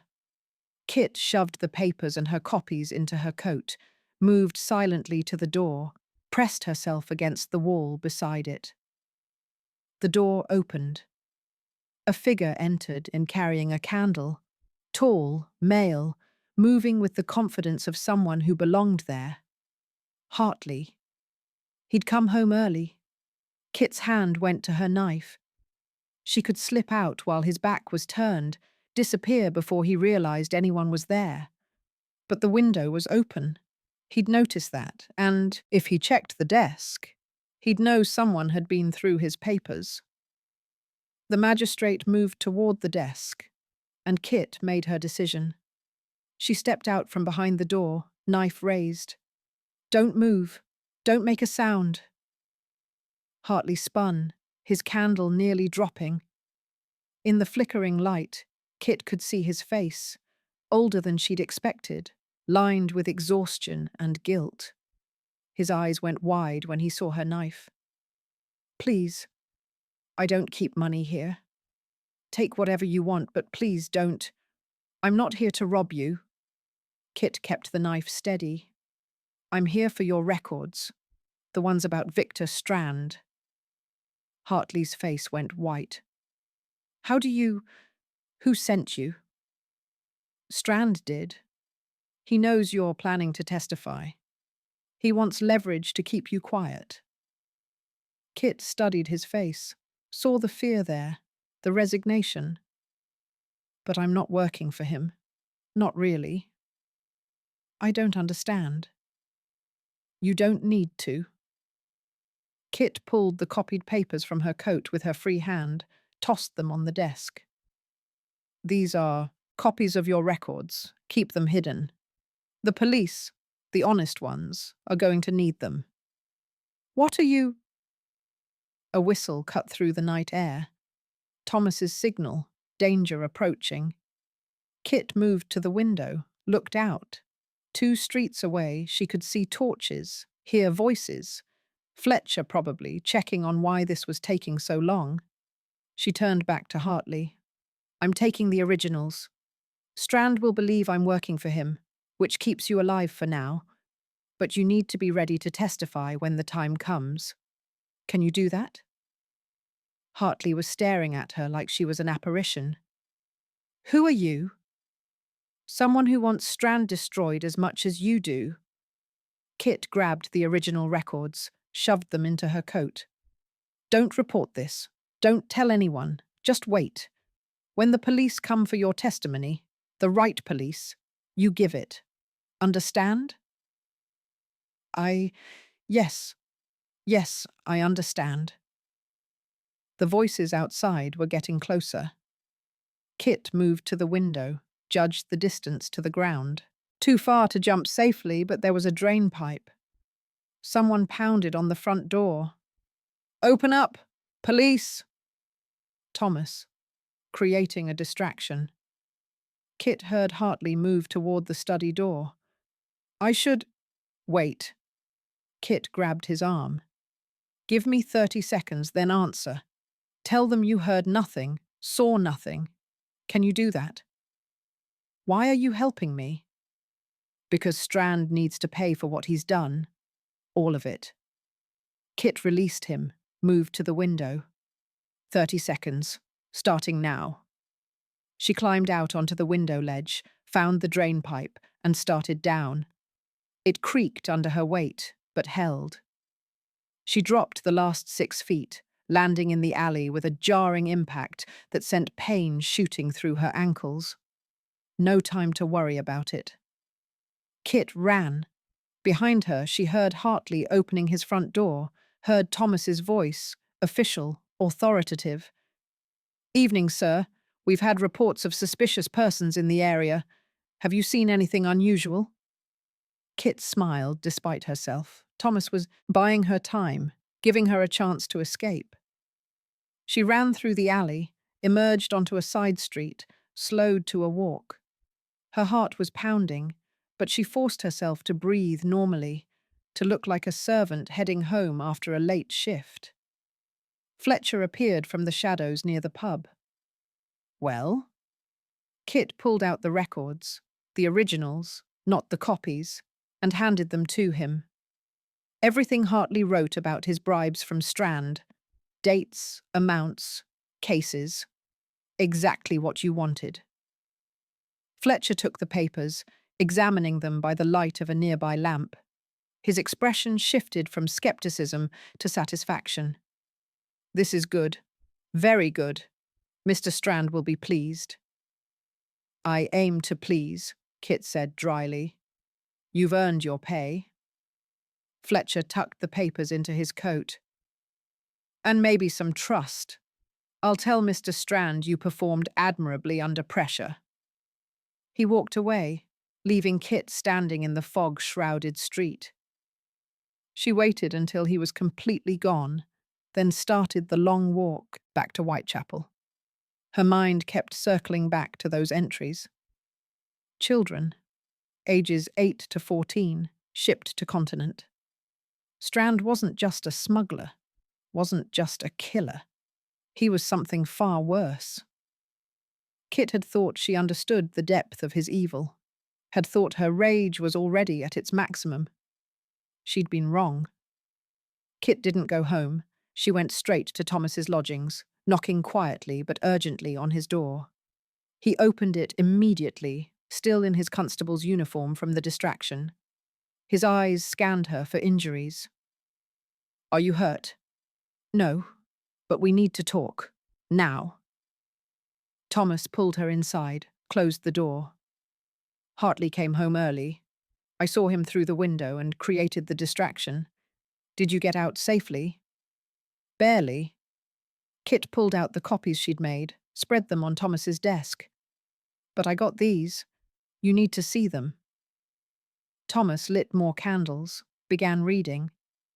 Kit watched his face as he worked through the entries, saw his expression shift from professional interest to growing horror. When he reached the entries about children, his hands tightened on the papers. Christ! He's trafficking children, Kit said quietly. Has been for at least a year, maybe longer, 8 to 14 years old, shipping them to the continent alongside the opium. Thomas set the papers down, His jaw clenched so tight, Kit could see the muscle jumping. I knew he was evil. I knew he'd killed corrupted officials, destroyed lives. But this is different. This is monstrous. Thomas's voice was rough with barely controlled rage. Those are children, stolen from families, sold like cargo, shipped to God knows what fate. He stopped, his hands curling into fists. Kit had never seen him this angry before, had never seen the careful control slip this completely. Thomas, I'm going to destroy him. Thomas looked up, and his eyes were hard. Not arrest him, not build a case and hope the corrupt system delivers justice. I'm going to destroy him utterly, his operation, his wealth, his connections, everything. I don't care if it's legal. I don't care if it costs me my career. That man is going to pay for every life he's ruined. Kit felt something shift in her chest. She'd wondered, sometimes, if Thomas's dedication was just professional ambition. A career-minded inspector using her to build an impressive case, advance his position. But the fury in his voice now, the genuine, burning rage at injustice, that wasn't ambition. That was the reaction of someone who actually cared, who saw the victims as real people, not just evidence to be catalogued. I believe you, Kit said quietly. Thomas looked at her, seemed to remember where he was. He took a breath, forced his hands to unclench. I'm sorry, I shouldn't. No, don't apologize for giving a damn. Kit moved closer. That's the first time I've actually believed you're different, that you're not just another copper protecting the system. I'm not protecting the system, not anymore. Thomas looked back at the papers. This evidence, it proves Strand's corruption of the magistrates, but it also shows he's involved in something far worse than smuggling. We need more. Names, locations, shipping routes, proof that will hold up even when his powerful friends try to bury it. I'm getting closer to him. This job with Fletcher. It proved I'm reliable. Strand will give me bigger operations now, more access to the inner workings. Kit thought about the records still hidden in her coat. Fletcher has the originals. He's going to show them to Strand, prove we have leverage over Hartley. Which means Hartley is in danger. He knows. I warned him. Kit met Thomas's eyes. I also told him to wait for the right police to ask for his testimony, meaning you. Thomas was quiet for a moment. You talked to him, revealed yourself. I didn't have a choice. He came home early. Kit's voice was defensive. But I didn't tell him my name, didn't tell him about you specifically, just told him to be ready to testify when the time came. That was risky. Everything we're doing is risky. Kit crossed her arms. But we got what we needed. You have copies of evidence that proves Strand's corruption. I maintained my cover with Fletcher, and Hartley knows help is coming. That's a win. Thomas studied her for a long moment, then nodded slowly.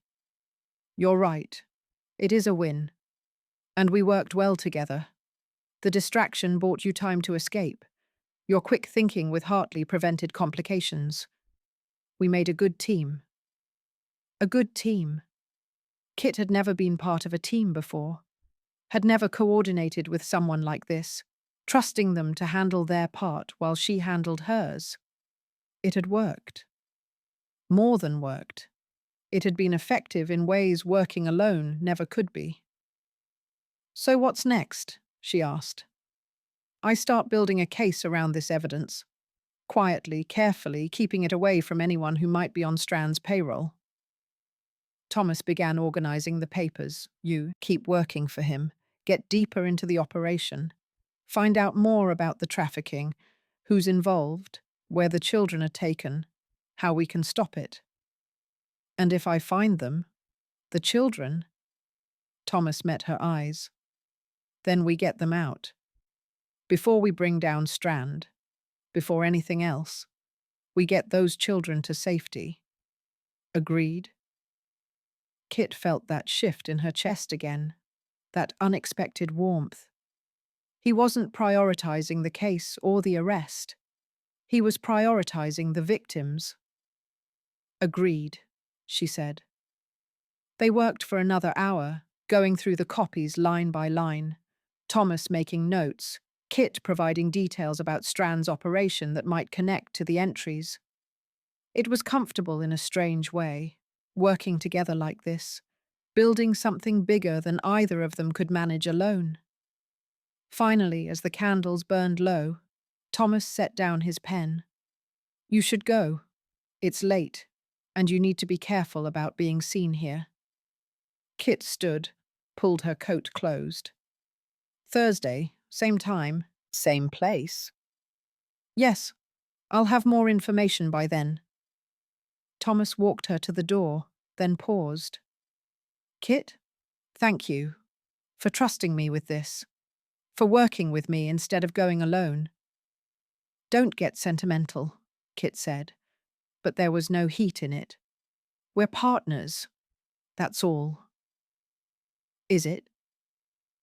Kit didn't know how to answer that, didn't know what this was becoming, this partnership that felt like something more, this alliance that was starting to feel like actual trust.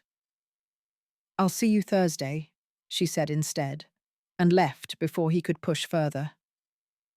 Outside, the fog had grown thicker, turning London into a maze of shadows.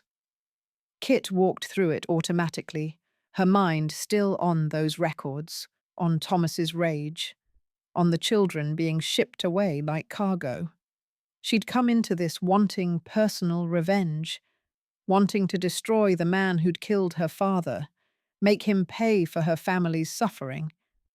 But it was bigger than that now. Strand wasn't just her enemy. He was a monster who needed to be stopped before he destroyed more lives, more families, more children who couldn't fight back. And stopping him required help, required partnership, required trusting someone she barely knew to have her back while she had his. Kit touched the locket beneath her dress, thought about her father. He'd tried to do the right thing alone, and it had gotten him killed. Maybe the lesson wasn't to never trust anyone. Maybe it was to choose your allies carefully. And Thomas Graves, police inspector, rule breaker, man who got genuinely angry at injustice, might just be the right ally. Kit disappeared into the fog, heading home to her small room where she'd count her earnings and plan her next move. But for the first time in 8 years, she wasn't planning alone. And that changed everything. Chapter 12. The mask slips. Kit was working the Whitechapel market on a cold Tuesday morning when she spotted Thomas watching her from across the street. He wasn't in uniform, but he might as well have been. His posture was too straight, his clothes too clean despite being working-class style, his eyes too watchful. He stood out like a diamond in a dung heap. Kit pocketed the handkerchief she'd just lifted and made her way toward him, irritation prickling at her nerves. They'd agreed to be careful about being seen together. What was he doing here? You're going to get yourself robbed standing around like that, she said when she reached him. Or worse. I needed to see you. Thomas glanced around the crowded market. There's been a development. Can we talk somewhere private? Not here. Follow me. Stay back about 20 paces and try not to look like a copper. Kit led him through the market, down an alley, across 2 streets into the warren of rookeries where she lived. She could feel eyes watching them, her people, the ones who knew her, wondering who this stranger was and whether he was a threat. They ended up at Nan's gin house, the safest place Kit could think of for a conversation. Nan was behind the bar, pouring drinks for the morning crowd of dock workers and night shift labourers who drank to forget before stumbling home to sleep. Nan's eyes narrowed when she saw Thomas following Kit inside. "Who's this?" she asked, her tone flat and dangerous. "Someone I'm working with." Kit gestured to a table in the back corner. "We need privacy." "Working with?" Nan's gaze raked over Thomas, taking in every detail. "He's not from around here." "No, he's not. Pour us 2 gins and mind your business, Nan." "It is my business when you bring strangers to my place." But Nan poured the drinks anyway, carrying them over herself. She set them down and studied Thomas with the same assessing look she'd given Kit the first time they met. "What's your name?" "Thomas." "Thomas what?" "Just Thomas." He met her gaze steadily. "I'm helping Kit with a business matter." "Business." Nan's tone suggested she didn't believe that for a second. "You hurt her, I'll cut your throat myself." "Clear?" "Crystal." Nan held his gaze a moment longer, then nodded once and walked away. But Kit saw her position herself at the bar where she could keep an eye on their table. "That's Nan," Kit said, taking a drink. "She's protective." "I noticed." Thomas hadn't touched his gin. "She cares about you." "She tolerates me. There's a difference." Kit leaned forward. "What's the development?" "Webb's been released. Strand's bribed magistrate, not Hartley. Got him out this morning. He'll be back running operations by tomorrow."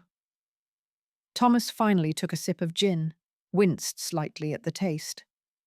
"Which means Strand's organization is back at full strength." "That's not a development. That's expected." Kit studied his face. "Why are you really here?" Thomas was quiet for a moment, turning his glass in his hands. "I wanted to see it. Your world. Where you live, how you work. If we're going to be partners, I need to understand." "Understand what?"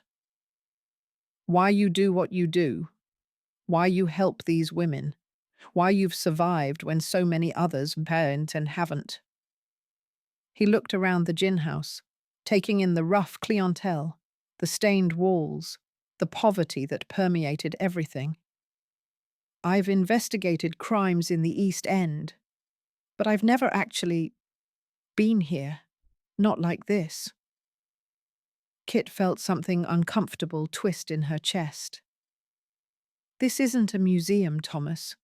These are people's lives." "I know, that's why I needed to see it." He met her eyes. "Show me. Show me your world." Kit didn't know why she agreed. Maybe it was the genuine curiosity in his voice, the lack of judgment.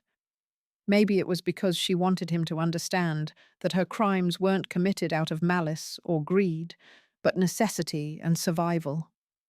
Or maybe she just wanted someone to see her, really see her, in her own element instead of always meeting on his terms, in his territory. She took him through Whitechapel, pointing out the landmarks of her life, the boarding house where she lived, the market where she worked most mornings, the alleys where she'd learned to fight, the doorways where she'd slept when she first came to the streets. Thomas didn't speak much, just observed with those watchful eyes. But Kit saw him notice things. The children too thin for their ages, the women with bruises they tried to hide, the men drinking away wages their families needed for food. They passed a constable on his rounds, and the man barely glanced at the prostitutes negotiating with customers in broad daylight. "He's on Cobb's payroll," Kit said quietly. 30 shillings a week to ignore what happens on this street." Thomas's jaw tightened, but he said nothing. They turned a corner and ran straight into Bess Carter. The forger was carrying a package, probably papers for a client. She stopped when she saw Kit. Then her eyes went to Thomas. Her expression turned cold. "Kit, thought we agreed you were done dragging me into your messes." "I'm not. This isn't." Kit glanced at Thomas. We're just walking. Walking with a man who screams law from a mile away. Bess's voice was sharp. You're stupider than I thought. He's not. I don't care what he is. Bess stepped closer, lowering her voice so only Kit and Thomas could hear. You want to burn yourself down, fine. But you stay away from me. I meant what I said. I'm done with your rescue projects and your vendettas and your impossible crusades. Find someone else to forge your papers. She walked away before Kit could respond, disappearing into the crowd. Thomas watched her go. She's scared. She's smart. Kit started walking again, faster now. She knows getting involved with me is dangerous. Is she right? Am I law? Kit stopped, turned to face him. They were in a narrow alley now, away from the crowds. You know you are. Question is whether it matters. Does it? To you? Kit thought about it. A week ago, the answer would have been simple. Yes, it mattered. Coppers were the enemy. End of discussion. But now, after working with Thomas, after seeing him get angry about injustice instead of just cataloguing it, I don't know, she said honestly. You're different from the other coppers I've known, but you're still part of a system that protects men like Strand and arrests women like me. I know. Thomas's voice was rough. I see that now, being here, seeing how the law actually operates in places like this. It's not justice, it's just control, keeping the poor in their place while the wealthy do whatever they want. Welcome to my world. Kit's tone was bitter. This is what I meant when I said the law failed my family. It's not an abstract concept here. It's constables looking the other way while Cobb's men drag girls into brothels. It's magistrates accepting bribes to free smugglers. It's a system that works perfectly, as long as you're not the one being ground under its boot. Thomas was quiet for a long moment. When he spoke, his voice was tight with controlled anger. I joined the police because I wanted to help people, to make things better. But I'm realizing that the system I'm part of, the law I'm supposed to uphold, it protects Strand more than it protects any of these people. Now you're catching on. So what's the answer? Thomas's frustration was palpable now. Abandon the law entirely? Become a vigilante? Where does that end? It ends with people like me surviving another day. Kit's voice was hard. I don't have the luxury of philosophical debates about justice and law. I have to steal to eat. I have to break laws to help women escape situations the law ignores. I have to work for a murderer because it's the only way to get close enough to destroy him. That's not ideology, Thomas. That's survival. I know that. Do you? Kit stepped closer, anger rising in her chest. Because you stand there in your clean clothes with your education and your comfortable lodgings, talking about how the system is broken. But at the end of the day, you go back to that system. You collect your police wages. You sleep in a safe bed. The system might be corrupt, but it still protects you. That's not fair. Fair? Kit laughed, sharp and bitter. Nothing about this is fair. You want to see unfair? Come with me. She grabbed his wrist and pulled him down another alley, through a courtyard, to a building she'd visited 3 days ago. A brothel, not one of Cobb's, but just as bad. Kit had pulled a girl from here last week, a 14-year-old who'd been sold by her own father. The same constable from earlier was standing outside, accepting coins from the brothel keeper. That's your law, Kit hissed. That's your system of justice. A copper taking bribes to protect the men who rape children. Thomas's face had gone white. His hands clenched into fists at his sides. I can't. His voice was strangled. I can't defend that. Then don't. Don't stand there and talk to me about the law like it means something. Because here, In my world, it doesn't mean a damn thing, except more ways for powerful men to hurt people who can't fight back. So what do you want from me? Thomas turned to face her, and his eyes were blazing. You want me to quit the police? Throw away the one position I have to actually make changes? Or do you want me to just accept that everything is corrupt and there's no point trying? I want you to stop pretending the law is the answer. Kit's voice rose, years of rage bubbling up. I want you to stop acting like working within the system is noble when the system is designed to protect monsters like Strand. I want you to admit that sometimes the only way to get justice is to break every rule, burn down the whole corrupted structure, and build something better from the ashes. That's anarchy. That's honesty, Kit was shouting now, all her careful control shattered. You talk about being different, about choosing justice over law, but you still cling to your badge like it absolves you of responsibility. You're still a copper, Thomas. Still part of the machine that destroyed my family and lets men like Strand operate freely. And you're a criminal, Thomas shot back, his own control finally breaking. You steal, you break into homes, you work for the very man you claim to hate. You talk about justice, but you're just as compromised as I am. At least I'm honest about it. At least I don't pretend I'm one of the good ones while taking wages from a corrupt system. I'm trying to change that system from the inside. The system can't be changed from the inside. It's rotten to the core. The only thing you can do is tear it down and start over.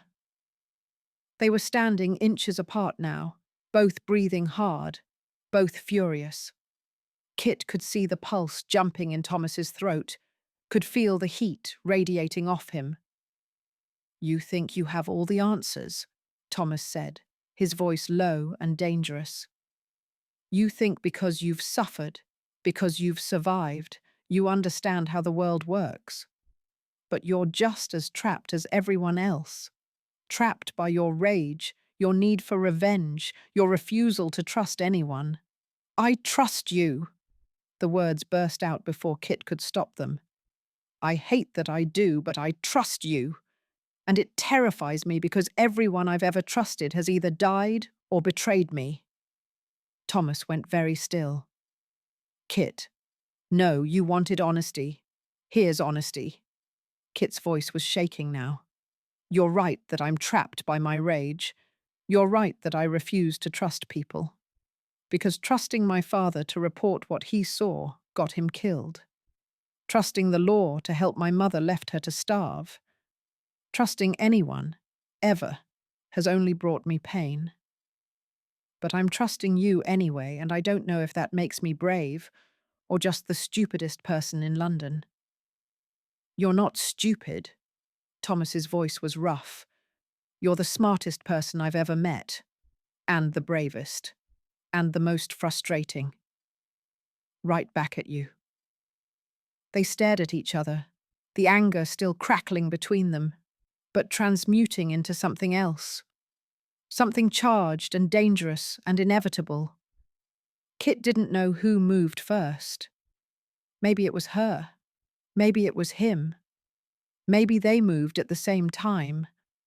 But suddenly his mouth was on hers, hard and desperate, and she was kissing him back with all the fury and fear and confused emotion she'd been bottling up for weeks. His hands were in her hair, hers were gripping his coat, pulling him closer. The kiss was nothing like gentle. It was violent, consuming, born from anger and want, and the realization that this partnership had stopped being purely professional somewhere along the way. Thomas's back hit the wall, and Kit pressed against him, her fingers digging into his shoulders. He made a sound low in his throat, his hands sliding to her waist, and for a moment Kit forgot where they were, forgot who she was, forgot everything except the heat of his mouth and the solid reality of his body against hers. Then reality crashed back. Kit pulled away sharply, stumbling backward. Thomas stayed against the wall, his chest heaving, his eyes wide and shocked. That was, Kit started but couldn't finish. A mistake, Thomas said, but his voice was hoarse, and his eyes were fixed on her mouth. Yes, a mistake. Kit's hands were shaking. She shoved them in her pockets. We can't. This can't. I know. Thomas pushed off from the wall, ran a hand through his hair. We're partners, working together. This complicates things. Exactly. Kit took another step back. So we forget it happened. We go back to the plan. Professional, focused on Strand. Right. Professional. Thomas wasn't looking at her now, was staring at the ground between them. Kit, I didn't mean to. Neither did I. Kit's voice was sharper than she intended. It was the argument, the heat of the moment. It doesn't mean anything. Doesn't it? The question hung in the air between them. Kit wanted to say no, wanted to dismiss it, pretend her heart wasn't still racing, that she couldn't still feel the impression of his hands on her waist. But she'd never been good at lying, especially to herself. I have to go, she said instead. I have work tonight. Small job for Webb. Kit, wait. Thursday. Same time, same place. We'll discuss the case. Kit turned to leave, then paused. And Thomas? Don't follow me around the East End anymore. It's not safe. For either of us. She walked away before he could respond, her mind reeling, her body still humming with the memory of his mouth on hers. What had she done? What had they done? This was supposed to be a partnership, an alliance built on mutual goals and careful trust. Not whatever this was becoming. This messy, complicated thing that involved arguments and anger and kissing against walls in alleys. Kit walked faster, trying to outrun the confusion churning in her chest. Behind her, Thomas stood in the alley, one hand pressed against the wall where Kit had kissed him, his world tilting on its axis. He'd come to the East End to understand her world, to see what shaped her, what drove her, what made her who she was. He hadn't expected to see the truth of his own complicity so starkly laid bare. Hadn't expected to have his worldview shattered by the reality of how the law operated in places like this. Hadn't expected to realize that Kit was right. The system he'd devoted his career to was fundamentally broken, designed to protect the powerful while crushing the vulnerable. And he definitely hadn't expected to kiss her. But God help him, he wanted to do it again. Thomas finally pushed off from the wall and started the long walk back to his lodgings.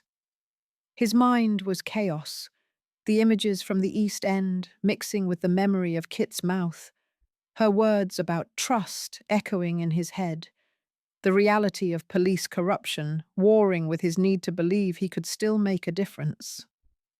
The law wasn't justice. Kit had proven that beyond any doubt today. The question was what he did with that knowledge. Could he keep wearing the badge, keep taking the wages, keep operating within a system he now knew was designed to fail the people who needed it most? Or did he follow Kit's example, work outside the law when necessary, break rules that deserved to be broken, choose real justice over legal procedure? Thomas didn't have answers yet, but he knew one thing with certainty. Everything had changed today. His understanding of the law, his partnership with Kit, the careful boundaries they'd established. All of it had shifted, cracked, revealed something underneath that was more complicated and more dangerous than either of them had anticipated. Thursday couldn't come soon enough, and Thomas suspected that when it did, they'd both be pretending that kiss had never happened, even though they both knew it had changed everything. Chapter 13. Dangerous Ground. Thursday came. Kit arrived at the Anchor 10 minutes late, deliberately. She needed Thomas to know she wasn't avoiding him. That would give the kiss too much importance. But she also wasn't going to act like nothing had happened. He was already there, at their usual corner table. He stood when she approached, then seemed to realize that was too formal and sat back down abruptly. Kit. Thomas. She slid into her seat, accepted the gin he'd already ordered for her. Any developments? Webb's back running operations. Strand has him focused on rebuilding the routes that were compromised in the raid. Thomas's voice was carefully neutral. I've been tracking his movements. He's using different warehouses now, rotating locations to avoid another police raid. Smart. Kit took a drink. Anything on the children? The trafficking operation? Not yet. That seems to be handled by a different part of Strand's organization, someone even more secretive than Webb or Fletcher. Thomas pulled out his notebook, flipped it open. But I did find shipping manifests that might be connected. Ships departing for Amsterdam and Hamburg every 6 weeks. The cargo is listed as textiles, but the weights don't match. They fell into discussing the case, their voices low and professional. To anyone watching, they were just two people having a business conversation. Nothing unusual, nothing intimate. But Kit couldn't stop noticing things. The way Thomas's fingers gripped his pen, the line of his throat above his collar, the way his eyes would flick to her mouth and then quickly away, like he was trying not to remember. She was doing the same thing, couldn't help it. Every time he leaned forward to point at something in his notes, she was aware of the space between them. Every time their hands accidentally brushed reaching for the same paper, electricity shot up her arm. This was impossible. They needed to focus on Strand, on the case, on destroying a criminal empire. Not on whatever this was. This pull between them that made Kit's skin feel too tight, and her thoughts scatter every time Thomas met her eyes. We need to talk about it, Thomas said suddenly. About what? Kit kept her voice steady. About what happened. In the alley. Nothing happened. We argued. We got heated. It's forgotten. Is it? Thomas set down his pen. Because I haven't forgotten. And I don't think you have either. Kit's jaw tightened. What do you want me to say? That I kissed you? That it was a mistake? We both know that already. Was it a mistake? Of course it was. We're partners. We're working together to bring down Strand. Getting involved complicates everything. I know that. Thomas's voice was rough. But pretending it didn't happen isn't working. I can't. He stopped, seemed to reconsider his words. I can't stop thinking about it. Kit's heart stuttered. She should lie. Should tell him it meant nothing, that she'd already dismissed it, moved on. But she'd told him no lies, and she couldn't start now. Neither can I, she admitted quietly. But that doesn't change anything. We still can't. This can't. I know. Thomas reached across the table, his hand stopping just short of touching hers. So what do we do? We focus on the work, on Strand, on getting justice for the people he's hurt. Kit pulled her hand back before he could close the distance. That's what matters. Not this. Right. The work. Thomas withdrew his hand, but his eyes stayed on hers. Just the work. They sat in silence for a moment, the air between them charged with everything they weren't saying. Then Kit's mind caught on something, a way to redirect this energy, channel it into something productive. I need your help with something. Tonight. What kind of help?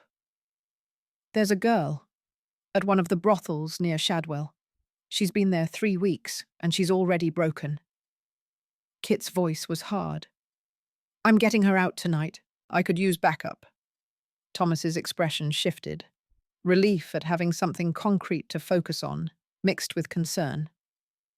That's not part of the Strand investigation. No, it's part of what I do, what I've always done. Kit met his eyes. You said you wanted to understand my world. This is it. Helping women the law ignores because I'm the only one who will. If we're caught, we won't be. I've done this before. Kit leaned forward. But Cobb's been increasing security since I took Polly. He's got more men watching his properties. Having someone to create a distraction, watch my back, it would help. Thomas was quiet for a moment, clearly weighing the decision. Then he nodded. All right. Tell me what you need. They met at midnight in an alley 2 streets from the brothel. Thomas had changed into dark, nondescript clothing. His badge was nowhere visible, but Kit suspected it was tucked in an inside pocket. He couldn't quite let go of it entirely. That's the building, Kit said, pointing to a 3-story structure with barred windows. The girl I'm after is on the 2nd floor, 3rd room from the left. I saw her through the window yesterday. She's alone right now, but that could change. How are you getting in? Same way I always do. Pick the back door lock, move through the house, get her out. Kit checked her lockpicks. But there are 2 guards at the front door. That's where you come in. What do you need me to do? Create a distraction. Get them away from the door for 5 minutes. That's all I need to get in and out with the girl. Thomas studied the building. I could start a fight. Drunk patron causing trouble. Draw them around the corner. That works. But Thomas, Kit caught his arm. If this goes wrong, if we're caught, you can't use your badge. It'll destroy your career and probably get us both killed. Cobb has police on his payroll. If they know you're an inspector investigating Strand, I know. I'll keep the badge hidden. His hand covered hers on his arm. We'll be careful. Both of us. They moved into position. Kit watched as Thomas walked around the corner, stumbling slightly like he'd had too much to drink. He started singing, badly, some bawdy song that made the guards at the door laugh. Then he accidentally bumped into a well-dressed man entering the brothel. The man shoved him back. Thomas shoved harder. Within seconds they were fighting. Thomas making it look real while carefully not doing any actual damage. The guards rushed over to break it up, pulling Thomas and the other man apart. Kit moved. She was across the street and through the back door in seconds. The lock was simple. She'd picked it before when scouting. Inside, the brothel was dimly lit, filled with the sounds she'd learned to hate. Men's voices, women's forced laughter, the creak of beds and the softer sounds of misery. Kit climbed the stairs silently, counting doors. 3rd from the left. She tried the handle, locked, of course. Another quick job with her picks, and the door swung open. The girl inside was young, maybe 16, with dark hair and hollow eyes. She was sitting on the bed in a stained shift, and when she saw Kit, her expression didn't change, like she'd stopped caring what happened to her. I'm getting you out of here, Kit said quietly. Can you walk? The girl just stared at her. Listen to me. I can get you out. I have money, I have papers, I have a place you can go. But you need to move. Now. Finally, something flickered in those dead eyes. Why? Because no one should be here. Because you deserve better. Because I can help. Kit held out her hand. Trust me, please. The girl looked at Kit's hand for a long moment. Then slowly, she reached out and took it. Kit pulled her to her feet, wrapped a cloak around her shoulders to cover the shift. Stay quiet. Stay close. If I tell you to run, you run, and don't look back. Understand? A small nod. They moved through the hallway, down the stairs. Kit could hear Thomas still arguing outside. He was drawing it out, giving her time. They were almost to the back door when a man appeared from one of the rooms. He was big, scarred, clearly someone important in Cobb's operation. His eyes went from Kit to the girl and back again. Where do you think you're going with her? Kit's hand went to her knife. None of your concern. Everything in this house is my concern. The man stepped forward, blocking the door. That girl is property. Paid for, you can't just… Kit didn't let him finish. She drove her knee into his groin, and when he doubled over, she slammed her elbow into the back of his head. He went down hard. Run! Kit grabbed the girl's hand, and they burst through the back door into the alley. Behind them, she heard shouting. The man she'd hit was yelling for backup. They had maybe a minute before this place swarmed with Cobb's men. Kit pulled the girl through the alley, around a corner, through a gap between buildings so narrow they had to turn sideways. She could hear footsteps behind them, getting closer. Then Thomas appeared, materializing from a side street. This way. He led them through a route Kit didn't know, across a courtyard, through a warehouse, out into a different street entirely. The sounds of pursuit faded. They finally stopped in a quiet alley, all three of them breathing hard. Are you hurt? Thomas asked Kit. No. You? Fine. He looked at the girl, his expression softening. What's your name? Mary. Her voice was barely a whisper. Mary, I'm Thomas. This is Kit. You're safe now. He pulled off his coat, wrapped it around her. She was shivering despite the cloak. We're going to take you somewhere safe, all right? Mary nodded, tears starting to stream down her face. Thank you. Thank you. I thought I was going to die there. You're not dying anywhere, Kit said roughly. You're going to live. You're going to get out of London and build a life and forget this place ever existed. They took Mary to Dr. Chen's surgery first, so she could be examined and treated. Then to Father Barrett's church, where she could rest safely while Kit arranged papers and passage out of the city. It was nearly 3 a.m. by the time Kit and Thomas finally left the church. That was good work, Thomas said as they walked. Fast thinking with that guard. You were good too. The distraction bought me enough time. Kit glanced at him. You know you just committed multiple crimes, right? Breaking and entering, assault, aiding an escape from what's technically legal employment.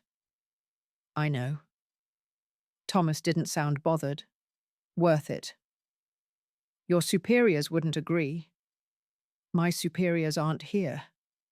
He stopped walking, turned to face her. Kit, what you do, helping these women, it matters, more than most of what I do with my badge. I see that now. There was something in his voice, in his eyes, that made Kit's breath catch. He'd crossed a line tonight, not just in helping her, but in understanding why she did what she did. He'd chosen her work over his obligations to the law, chosen the woman who needed help over the rules that said what they'd done was wrong. You can't keep doing this, Kit said quietly. You're a police inspector. If you keep breaking laws, then I'm no different from you.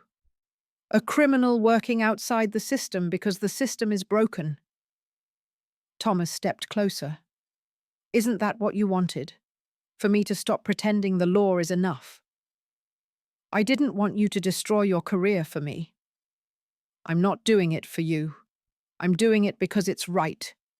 His voice was rough now. Because that girl deserves to be free more than I deserve to keep my hands clean. Because real justice sometimes means breaking rules that shouldn't exist in the first place. Kit's heart was pounding. They were standing too close, the air between them charged with the same energy from that day in the alley. But this time it wasn't anger driving it. It was something else. Recognition. Understanding.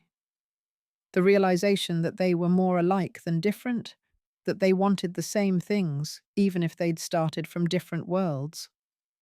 Thomas, I know what you're going to say, that this complicates things, that we need to focus on Strand, that we can't. He stopped, his jaw tight.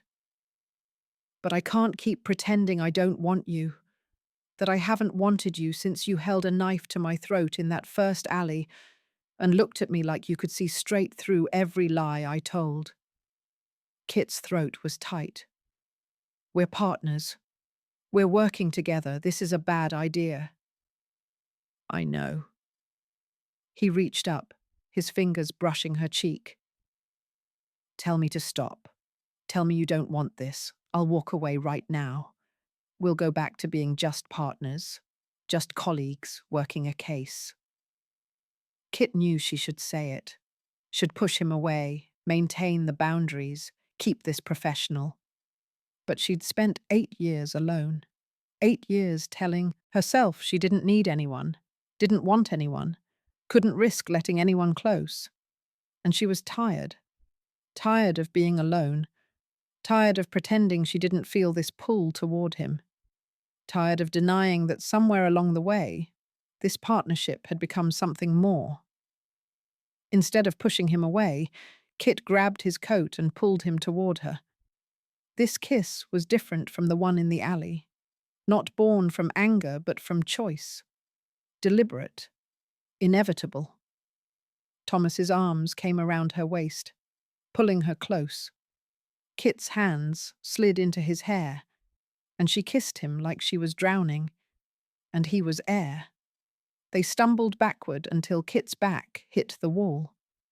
Thomas's mouth moved from her lips to her throat, and Kit gasped, her fingers digging into his shoulders. We should... Thomas's voice was hoarse. We should stop. Yes, Kit agreed, but her hands were already working at the buttons of his shirt. My lodgings, he managed between kisses. Not here, not like this. Kit pulled back, just enough to meet his eyes. Are you sure? No, but I want you anyway. His thumb brushed her lower lip. Do you want this? Kit had never wanted anything more in her life, which should have terrified her, which did terrify her. But fear wasn't enough to make her walk away. Yes, she whispered. They made it to Thomas's lodgings somehow. Kit didn't remember the walk, just Thomas's hand in hers, the few words they exchanged, the way he kept looking at her like he couldn't quite believe this was happening. Inside his room, with the door closed and locked, they came together again. Urgent, desperate, all the careful control they'd maintained for weeks finally shattering. Thomas's shirt came off first, then Kit's dress. His hands were on her skin, and she was pulling him toward the bed, and there was no more room for second thoughts or doubt. This was raw, complicated.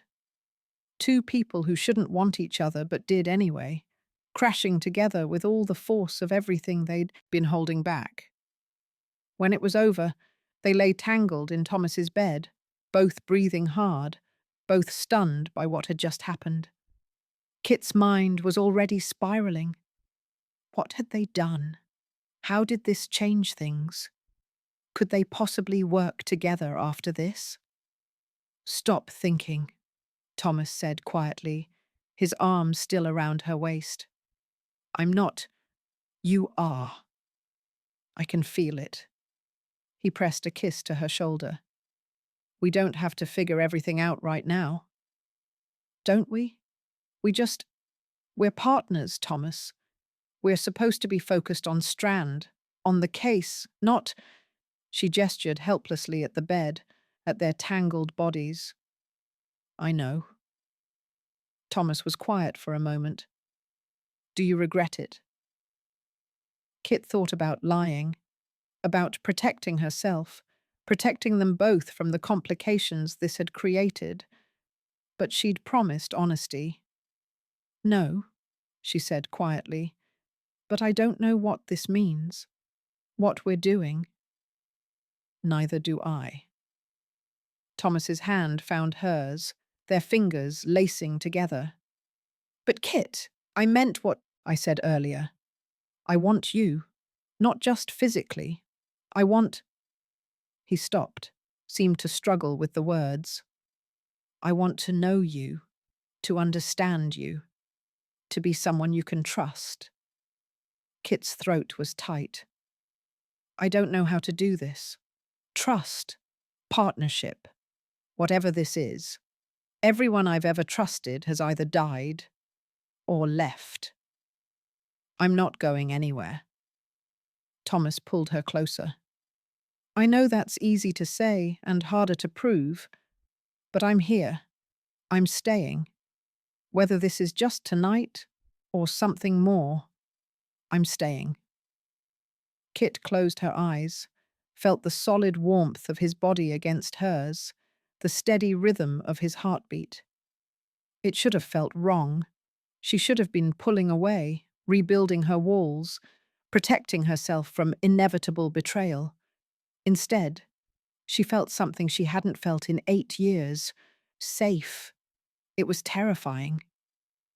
We should sleep, she said, because she didn't know what else to say. All right. Thomas didn't let go of her. Stay, just for tonight. Kit knew she should leave. Should go back to her boarding house, her own bed, the safe isolation she'd built around herself. But she stayed. Let herself be held. Let herself believe, just for a few hours, that maybe she didn't have to be alone anymore. Morning came too quickly. Kit woke to grey light and the realization of where she was. Thomas's arm was still around her waist, his breathing slow and even in sleep. She should slip out, leave before he woke, before they had to face the awkward morning after conversation. Before this became something she couldn't take back. But as she started to move, Thomas's arm tightened. Don't go, he murmured, still half asleep. I have to. People will notice if I'm not back. A few more minutes. He pulled her closer, pressed a kiss to her neck. Please. Kit's resolve wavered. It would be so easy to stay, to pretend this could work, that they could have this and the partnership and somehow make it all fit together. But in the harsh morning light, reality was harder to ignore. Last night was— Kit started. A mistake? Thomas's voice was rough with sleep. I don't know what it was. Kit finally pulled away, sitting up and reaching for her clothes. But we can't let it interfere with the work, with bringing down Strand. Thomas sat up too, watching as she dressed. It doesn't have to interfere. We can— Can what? Be partners and lovers at the same time? Keep this separate from the case? Kit pulled on her dress, not looking at him. That's not how it works, Thomas. Everything gets complicated now. Feelings, decisions, whether we can trust each other's judgment or if we're just— Just what? I don't know. Kit turned to face him, frustration and fear warring in her chest. I don't know what this is or what it means, or how we're supposed to work together after this. I just know that everything is more complicated now. Thomas was quiet for a moment. Then he stood, pulled on his trousers. You're right. It is more complicated. But Kit, look at me. She did, reluctantly. Last night wasn't a mistake, and it doesn't change our partnership. His voice was firm. We still want the same thing, Strand destroyed. We're still working together to make that happen. What's between us personally, we'll figure it out as we go, but we don't let it compromise the work. You make it sound simple. It's not simple, but it's worth trying.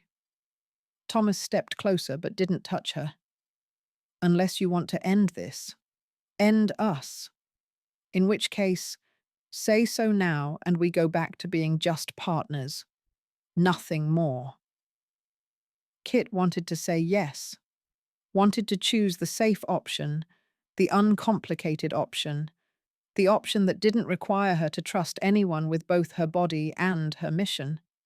But she'd never been good at choosing the safe option. I don't want to end it, she said quietly.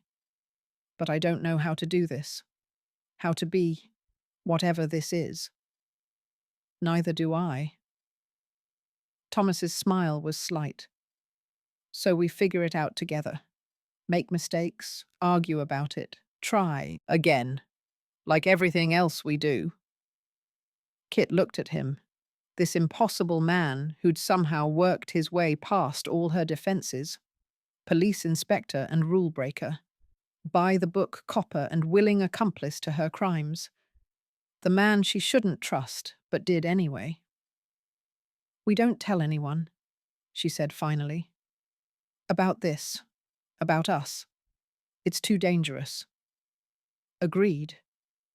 And if it starts interfering with the work, if it becomes a liability, then we address it. Together.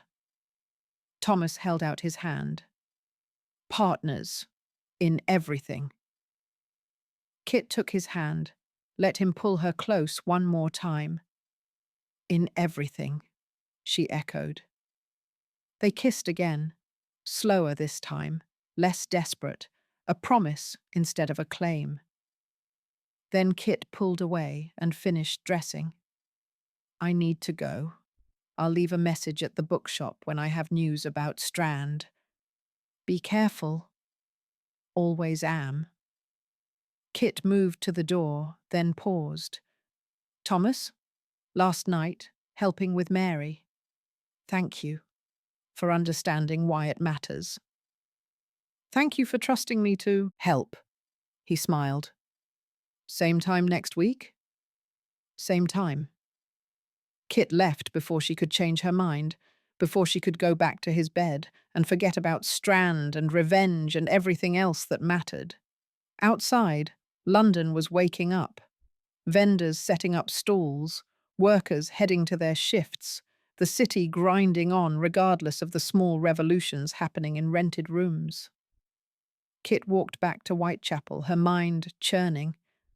Last night had changed things, made them more complicated, more dangerous, more real. She'd broken her own rules, let someone close, let someone see her, touch her, matter to her. It was the stupidest thing she'd done in 8 years, and somehow she didn't regret it. Kit touched the locket beneath her dress, thought about her parents. They'd believed in love, in partnership, in building something together. Her father had married her mother, despite their different social stations. Her mother had stayed with him despite the poverty, the danger, the hard life. Maybe it was in her blood after all. This need for connection, for partnership, for someone to stand beside instead of always alone. Or maybe she was just tired of fighting everything by herself. Either way, Thomas Graves had become more than a partner in bringing down Strand, and Kit would have to find a way to live with that. Even if it terrified her.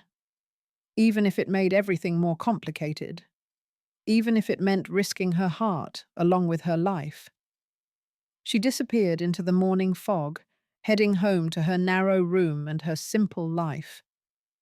But nothing was simple anymore. And for the first time in 8 years, Kit wasn't sure if that was a curse or a blessing. Chapter 14. The Cost of Wanting. 3 weeks passed in a blur of stolen moments and careful deception. Kit would work for Strand during the day, small jobs, gathering information, proving herself reliable. Then she'd meet Thomas at night, sometimes to share intelligence, sometimes just to lose themselves in each other and forget the complicated mess they were making of their lives. They were careful, never met in the same place twice, never arrived or left together. Kit continued sleeping in her boarding house most nights, only staying at Thomas's lodgings when she was sure no one would notice. But people always noticed.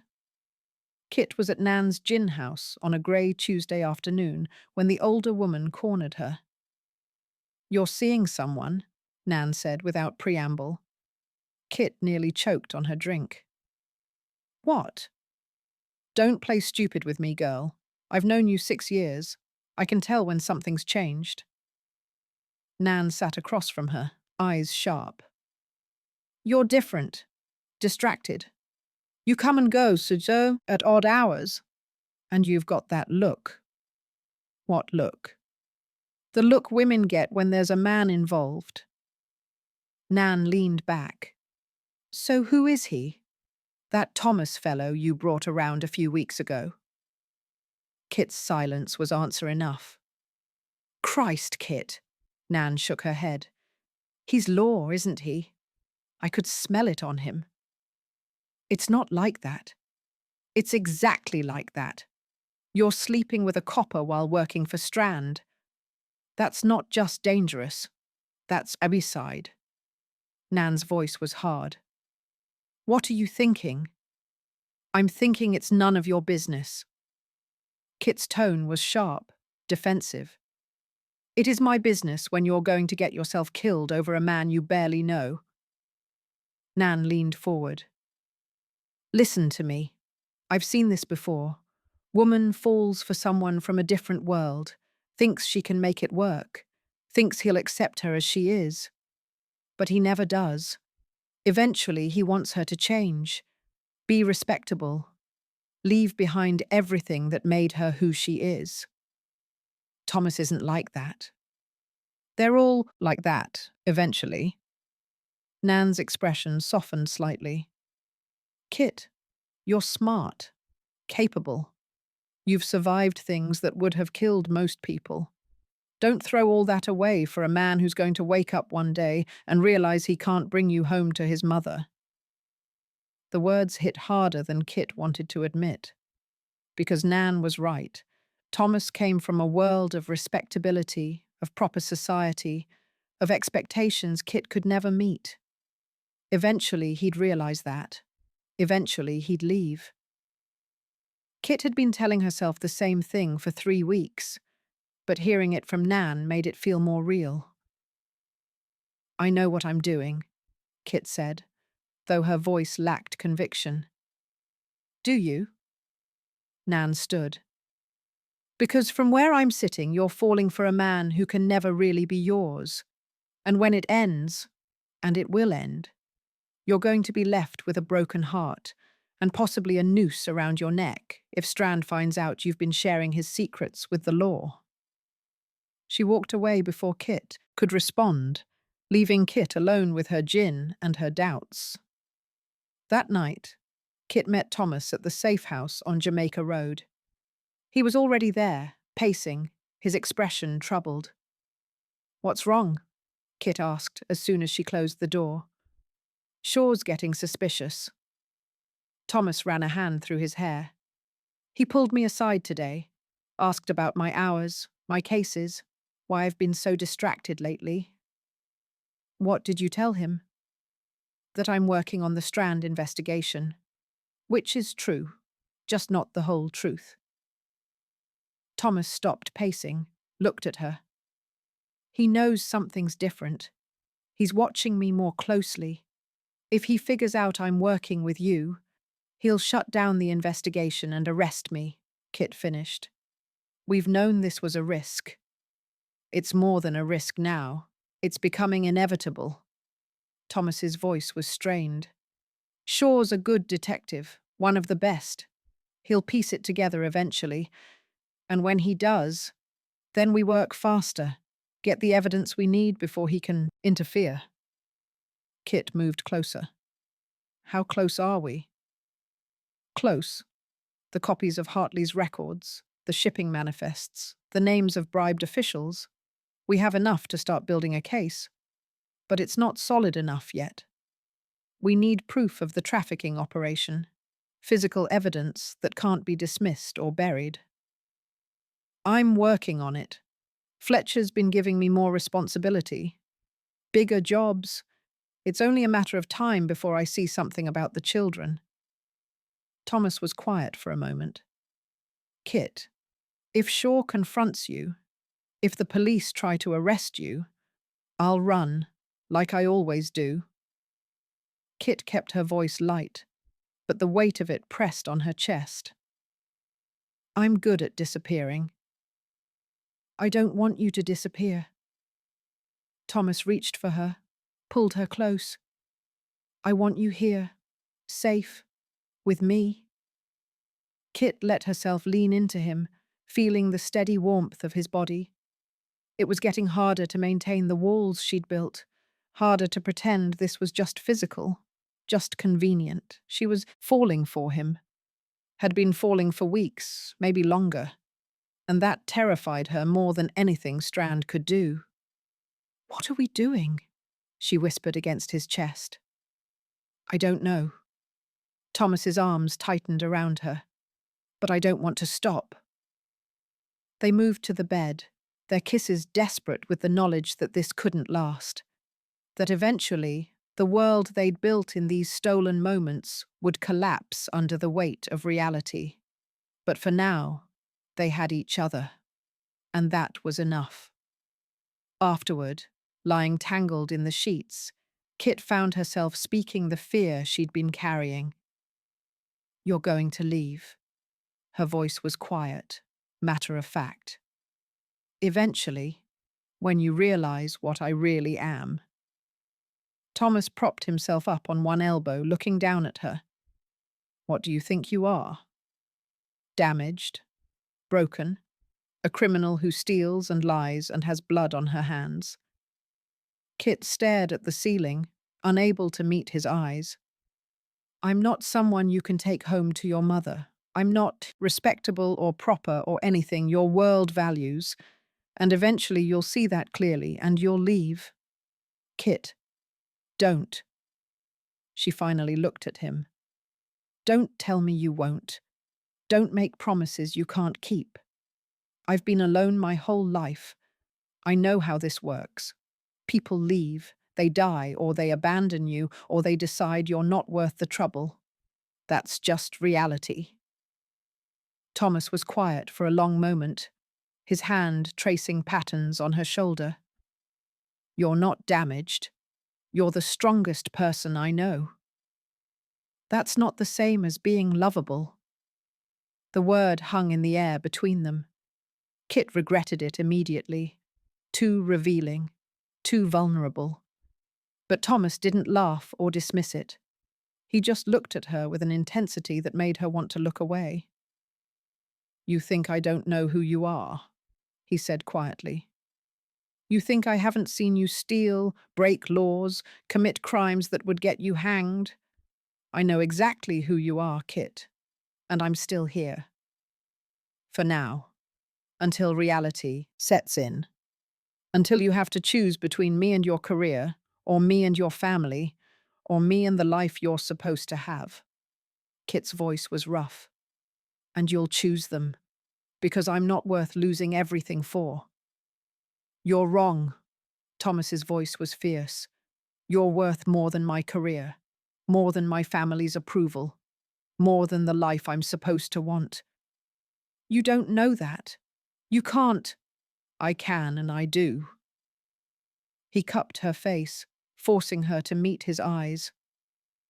Kit, I don't want you to change.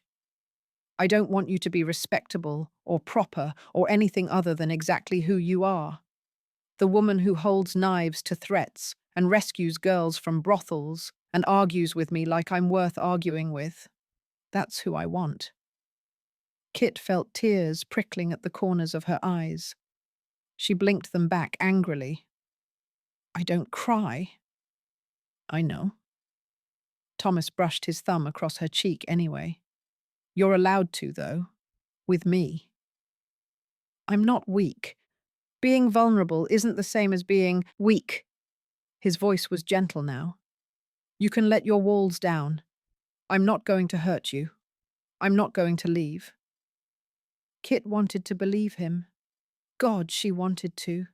But years of survival had taught her that trusting promises was how you got destroyed. Everyone leaves, she whispered. My father died. My mother died. Bess won't work with me anymore. Even Nan thinks I'm making a mistake with you. Everyone always leaves. I'm not everyone. Thomas kissed her forehead, her cheeks, her mouth. I'm staying, even when it's hard, even when you push me away. I'm staying. Kit pulled him down to her, kissing him with all the desperate hope and terrified fear churning in her chest. If this was going to end, and part of her still believed it would, at least she'd have these moments to remember. They made love again, slower this time, less desperate, more deliberate, like they were both trying to memorize each other, to hold on to something that felt increasingly fragile. After, Kit lay in Thomas's arms and let herself believe, just for a moment, that maybe he was telling the truth, that maybe he really would stay. It was the most dangerous thing she'd done yet. The confrontation with Inspector Shaw came 3 days later. Thomas had mentioned him before, the mentor who'd trained him, who believed in law and order and doing things by the book. Kit had never met him, never wanted to. Shaw represented everything about the police force that had failed her family. But she knew Thomas respected him, looked up to him, and that made Shaw dangerous in a different way. Thomas told her about it that night, his voice tight with frustration. He cornered me after shift, asked point blank if I was working with someone outside the force on the Strand investigation. Kit's blood went cold. What did you say? I denied it. Told him I was working alone, following standard procedures. Thomas paced the small room. He didn't believe me, said my behavior has changed, that I'm hiding something, that he's concerned I'm compromising the investigation. He's right to be concerned. I know, but I can't tell him the truth. He'd shut everything down immediately. Arrest you, bury the evidence we've gathered, end the whole operation. Thomas stopped pacing, looked at her. He's a good man, Kit. Honest, dedicated, one of the few incorruptible officers on the force. But he's also rigid. He believes the law is sacred, that working outside it, even for good reasons, is unacceptable. So what are you going to do? Keep lying to him, keep hiding what we're doing. Thomas's expression was pained. He's been like a father to me, trained me, guided me, believed in me. And now I'm lying to his face because I know he'd never understand this partnership. Kit heard the guilt in his voice, saw the conflict written across his face. You could tell him the truth. And lose you? Lose the best chance we have at bringing down Strand? Thomas shook his head. No, I've made my choice. I just hate that it means betraying someone I respect. Kit understood that. The cost of their partnership wasn't just the risk of arrest or death. It was the slow erosion of everything they'd been before. Thomas's relationship with his mentor, Kit's careful isolation, the certainties they'd both clung to about who they were and what they stood for. They were changing each other, and that was terrifying. The final blow came on a Friday evening. Kit was leaving Thomas's lodgings, carefully checking to make sure no one was watching, when she nearly collided with a woman on the stairs. The woman was older, maybe 50, impeccably dressed in dark silk, with a hat that probably cost more than Kit earned in a month. Her face was handsome but severe, her posture rigid with the kind of confidence that came from money and social position. She looked at Kit with barely concealed disdain, taking in the East End clothes, the calloused hands, the practical boots. "Excuse me," Kit said, trying to move past. "Wait." The woman's voice was cultured, cold. "You were in my son's room." Kit's stomach dropped.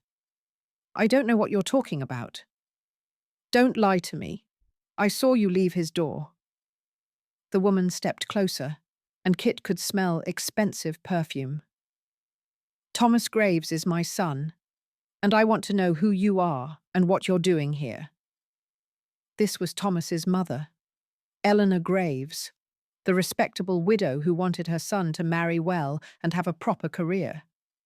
Kit could see now where Thomas got his eyes, his posture, but where his face held warmth and life, his mother's was carved from ice. "I'm no one," Kit said, "just someone who needed help with a legal matter." At this hour, leaving his private lodgings? Eleanor's lip curled. "I wasn't born yesterday, girl. I know what you are, what this is." Kit's jaw tightened. "Then you know it's none of your business." "It's absolutely my business when my son is throwing away his career and his future for a common—" Eleanor stopped herself, but the implication was clear. "Say it," Kit said quietly, dangerously. "Common what? Thief? Criminal? Whore?" "All of the above, I imagine." Eleanor's voice was like cut glass. "Whatever you think you mean to my son, whatever you think this is, it ends now. Thomas has a future. A real future, not tangled up with street trash who'll drag him down to your level." Kit wanted to argue, wanted to defend herself, to explain that she and Thomas were partners, that they were working together for something that mattered. But the words stuck in her throat. Because Eleanor wasn't entirely wrong. Kit was dragging Thomas down, making him compromise his career, lie to his mentor, break the laws he'd sworn to uphold. "I'm trying to help him," Kit said instead. "We're working. I don't care what you think you're doing. I care that my son is risking everything for someone who can never be part of his world." Eleanor stepped closer, her voice dropping to a hiss. "You will leave him, Alan. You will stop whatever this is, because if you don't, I will make it my mission to destroy you. I have connections, resources. I can make sure you're arrested, deported, or worse. Do you understand?" Kit understood perfectly. This was what power looked like, the ability to destroy someone's life with a few words to the right people. Eleanor Graves could do everything she threatened and more. "Thomas knows who I am," Kit said, keeping her voice steady. "What I am. He chose that. He's infatuated. Men are foolish that way. But infatuation fades, and when it does, he'll realize what he's given up for someone like you." Eleanor's smile was cruel. "Save him the trouble. Leave now, before you ruin him completely." Kit wanted to tell her to go to hell, wanted to stand her ground, refuse to be intimidated. But Nan's words echoed in her head. Eventually, he wants her to change, be respectable, leave behind everything that made her who she is. And now here was Thomas's mother, confirming every fear Kit had harbored. She would never fit into his world. His family would never accept her. Eventually, the gap between them would become too wide to bridge. "Get out of my way," Kit said, pushing past Eleanor on the stairs. "Think about what I said, girl. Think about what's best for Thomas." Eleanor's voice followed her down. "If you really care about him, you'll let him go." Kit didn't respond. She just kept walking, out of the building, into the street, her mind churning. Eleanor was right about one thing.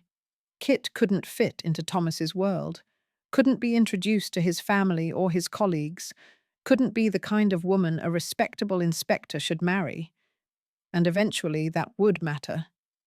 Eventually, Thomas would have to choose between his life and hers. And he'd choose his life, because she wasn't worth losing everything for. Kit had been telling herself that for weeks, but having it confirmed by Thomas's own mother made it real in a way it hadn't been before. Thomas found her 2 hours later at the safe house on Jamaica Road. Kit had left a chalk mark on the lamppost, the signal for urgent meeting. He burst through the door, worry etched on his face. "What's wrong? Are you hurt?" "No, but we need to talk." Thomas closed the door, studied her face.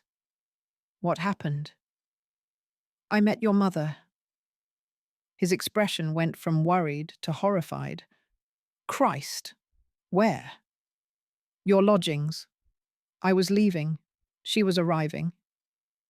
Kit kept her voice flat, unemotional. "She made it very clear what she thinks of me, and what she'll do if I don't leave you alone." Thomas's hands clenched into fists. "What did she say?" "The truth, mostly. That I'm dragging you down. That I can never be part of your world.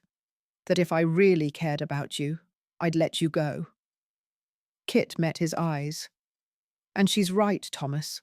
I am ruining your career. Making you lie to shore. Compromising everything you've worked for. That's my choice." "Is it? Because your mother is willing to use her connections to have me arrested or worse. And she can do it. We both know she can." Kit's voice was steady, but her hands were shaking. She shoved them in her pockets. "This was always going to end badly. I just didn't want to admit it." "Kit." "No." Thomas moved closer. "Don't listen to her. She doesn't understand. She understands perfectly. I'm not someone you can take home. I'm not respectable or proper or anything your family wants for you." Kit forced herself to say the words she'd been avoiding.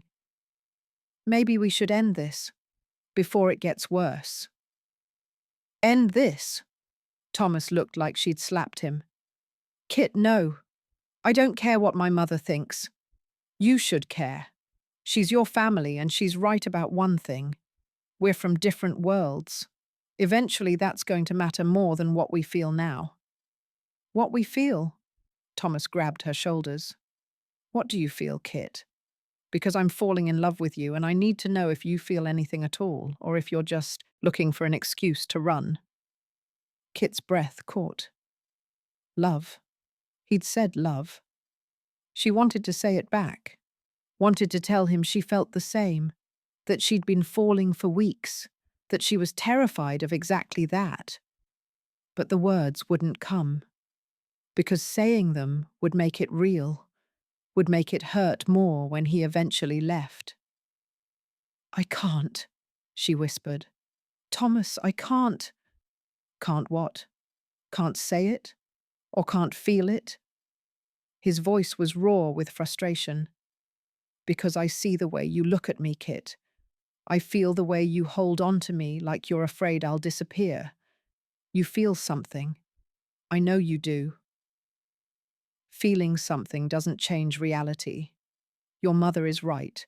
I'm going to destroy your career, your reputation, your future. If you stay with me, you'll lose everything." "I don't care about everything. I care about you."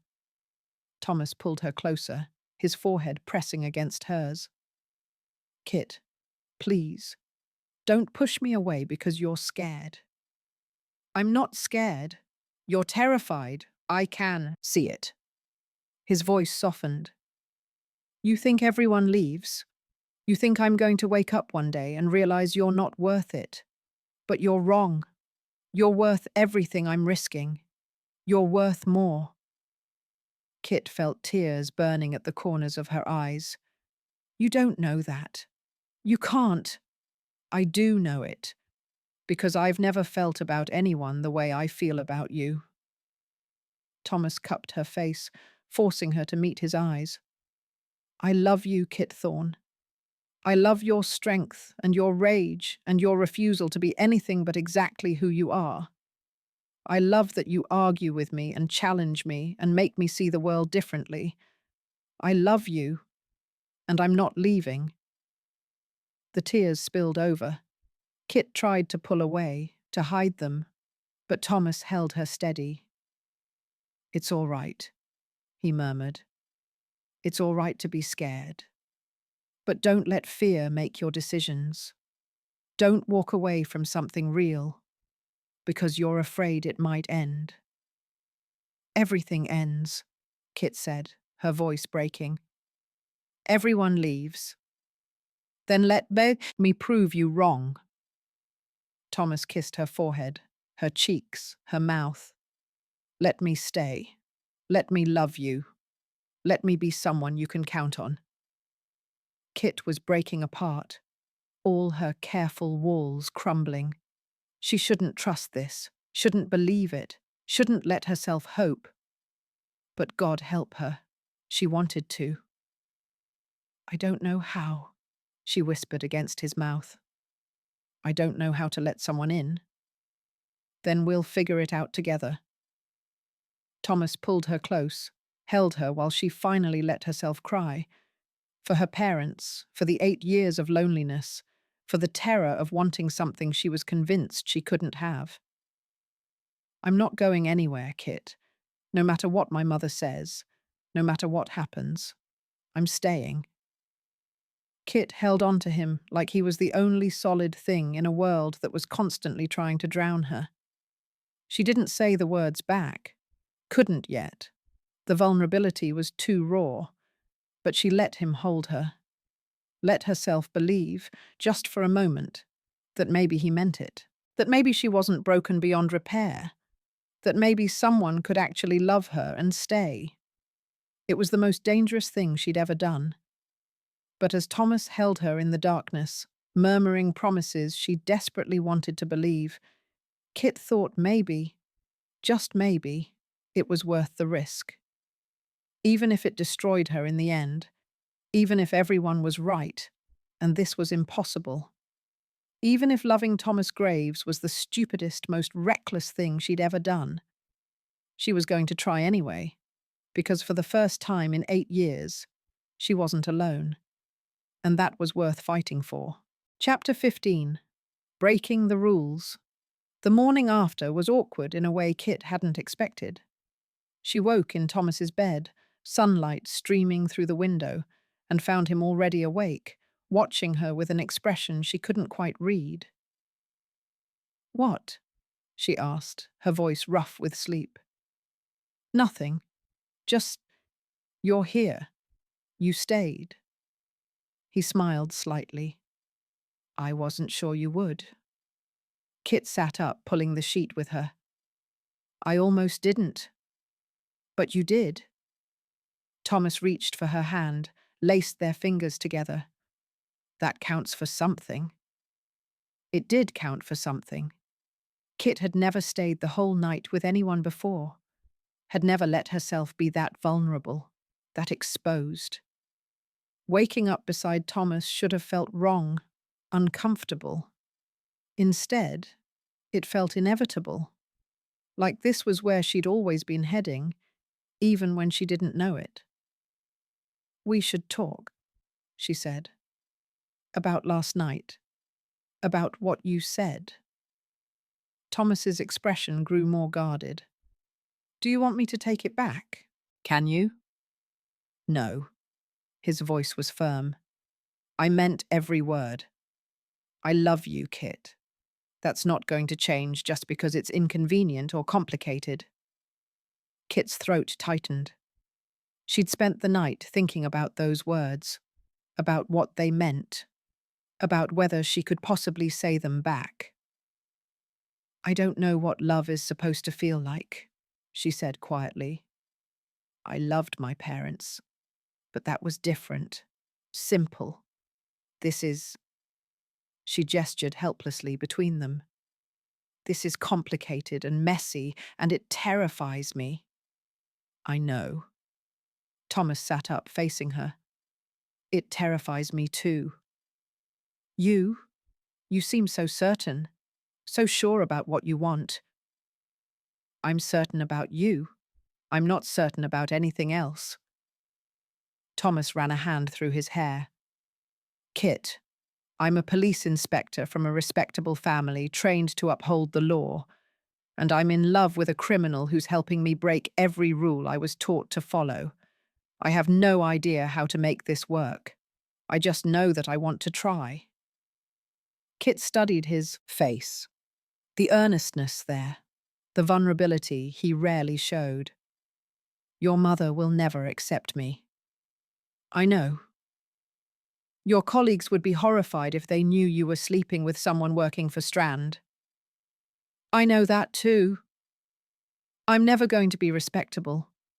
I'm never going to fit into your world. Kit's voice was hard now, defensive. I won't change, Thomas. I can't be the kind of woman you're supposed to want.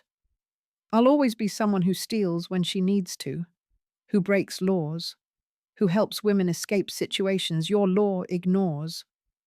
That's who I am. I know. Thomas moved closer, his hands finding hers. And I don't want you to change. I don't want you to be respectable or proper or anything other than exactly who you are right now. You say that now. I mean it. His voice was fierce. Kit, listen to me. You think I don't know who you are?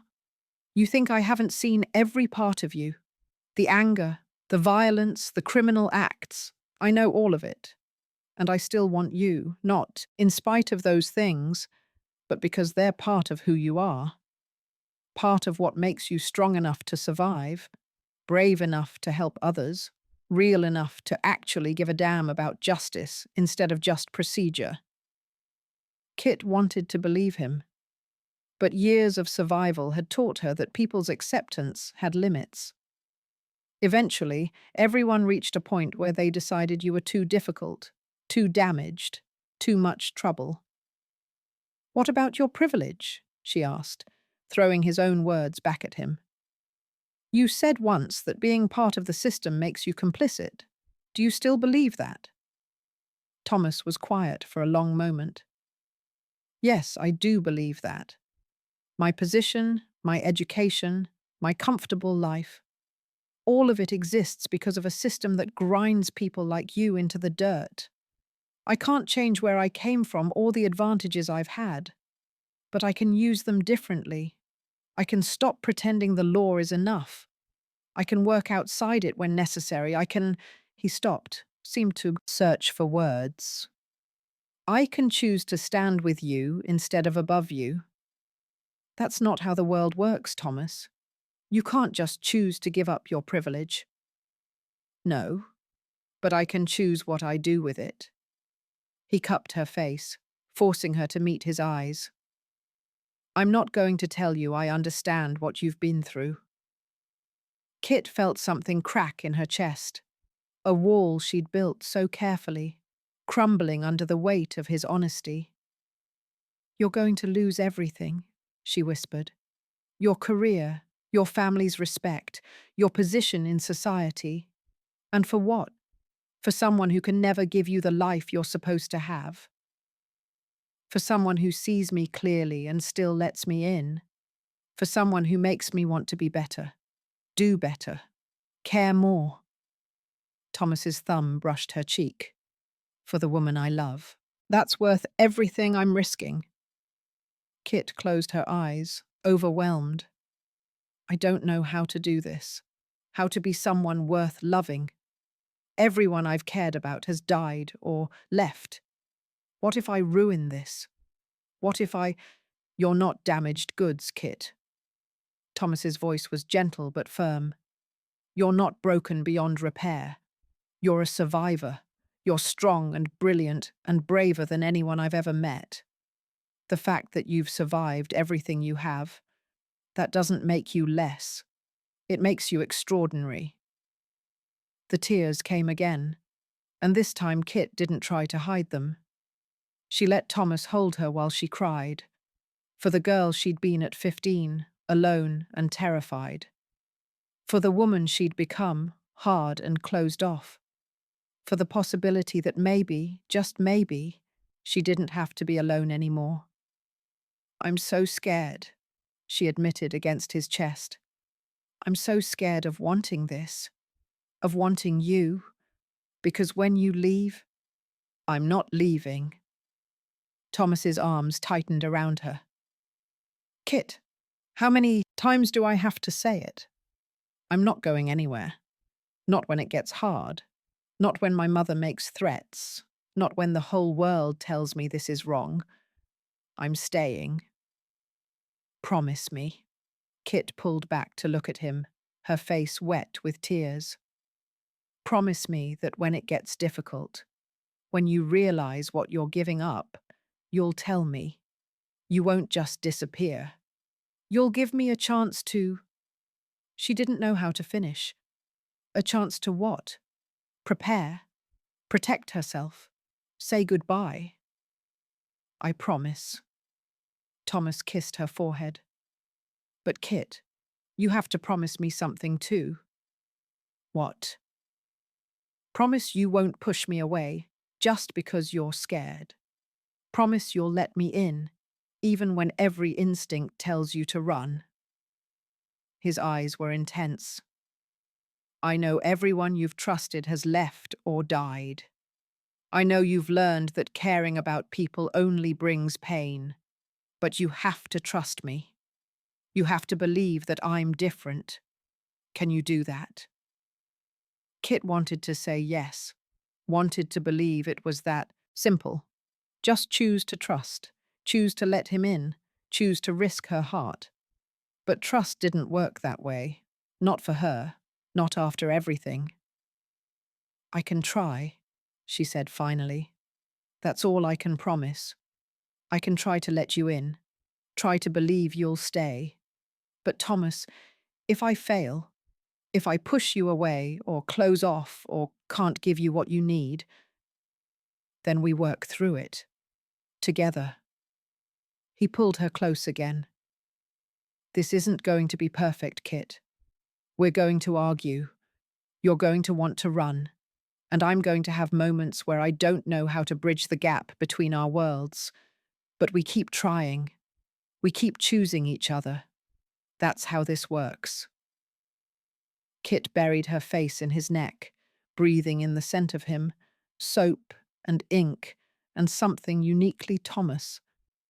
She'd spent 8 years convinced she'd never have this, never want this, never risk the vulnerability it required. But here she was, crying in the arms of a man she was terrified to love. Admitting fears she'd never spoken, aloud, letting someone see the broken, scared parts of her she usually kept hidden. It was the most dangerous thing she'd ever done. "I think I love you," she whispered, the words barely audible. "I'm not sure. I don't know what it's supposed to feel like. But when I'm with you, I feel—" She struggled for words. "Safe. Seen. Like maybe I'm not just surviving anymore. Like maybe there's something more." Thomas went very still. Then he pulled back to look at her, his eyes bright. "Say that again." "Which part?" "The part where you love me." Kit felt her face heat. "I said I think I love you. That's not the same. It's close enough." Thomas kissed her, deep and slow and thorough. When he pulled back, he was smiling. "I'll take, I think I love you, for now." "For now?" "Until you're sure." He brushed the hair from her face. "I can wait. I'm patient." Kit laughed, slightly watery, but genuine. "You're not patient. You're stubborn." "I prefer determined." Thomas kissed her again, lighter this time. "But yes, I'm stubborn, especially about things that matter. And you matter, Kit Thorne, more than you know." They stayed in bed for another hour, talking quietly about things that had nothing to do with Strand or the case. Thomas told her about his childhood, the private schools, the expectations, the pressure to follow in his father's footsteps. Kit told him about her parents, her father's laugh, her mother's gentle hands, the small happiness they'd had before Strand destroyed it. It was intimate in a way Kit had never experienced. Not physical intimacy, though there was that too, but emotional. The kind of closeness that came from letting someone see you completely and having them stay anyway. Finally, reluctantly, they rose and dressed. The real world was waiting. Strand's operations, Shaw's suspicions, the dangerous game they were both playing. "I need to see Webb tonight," Kit said as she pulled on her dress. "He's got a job for me, something about retrieving documents from a solicitor's office." "Be careful." Thomas was buttoning his shirt, his expression already shifting to the careful mask he wore for work. "Webb's smart. If he suspects you're feeding information to anyone, he won't." Kit checked her lockpicks, tucked them into her pocket. "I've been careful. Always." "I know, but Kit," Thomas caught her hand. "After what happened with my mother, after Shaw's suspicions, we need to be even more careful about being seen together, about how we communicate. If anyone connects us, they won't." Kit squeezed his hand. "I know how to be invisible. It's what I'm good at." Thomas pulled her close one more time, kissed her like he was memorizing the taste of her. "When can I see you again?" "Thursday. Same time, same place." Kit pulled away before she could lose her resolve. "Unless something comes up with Strand, then I'll leave a message at the bookshop." "All right." Thomas walked her to the door.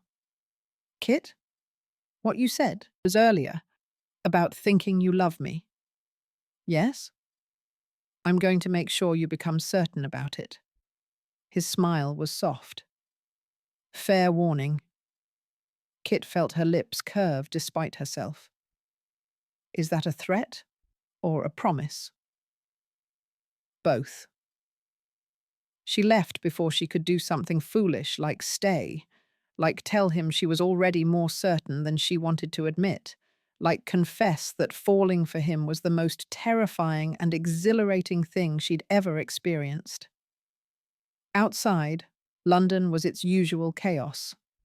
Kit walked through it automatically, her mind still on Thomas's words. "I love you. I'm not leaving. You're not damaged." She wanted to believe him. God, she wanted to.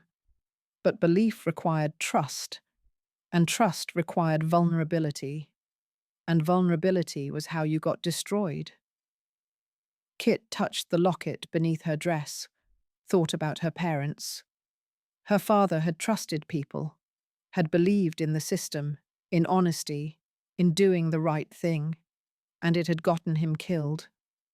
But he'd also loved her mother, had built a life with her despite their different backgrounds, had been happy, even in poverty, because they'd had each other.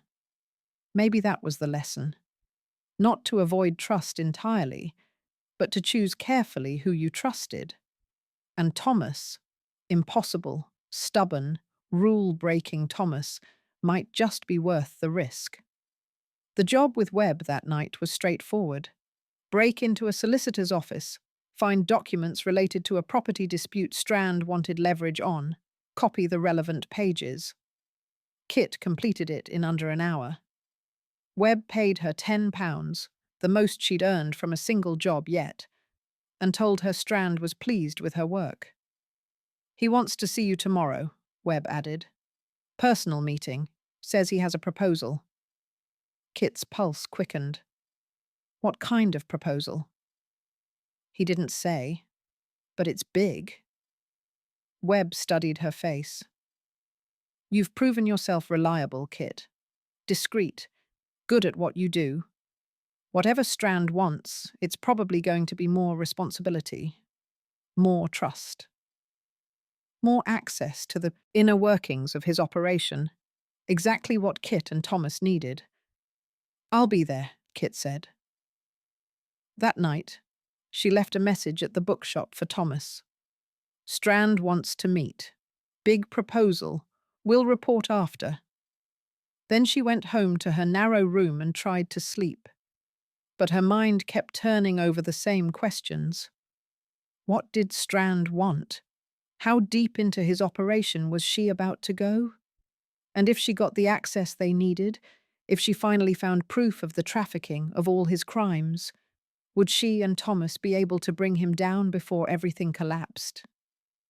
Kit touched the locket, thought about her father. 8 years she'd been planning this, 8 years of rage and careful preparation. Now she was close, closer than she'd ever been. But the stakes had changed. It wasn't just about her vengeance anymore. It was about the children being trafficked, the women trapped in brothels, the people Strand destroyed every day he remained in power. And it was about Thomas, about the partnership they'd built, the trust they were learning, the terrifying possibility of a future together if they survived this. Kit had spent 8 years alone, convinced that was the only way to survive. But now she had allies, had someone who loved her, had reasons beyond rage to see this through. It should have made her stronger. Instead, it made her more afraid, because now she had something to lose. Kit closed her eyes and tried to sleep. Tomorrow she'd meet with Strand, would smile and nod and pretend to be nothing more than a competent thief looking for work. And then she'd bring every piece of information back to Thomas, would help him build the case that would destroy the man who'd killed her father. Together. That word had never meant much to Kit before, had been something other people had. Partnerships, families, alliances. But now she understood it, felt it in her bones. She wasn't alone anymore, and that changed everything. For better or worse, Kit Thorne was in love with a police inspector who was helping her destroy a criminal empire. It was impossible, complicated, dangerous beyond measure, but it was also real. And maybe, just maybe, it was worth every risk they were taking. Kit finally slept, dreaming of her father's face, Thomas's hands, and the moment when Strand would finally fall and she could start building something instead of just destroying. It was a dangerous dream. But for the first time in 8 years, Kit let herself believe it might actually come true. Chapter 16. The Inner Circle. The meeting with Strand was at his Mayfair Club again. But this time Kit was brought to a different room, smaller, more private, with maps spread across a table and ledgers stacked on shelves. Fletcher was there, along with 2 men Kit didn't recognize. One was older, maybe 60, dressed like a gentleman, but with the scarred knuckles of someone who'd fought his way up from nothing. The other was younger, sharp-eyed, carrying himself with military precision. Strand gestured Kit to a chair. "Miss Thorne, thank you for coming. I believe you know Mr. Fletcher. These are my other senior associates. Mr. Graves handles our shipping logistics, and Captain Reynolds manages our security operations." Kit nodded to both men, filing away the names. Graves. No relation to Thomas, surely. It was a common enough name. "We've been watching your work," Strand continued. "The Hartley job was excellently executed. The solicitor's office last night, clean, professional, no complications. You've proven yourself reliable." "I aim to be useful," Kit said. "More than useful. You've shown discretion, intelligence, and skills we need." Strand moved to the table, gesturing at the maps. "My operation is expanding. New routes, new partnerships, new opportunities. But expansion requires trust, Requires people who can handle sensitive operations without supervision. Kit leaned forward, studying the maps. They showed shipping routes from London to Amsterdam, Hamburg, Rotterdam. Red marks indicated ports. Blue lines showed routes. It was a comprehensive smuggling network. "What kind of operations?" she asked. "Various types. Some require entering homes or offices to acquire information. Others involve moving cargo that needs to avoid customs inspection. Still others—" Strand paused, choosing his words carefully. "Require transporting valuable items that can't be entrusted to ordinary smugglers." Valuable items. Children, Kit thought, her stomach turning. But she kept her expression neutral. "I can handle sensitive work," she said. "I believe you can, which is why I'm offering you a position as one of my senior operatives." Strand's eyes were sharp, assessing. "You'd work directly with Fletcher and the others. Handle the jobs that require finesse rather than muscle. The pay would be substantially better. £50 a month, plus bonuses for successful operations." £50. More money than Kit had ever earned. More importantly, access to Strand's inner circle, to the information Thomas needed. "What would you require from me?" Kit asked. "Loyalty, discretion, complete commitment to the organization." Strand's voice hardened. "You'd be privy to information that could destroy everything I've built. If you betray that trust, I understand." Kit met his eyes. "I don't talk. I don't betray employers. It's bad for business." "We'll see." Strand gestured to Fletcher. "You'll start with Mr. Fletcher. He'll bring you into the more sophisticated operations, teach you our procedures. After a month, if you've proven yourself, you'll have access to all aspects of the business." All aspects, including the trafficking. "When do I start?" Kit asked. "Tonight." Fletcher stood. "We have a shipment coming in. High value requires careful handling. Miss Thorne will observe, learn our protocols." Strand nodded. "Excellent. Welcome to the inner circle, Miss Thorne. Don't make me regret it." Kit left the meeting with her mind racing. She needed to tell Thomas immediately. This was the breakthrough they'd been waiting for. Access to Strand's senior operations, to his shipping routes, to everything. But she had to be careful. Fletcher would be watching her closely now, looking for any sign of betrayal. She went to the bookshop first, left a coded message. "In the inner circle. Meeting tonight. Urgent." Then she spent the afternoon preparing. She checked her lockpicks, her knife, made sure she had paper and pencil, hidden in her coat for taking notes. Whatever she learned tonight needed to be documented precisely. Thomas found her at the safe house at 6 o'clock. He burst through the door, his expression intense. "Tell me everything," he said without preamble. Kit described the meeting, Strand's offer, Fletcher's role, the maps she'd seen. Thomas pulled out his notebook, taking notes rapidly. "Shipping routes to Amsterdam and Hamburg," he muttered. "That matches the manifests I found. If you can get the exact schedules, the ship names—" "I will. But Thomas, there's poor." Kit pulled out the rough sketch she'd made of the maps from memory. "Strand mentioned valuable items that can't be entrusted to ordinary smugglers.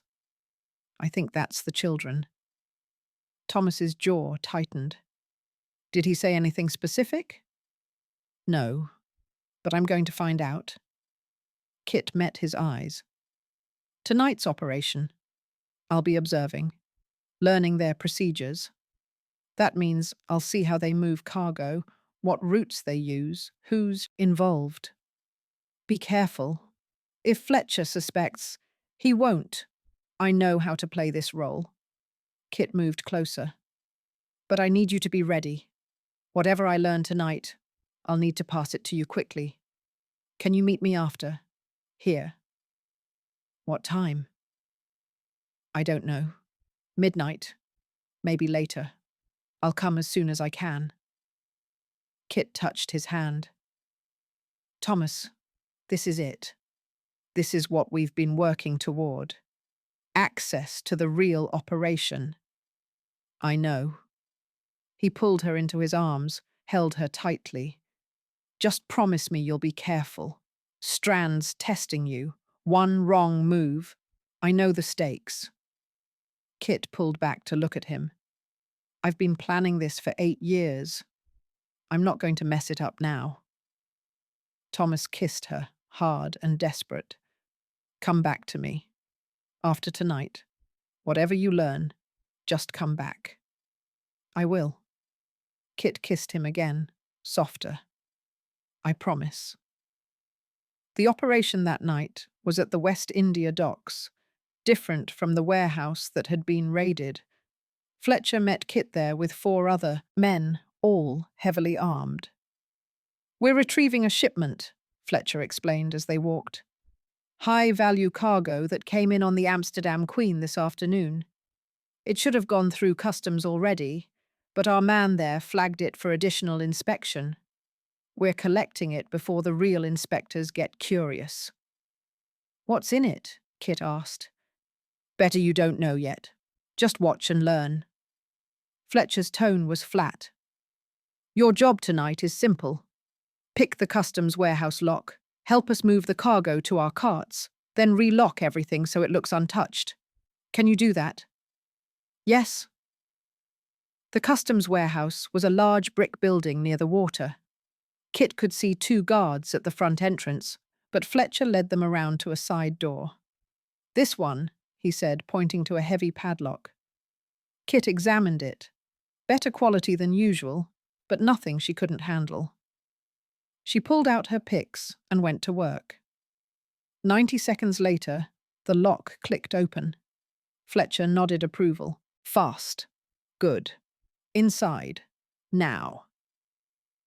The warehouse was dark and cavernous, filled with crates and barrels stacked to the ceiling. Fletcher lit a lantern, and the men spread out, searching. There, one of them called, pointing to a section marked with blue chalk. 6 crates, each about 4 feet square, marked with shipping labels that said Textiles, Amsterdam. But when Fletcher pried one open, Kit saw the contents, packages wrapped in oilcloth, each about the size of a loaf of bread. Opium, raw opium, probably worth a fortune. The men worked quickly, loading the crates onto handcarts they'd brought. Kit helped, her mind cataloguing details. The shipping labels showed the Amsterdam Queen, arrival date 2 days ago, consigned to a fictional textile company. The crates weighed wrong for textiles, too heavy, wrong distribution. Evidence. All of it, evidence Thomas could use. Fletcher closed the last crate, turned to Kit. Now we move them to the real warehouse. 3 streets from here, you'll see Jack. Help with that too.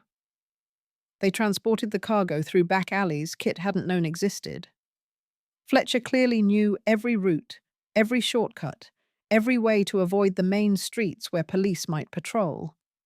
The real warehouse was unmarked, anonymous. Inside, Kit saw more crates, all marked similarly. This was where Strand stored his smuggled goods before distribution. This is one of 3 main storage points, Fletcher said, watching Kit's face. The others are in Shadwell and Limehouse. Strand rotates between them, moves cargo frequently so no single location becomes too obvious. Kit nodded, memorizing it all. After the cargo was stowed, Fletcher locked up and dismissed the men, but he gestured for Kit to stay. You did well tonight, he said. Fast with the lock, didn't ask stupid questions, helped move the cargo efficiently. Thank you. But I'm watching you. Fletcher's eyes were cold. Strand trusts too easily sometimes, sees potential and ignores risk. I don't. So let me be clear.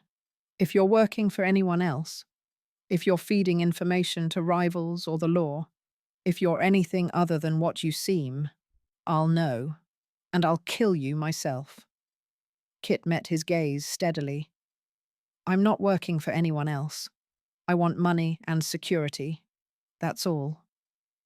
We'll see. Fletcher started walking. Next operation is in 3 days. Strand will send word. Be ready. He left Kit standing in the alley, her heart pounding. Fletcher suspected something. Not specifically, not yet. But his instincts were good. She'd have to be even more careful going forward. Kit waited until she was sure Fletcher was gone, then started the long walk to the safe house. It was past midnight, fog rolling in from the Thames, but she walked quickly, mind already organising what she'd learned. Thomas was waiting when she arrived, pacing the small room. Kit, thank God. He pulled her into his arms. You're all right? I'm fine, but we don't have much time. I need to tell you everything, before I forget details. Kit pulled out the paper and pencil she'd brought, sat at the table. The ship is called the Amsterdam Queen. Arrived 2 days ago. Cargo labelled as textiles, but actually opium. 50, maybe 60 pounds of it. Stored in a warehouse 3 streets from the docks. She drew a quick map. Unmarked building, blue door. Fletcher said it's one of 3 main storage points. The others are in Shadwell and Limehouse. Thomas pulled out his own notebook, copying everything she said. The ship name is crucial. I can track its manifests, see if there's a pattern. If they're using it regularly for smuggling, they are. Fletcher mentioned this was a routine pickup, not unusual. Kit kept writing, sketching. The customs inspector is bribed. Fletcher called him our man. If you can identify who was on duty today, I can pull the duty rosters. Thomas was writing rapidly. Kit, this is excellent. This is exactly what we need to prove the smuggling operation. There's mush. Kit described the route they'd taken, the ways Fletcher knew to avoid patrols. He's been doing this for years. Knows every alley, every blind spot. Someone's been telling him where the police patrol. Another bribed officer. Thomas's voice was grim. I'll cross-reference patrol routes with the paths you described, if I can identify who's been feeding Strand information. They worked for 2 hours, Kit describing everything she'd seen, and Thomas documenting it meticulously.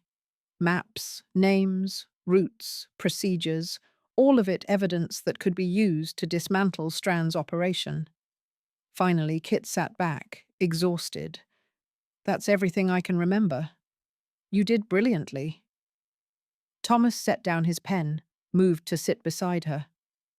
This is more than I've gathered in 6 months of investigation.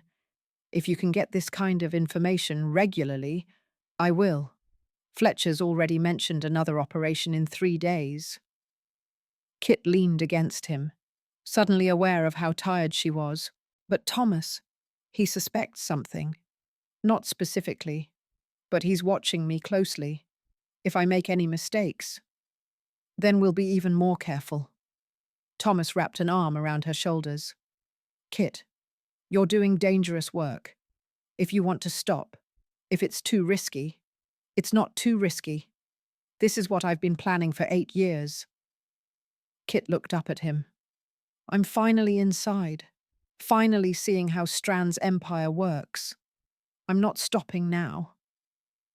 Thomas was quiet for a moment. You're sure? Because if Fletcher suspects, if Strand turns on you, I'm sure. Kit touched his face. We're close, Thomas. Closer than we've ever been.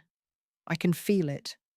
A few more operations, a few more pieces of information, and we'll have everything we need to destroy him. All right. Thomas pulled her closer. But promise me something. What? If anything feels wrong, if you sense real danger, you get out. You don't stay to gather more evidence. You don't try to be brave. You run, and you come to me. His voice was intense. I'd rather lose the case than lose you. Kit's throat tightened. A month ago, she would have dismissed that as sentiment, would have said the case mattered more than her individual safety. But now, with Thomas looking at her like she was something precious, something worth protecting, she understood what he meant and why it mattered. I promise, she said quietly. If it gets too dangerous, I'll run. They sat in silence for a moment, holding each other. Outside, London's night sounds filtered through the walls, distant voices, the rattle of carts, a woman's laughter cut short. You should sleep, Thomas said finally. It's late, and you've had a long night. So have you. Kit didn't move from his arms. And I don't want to go back to my boarding house yet. Can I stay? Always. Thomas stood, pulled her toward the small bed. Stay as long as you want. They lay down together, still dressed, too tired for anything but holding each other. Kit rested her head on Thomas's chest, listening to his heartbeat. We're really doing this, she murmured. Building a case. Working together. Making progress. We are. Thomas's hand moved through her hair. You and me against Strand. We're going to win, Kit. I can feel it. Kit wanted to believe that, wanted to trust that their partnership would be enough, that their combined effort would bring Strand down. But she'd learned the hard way not to count on victory until it was certain. Don't jinx it, she said. Thomas laughed quietly. I'm not jinxing anything. I'm just hopeful. For the first time in months, I feel like we're actually making progress instead of just gathering scraps of information. He was right. Tonight had been a breakthrough. Real, concrete evidence. Access to Strand's inner operations. The kind of information that could build an actual case instead of just suspicions. Thank you, Kit said. For what? For believing in this. In us. In the possibility that we could actually work together and succeed. Kit shifted to look at him. I couldn't have done this alone. I thought I could, but I was wrong. I needed you. Thomas's expression softened. I needed you too. Still need you.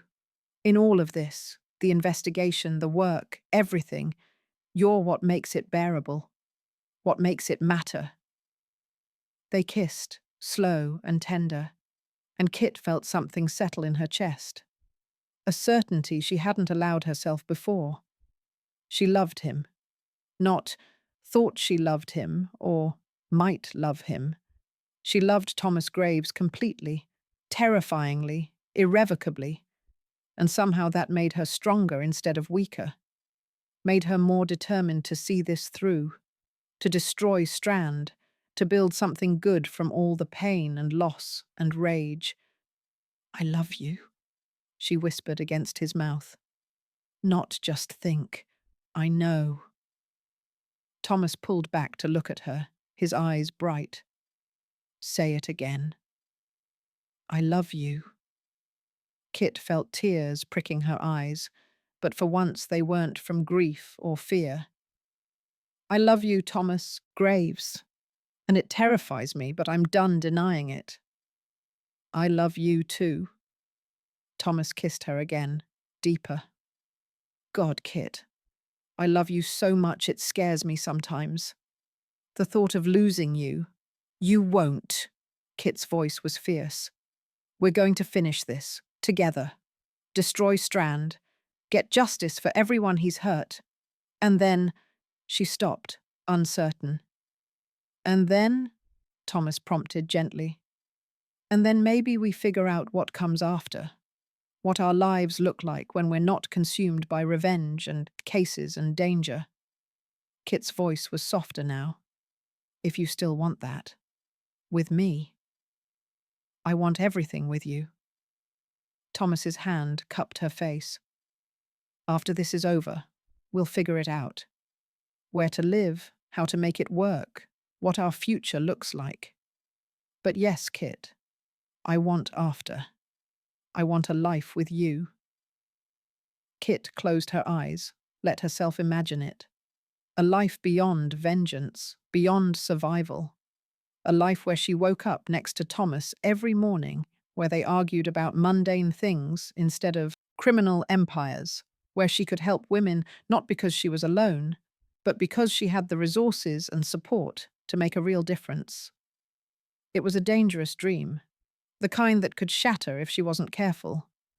But for the first time in 8 years, Kit let herself believe it might actually be possible.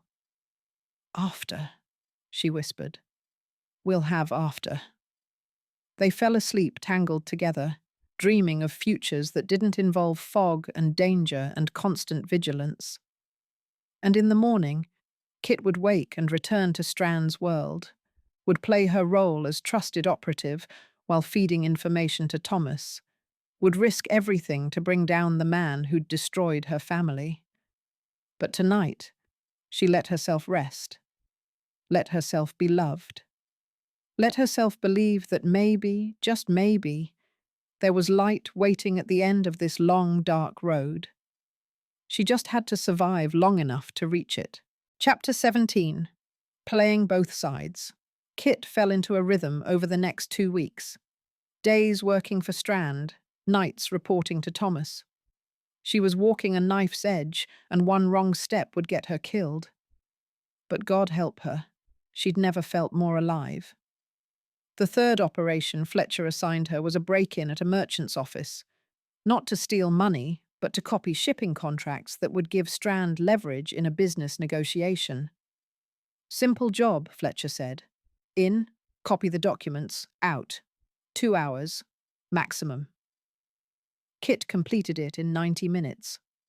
She copied the contracts Fletcher wanted, but she also photographed additional documents, invoices showing payments to Strand's front companies, correspondence about smuggled goods, evidence of the merchant's complicity in the operation.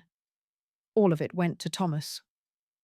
The fourth operation was escorting a shipment from the docks to one of Strand's warehouses.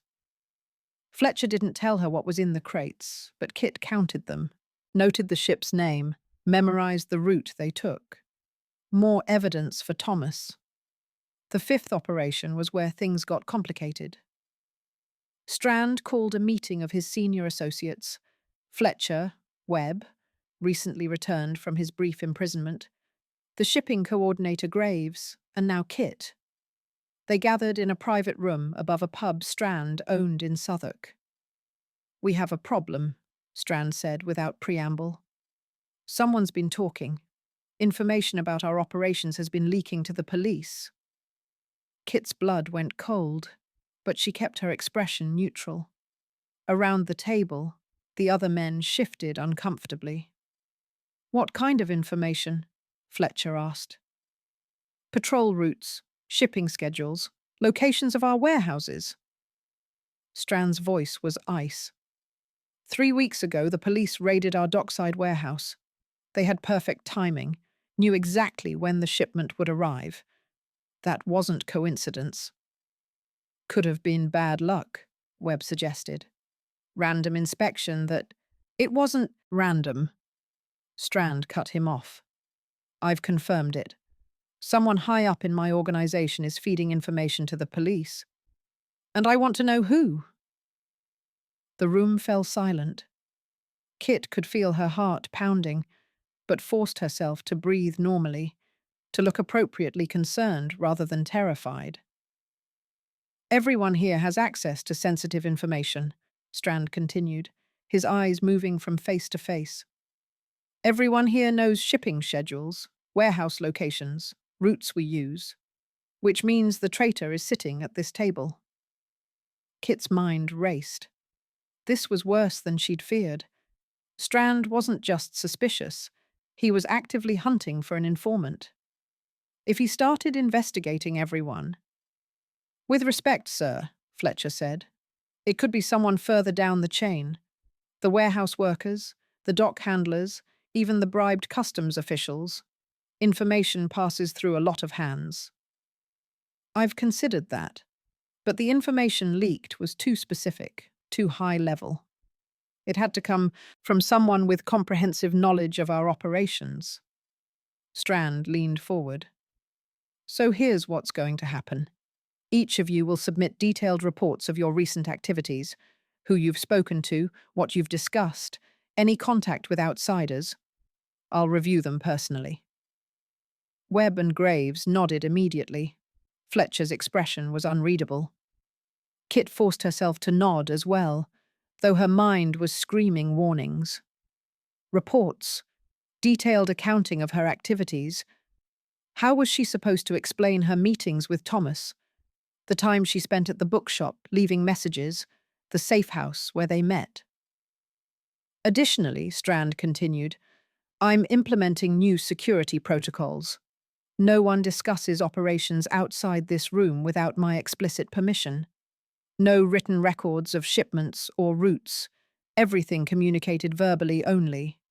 And anyone found to be compromised will be dealt with immediately. The threat was clear. Kit kept her face carefully blank. After the meeting, Fletcher pulled her aside. You look worried. I am worried. If there's a traitor, there is. I'm certain of it. Fletcher's eyes were sharp. And I have my suspicions about who. Kit's stomach dropped. Who? Graves. Fletcher glanced at the shipping coordinator, who was talking to Webb across the room. He's been with Strand for 5 years, has access to everything, and he's been acting strange lately, nervous, asking too many questions. Relief flooded through Kit. Fletcher suspected Graves, not her. She could use that. You think he's the leak? She asked, careful to sound curious rather than eager. I think it's possible. I'm watching him. Fletcher turned back to Kit. Which is why I'm trusting you with this. I want you to help me gather evidence. Watch Graves. See if he meets with anyone suspicious, if he goes anywhere he shouldn't. Can you do that? Of course. Kit's mind was already working. If she could feed Fletcher's suspicions, keep his attention on Graves instead of her, she could buy more time. When should I start? Now. Tonight. Follow him when he leaves here. See where he goes. Kit followed Graves through the streets of Southwark, staying far enough back to avoid detection. The shipping coordinator walked quickly, glancing over his shoulder occasionally, nervous, just like Fletcher had said. But he wasn't meeting with anyone suspicious. He just went home to modest lodgings near London Bridge, went inside, and stayed there. Kit waited an hour to be sure, then headed to the bookshop to leave a message for Thomas. But as she approached, she saw someone else entering, a constable in uniform, clearly on patrol. She walked past without stopping. Too risky. Instead, she went to the safe house, hoping Thomas would think to check there. But the building was dark, and his chalk mark on the nearby lamppost, their signal that it was safe to enter, wasn't there. Kit cursed under her breath. She needed to warn him. Strand was actively hunting for the leak, implementing new security measures. They'd have to be even more careful about how they communicated. She was debating her options when she heard footsteps behind her. Kit spun, hand going to her knife, and found herself face to face with Thomas. "Christ, you scared me," she hissed. "Sorry. I saw you walking and followed." Thomas glanced around the empty street. "We can't talk here. Come on." He led her 3 streets over to a different safe house, one Kit didn't know about. Inside, he lit a single candle and turned to her with worried eyes. "What happened? You look terrified." Kit told him everything, Strand's suspicions, the demand for detailed reports, Fletcher's theory about graves. Thomas's expression grew darker as she spoke. He knows someone's leaking information. Kit, this is dangerous. If he starts investigating everyone, I know. But Fletcher suspects Graves, not me. I can use that. Feed his suspicions, keep his attention elsewhere. Paste the small room. The problem is the reports. Strand wants detailed accounting of our activities. I can't explain our meetings, the time I spend, then we fabricate. Thomas was already thinking.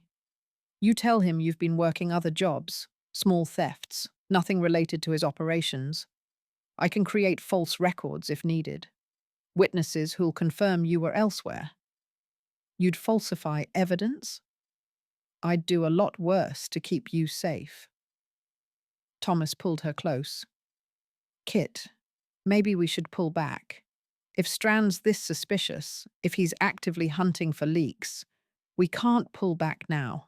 I'm finally inside, finally getting the information we need. Kit looked up at him. We just have to be more careful. No more bookshop messages, no more regular meetings. We communicate only when absolutely necessary, and we use, she thought quickly, the old signal system, chalk marks, different locations each time. All right. But Kit, if this gets too dangerous, I'll be careful, I promise. Kit kissed him, trying to pour reassurance into it even though she was scared herself. I have too much to lose now to be reckless. Thomas held her tightly. I wish I could protect you from this. Wish I could pull you out of there and keep you safe. I don't need protecting. I need you to trust me. Kit pulled back to look at him. I've been surviving dangerous situations my whole life. I can handle this. I know you can, but that doesn't mean I won't worry. Thomas kissed her forehead. New communication system starting now. You leave chalk marks and… He thought for a moment. The lamppost outside St. Dunstan's church. Circle means you need to meet urgently. X means you have information to pass but no rush. Straight line means everything's fine, but you're thinking of me. Straight line. Kit raised an eyebrow. That's not operational. I don't care. I need to know you're all right. Thomas's voice was rough. Even if we can't meet, even if it's too dangerous, leave the line. So I know you're safe. Kit felt her throat tighten. All right. Straight line for I'm fine and thinking of you. Good. Thomas kissed her again, deeper this time. How long do you have before you need to be back? An hour, maybe less. Then we should… Thomas stopped himself. No, we should use the time to plan, to make sure you're prepared for whatever Strand does next. But Kit was already unbuttoning his shirt. We can plan and use the time. I'm good at multitasking. Thomas laughed, surprised and relieved. Are you sure? If you need to… I need you. Kit pulled him toward the narrow bed. I need to remember why I'm doing this. Need to feel something besides fear and constant vigilance. They came together urgently, desperately, both of them too aware of how fragile this was, how easily Strand could discover the truth, how quickly everything could fall apart. Afterward, lying tangled in the sheets, they talked through the plan. Kit would file her report with Strand, keep a low profile, continue feeding Fletcher's suspicions about Graves. Thomas would be even more careful about using police resources, make sure nothing could be traced back to their partnership. I hate this, Thomas said quietly. Hate that I can't see you regularly, can't know you're safe unless you leave a chalk mark. I hate it too. Kit traced patterns on his chest. But it's temporary. Once we have enough evidence, once we're ready to move against Strand, this will all be over. We can stop hiding. And then what? Thomas caught her hand, laced their fingers together. After Strand falls, what happens to us? Kit had been avoiding that question because the answer was complicated and uncertain and depended on so many variables. I don't know, she admitted. You're a police inspector. I'm a criminal. Even if we bring down Strand, that doesn't change who we are. Doesn't it? You're helping me build a case, working for justice. That's not criminal, that's heroic. Tell that to the things I've stolen, the laws I've broken, the people I've hurt. Kit's voice was bitter. I'm not a hero, Thomas. I'm someone who learned to survive by breaking every rule. You're someone who saw injustice and fought against it. Someone who saves women the law ignores. Someone who's risking everything to bring down a monster.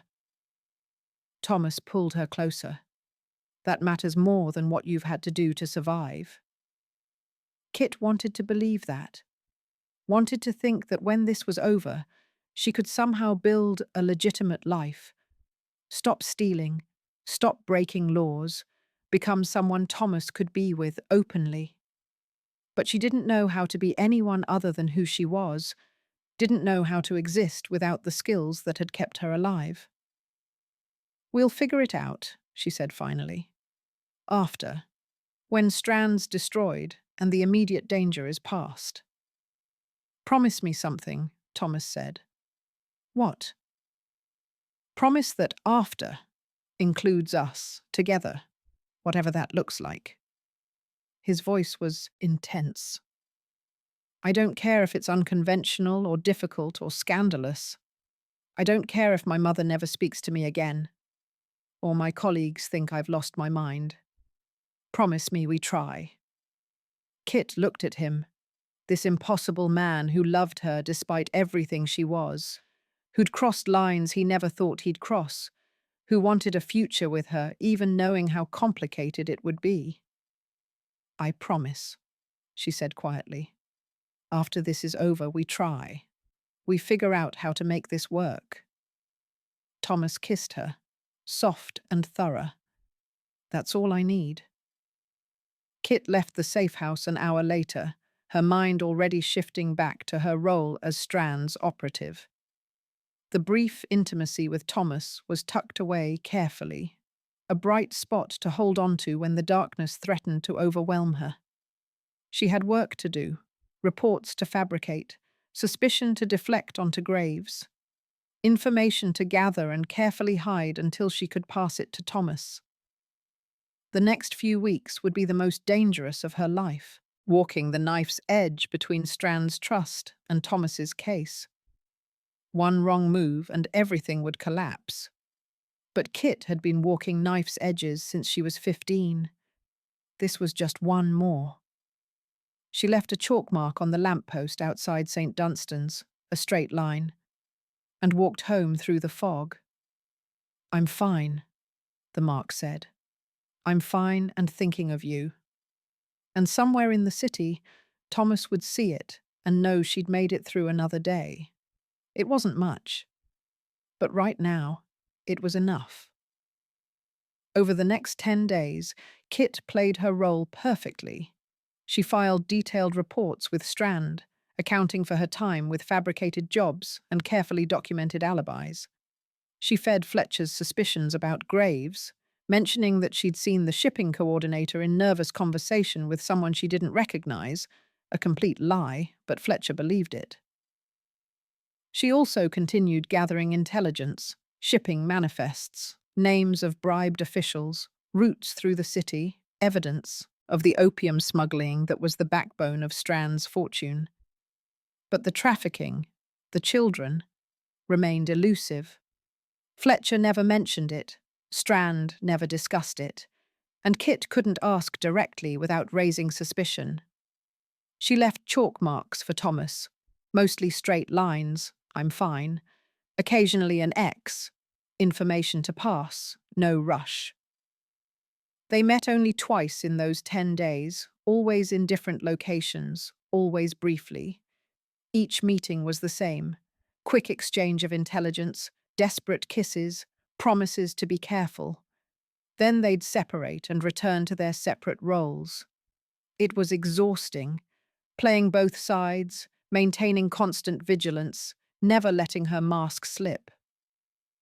Kit was good at deception, but this level of sustained performance was wearing her down. On the 11th day, Fletcher told her she'd proven herself sufficiently. "Strand wants you on the next major operation," he said. "The kind we only trust senior operatives with." "What kind of operation?" Kit asked.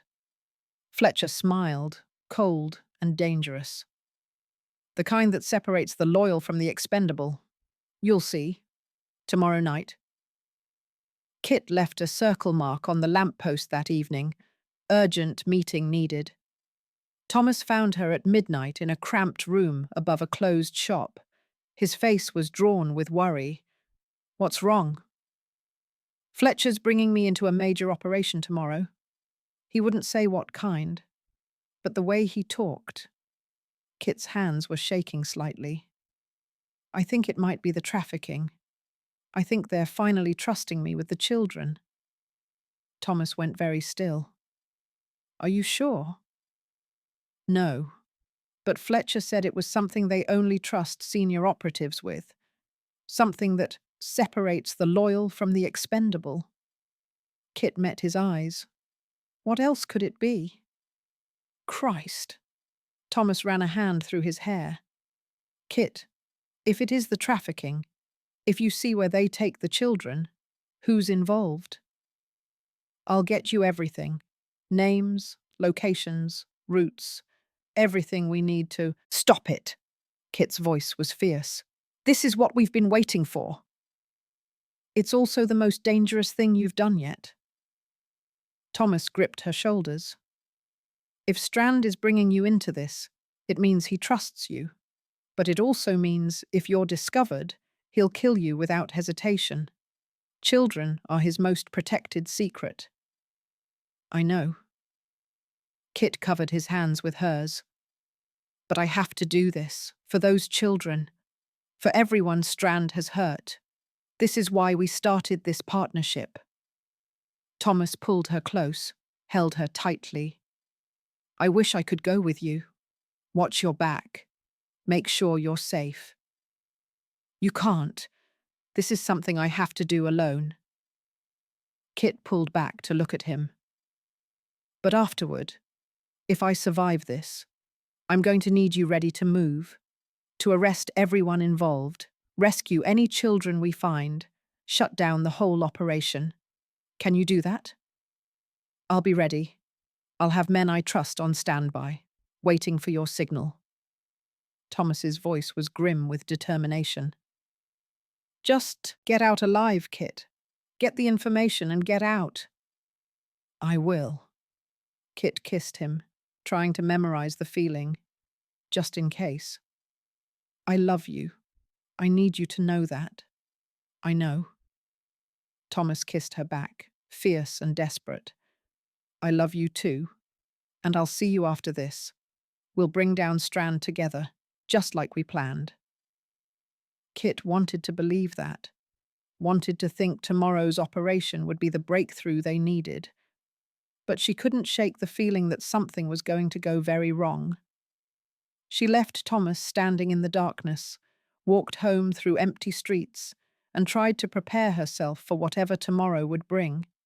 The trafficking operation, the children, the heart of Strand's evil empire.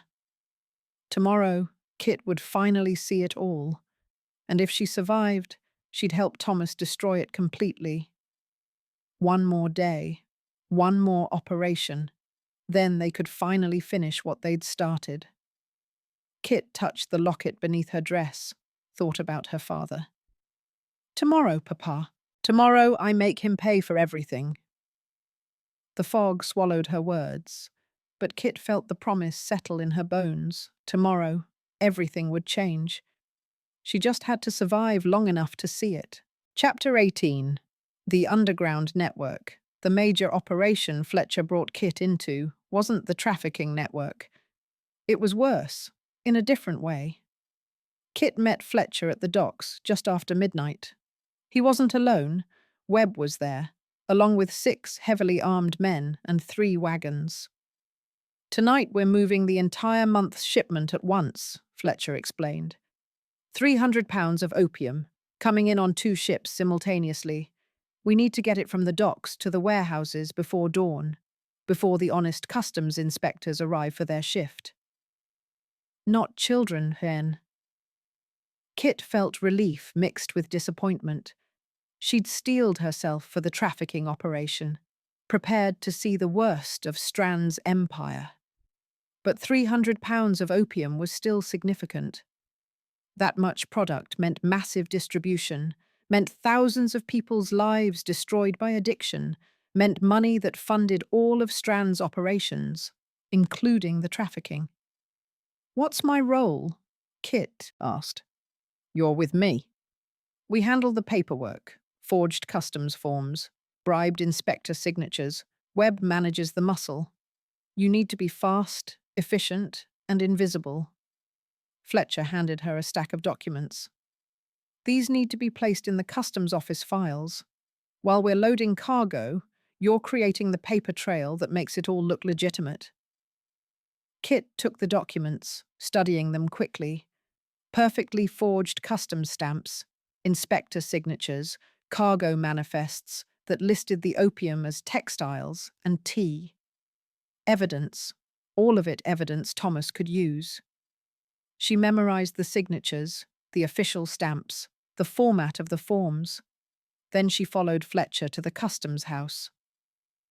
The operation ran smoothly. Kit picked locks, filed false paperwork, created the bureaucratic fiction that would allow Strand's shipment to exist legally on paper. The bribed inspectors looked the other way, while Fletcher's men loaded wagon after wagon. By 3 a.m, the cargo was secured in 3 different warehouses across London. The paperwork was filed. The operation was complete. Fletcher paid Kit £20, the most she'd earned from a single night's work. "You're good at this," he said. "Fast, thorough, no wasted motion. Strand was right to bring you into the senior operations." "Thank you." Kit pocketed the money, already planning how much to keep for herself and how much to use for other purposes. Fletcher studied her face. "You know, most people in your position would be celebrating right now. Big payout, successful operation, Strand's full trust. But you look distracted." Kit forced herself to focus. "Just tired. Long night." Fletcher didn't look convinced. "Get some rest. Strand will want to see you tomorrow. Probably has another job lined up." Kit didn't go home. She went to Dr. Chen's surgery first, where she knew the doctor kept early morning hours for workers who couldn't afford to miss their shifts. Dr. Chen looked up from bandaging a dock worker's hand when Kit entered. "Miss Thorne, you're early today. I need to talk to you about expanding our work." Kit waited until the dock worker left, then pulled out 10 of the £20 Fletcher had paid her. "I want to help more women. Get them out of the brothels, give them medical care, find them safe places to go. Can you handle more patients if I bring them?" Dr. Chen studied the money, then Kit's face. "What changed?" "I'm making more money. And I'm learning things, routes through the city that avoid police patrols, safe houses where people can hide, how to forge the documents women need to start over." Kit met the doctor's eyes. "I've been helping women one at a time when I happen to see them. But I could do more. We could do more. If you're willing." "Of course I'm willing.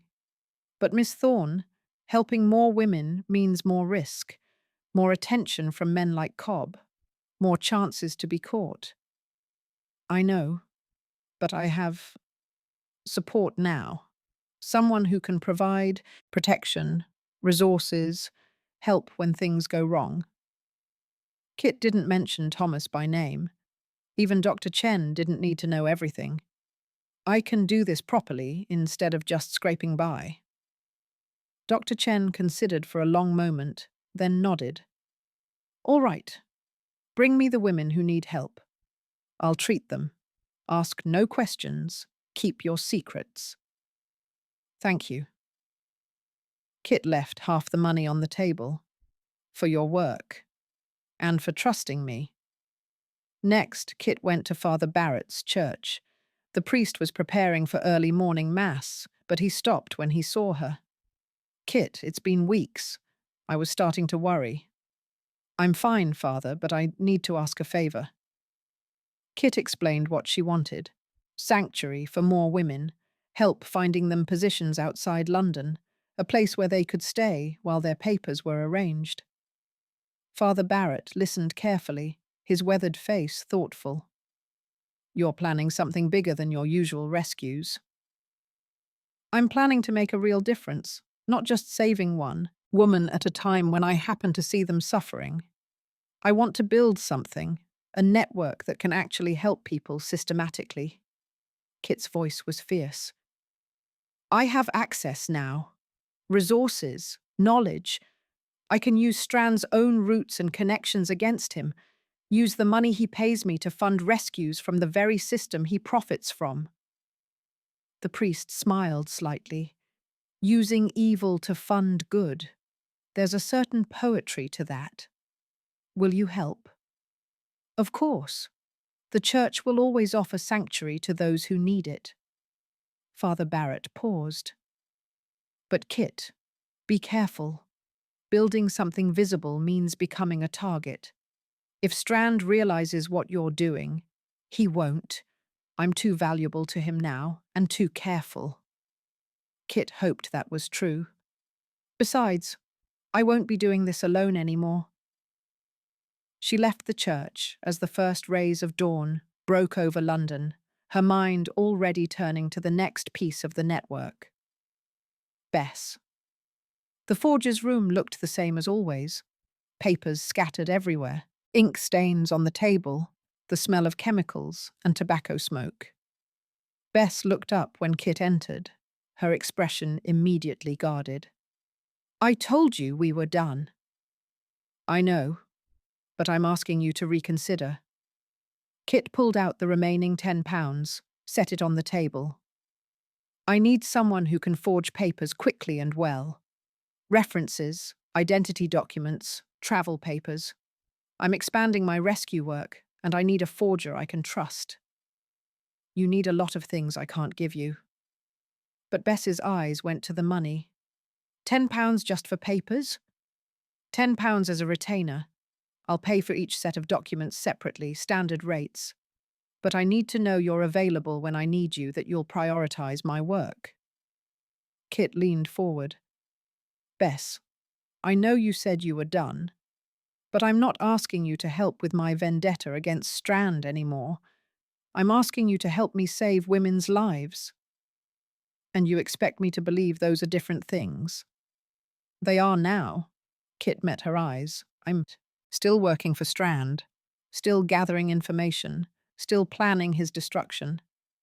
But I'm also using what I learned from him to build something good, to help the women he and men like him destroy. That's separate from revenge. That's just the right thing to do. Bess was quiet for a long moment, smoking her pipe, studying Kit's face. You've changed. I've had help changing. Kit thought about Thomas, about how he'd shown her that her work helping women mattered. I'm not doing this alone anymore. I have people supporting me, a doctor who treats the women, a priest who offers sanctuary, and someone else, someone who can provide protection and resources. Someone who? Bess's eyes narrowed. That man I saw you with? The one who screamed law? Kit hesitated, then nodded. Yes, him. And before you say it's too dangerous, I know. But he's proved himself. He's helped me, protected the women I've rescued, risked his own position to make sure they're safe. He's not like other coppers. They're all like other coppers eventually. But Bess's voice lacked its usual sharp edge. Still, if you're serious about this, about building a real network instead of just reacting when you happen to see someone suffering, I suppose I could help. For the money, if nothing else. Kit smiled. For the money? Of course. Don't get sentimental about this. Bess took the money, counted it quickly. I'm doing this because you pay well and because I'm tired of seeing women destroyed by bastards like Cobb. But the moment this gets too dangerous, the moment I think it's going to get me killed, I'm out. Clear? Clear. Kit stood to leave. Thank you, Bess. Don't thank me yet. Wait until I actually produce something useful. But Bess's expression had softened fractionally. Be careful, Kit. Building something means having something to lose. Over the next week, Kit put the network to the test. She rescued 3 women from one of Cobb's brothels. Not all at once, but strategically, one every few days. Each time, she used routes she'd learned working for Strand, avoiding police patrols she knew were bribed, moving through parts of the city where Fletcher had shown her the blind spots. Dr. Chen treated their injuries. Bess forged their papers. Father Barrett gave them sanctuary. And Thomas, though Kit was careful never to mention his name to anyone else, provided police protection. He'd positioned constables he trusted at key locations, men who would look the other way when Kit moved her charges through the streets, who would respond if Cobb's men tried to interfere.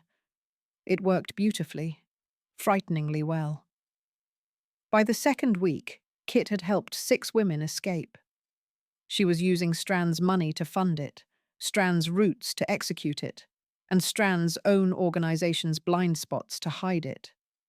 The poetry of it wasn't lost on her. She was dismantling his empire from the inside while pretending to serve it. The breakthrough came on a Tuesday evening. Kit was meeting with Thomas at a new safe house. They rotated locations constantly now, never using the same place twice. When there was a knock at the door, they both froze. No one knew about this place. No one should be here. Thomas moved to the door, hand on the pistol he'd started carrying. Who is it? Please, I need Miss Kit. Is she here? Kit recognized the voice. She pushed past Thomas and opened the door. Polly stood there, older than Kit remembered, fuller in the face, wearing a decent dress and warm coat. But her eyes were the same, and when she saw Kit, she started crying. Miss Kit, I've been looking everywhere for you. Someone said you might be here, that you sometimes— Polly stopped, seeing Thomas behind Kit. I'm sorry. I didn't mean to interrupt. You're not interrupting. Kit pulled her inside, closed the door. Polly, what are you doing in London? You're supposed to be in York. I was. I am. I just came back for a few days because— Polly reached into her bag, pulled out a carefully wrapped package. I wanted to give you this, to say thank you. Kit unwrapped the package. Inside was a blanket, hand-stitched, the stitches uneven but careful, clearly made with hours of work. I made it myself, Polly said. I learned to sew properly in York. Mrs. Hartwell, she's the woman I work for, she taught me. And I wanted you to have something to remember, to know that what you did mattered, that I'm all right now. Kit stared at the blanket, her throat tight. It was tangible proof that her work meant something, that saving one person could actually change a life. Polly, Kit's voice was rough. You didn't have to. I wanted to. You saved my life, Miss Kit. I was dying in that place. And you pulled me out, gave me money and papers and a chance. I have a job now, a real job. Mrs. Hartwell treats me well, pays me fair wages. I'm saving money. Polly's voice broke. I'm alive. Because of you. Kit set down the blanket and pulled Polly into a fierce hug. The girl, young woman now, hugged back, both of them crying. Thomas watched from across the room, his expression soft. When they finally pulled apart, he stepped forward. I'm Thomas, he said gently. I work with Kit, help her with the rescue work. Polly looked between them, understanding dawning. You're the one who helps her, the one who makes sure we're safe. We both do that. Thomas's voice was firm. Kit does the dangerous work. I just provide support. You both saved me. Polly wiped her eyes. I can never repay that. But I wanted you to know. I'm making something of my life. I'm not just surviving, I'm living. And it's because you both gave me a chance. After Polly left, returning to her respectable job and her new life, Kit sat on the floor with the blanket wrapped around her shoulders. Thomas sat beside her, his arm around her waist. That's what we're doing, Kit said quietly. Not just destroying Strand. We're building something. Saving people. Giving them chances they wouldn't have otherwise. We are. Thomas kissed her temple. And it matters, Kit. Every person you've helped. They all matter.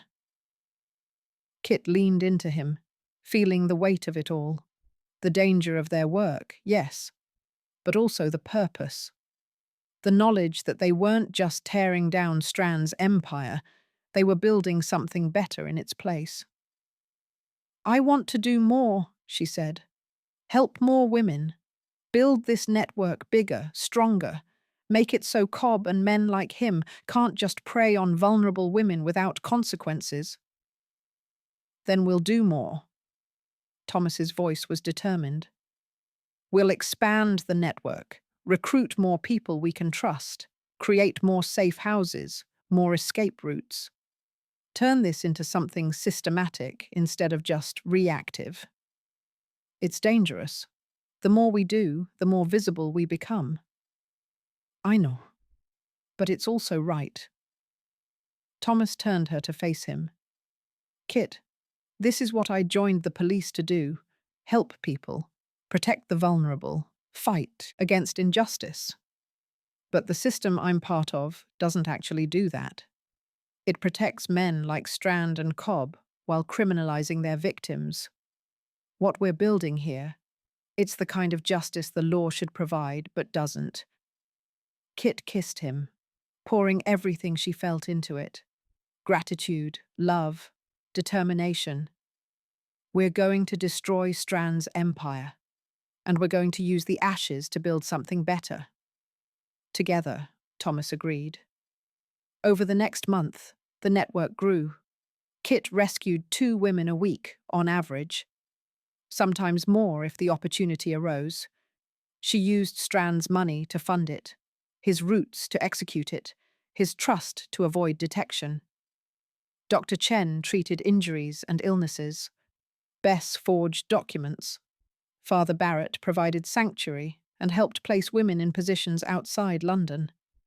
And Thomas coordinated police protection, used his position to ensure the women were safe, pulled strings to make sure no one asked awkward questions. It wasn't perfect. They lost people. Women who went back to the life because they didn't know how to exist without it. Women who were recaptured before Kit could get them to safety. Women who simply disappeared into London's vast anonymity. But they saved more than they lost. Built lives instead of just preventing deaths. Kit kept a tally in her head. 32 women in 6 weeks. 32 lives changed.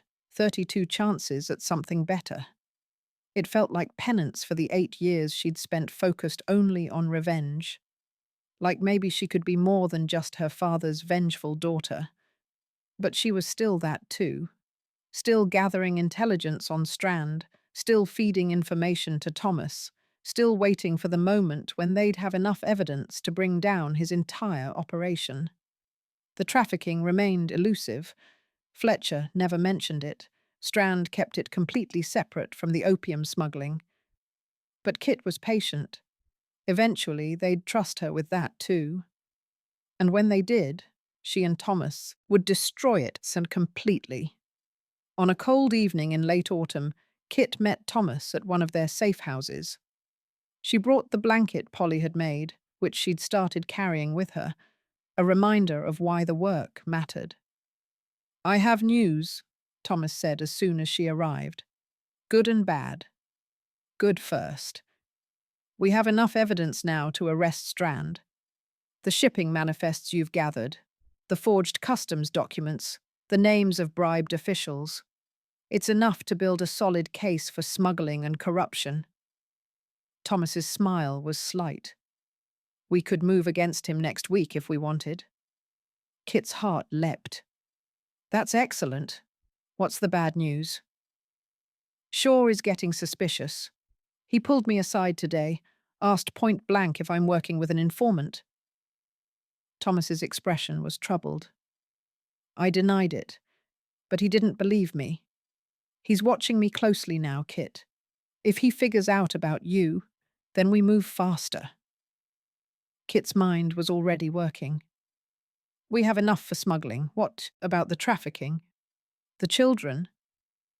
We don't have solid proof yet. We know it's happening based on Hartley's records, but we don't have current evidence. No recent victims, no documentation of shipments, no witnesses who'll testify." Kit's jaw tightened. "Then I need to find it. Get inside that part of his operation before we move against him." "Kit, no. It's too dangerous. If you push for access to the trafficking operation right when Shaw is watching me closely, it's the only way to stop it completely." Kit gripped his hands. "Thomas, we can arrest Strand for smuggling. We can take down his opium operation, but the trafficking is separate, run by different people. If we don't have evidence of that, whoever's running it will just continue under new management." Thomas was quiet for a long moment. "You're right. But Kit, if you get caught—" "I won't. I'm too careful." Kit kissed him. "Trust me. I've been planning this for 8 years. I'm not going to fail now." "I do trust you. That doesn't mean I won't worry." They spent the night planning, coordinating, preparing for the endgame. Strand's operation was on the verge of collapse. They just needed one more piece of evidence. The children, the trafficking, the darkest part of Strand's empire. Kit would find it. And then she and Thomas would destroy everything Strand had built. Together, just like they'd promised. The blanket Polly had made lay folded on the chair, proof that their work mattered, that they were building something good even as they prepared to tear down something evil. Kit touched it once before leaving, drawing strength from the tangible evidence of a life saved. 32 women, she thought. 32 chances. And however many children Strand was trafficking, they'd save them too. She just had to survive long enough to make it happen. Kit disappeared into the London night, heading back to Strand's world, back to her role as trusted operative. But she carried the blanket's message with her. "You saved me. You gave me a chance." That was worth everything she was risking, even if it killed her in the end.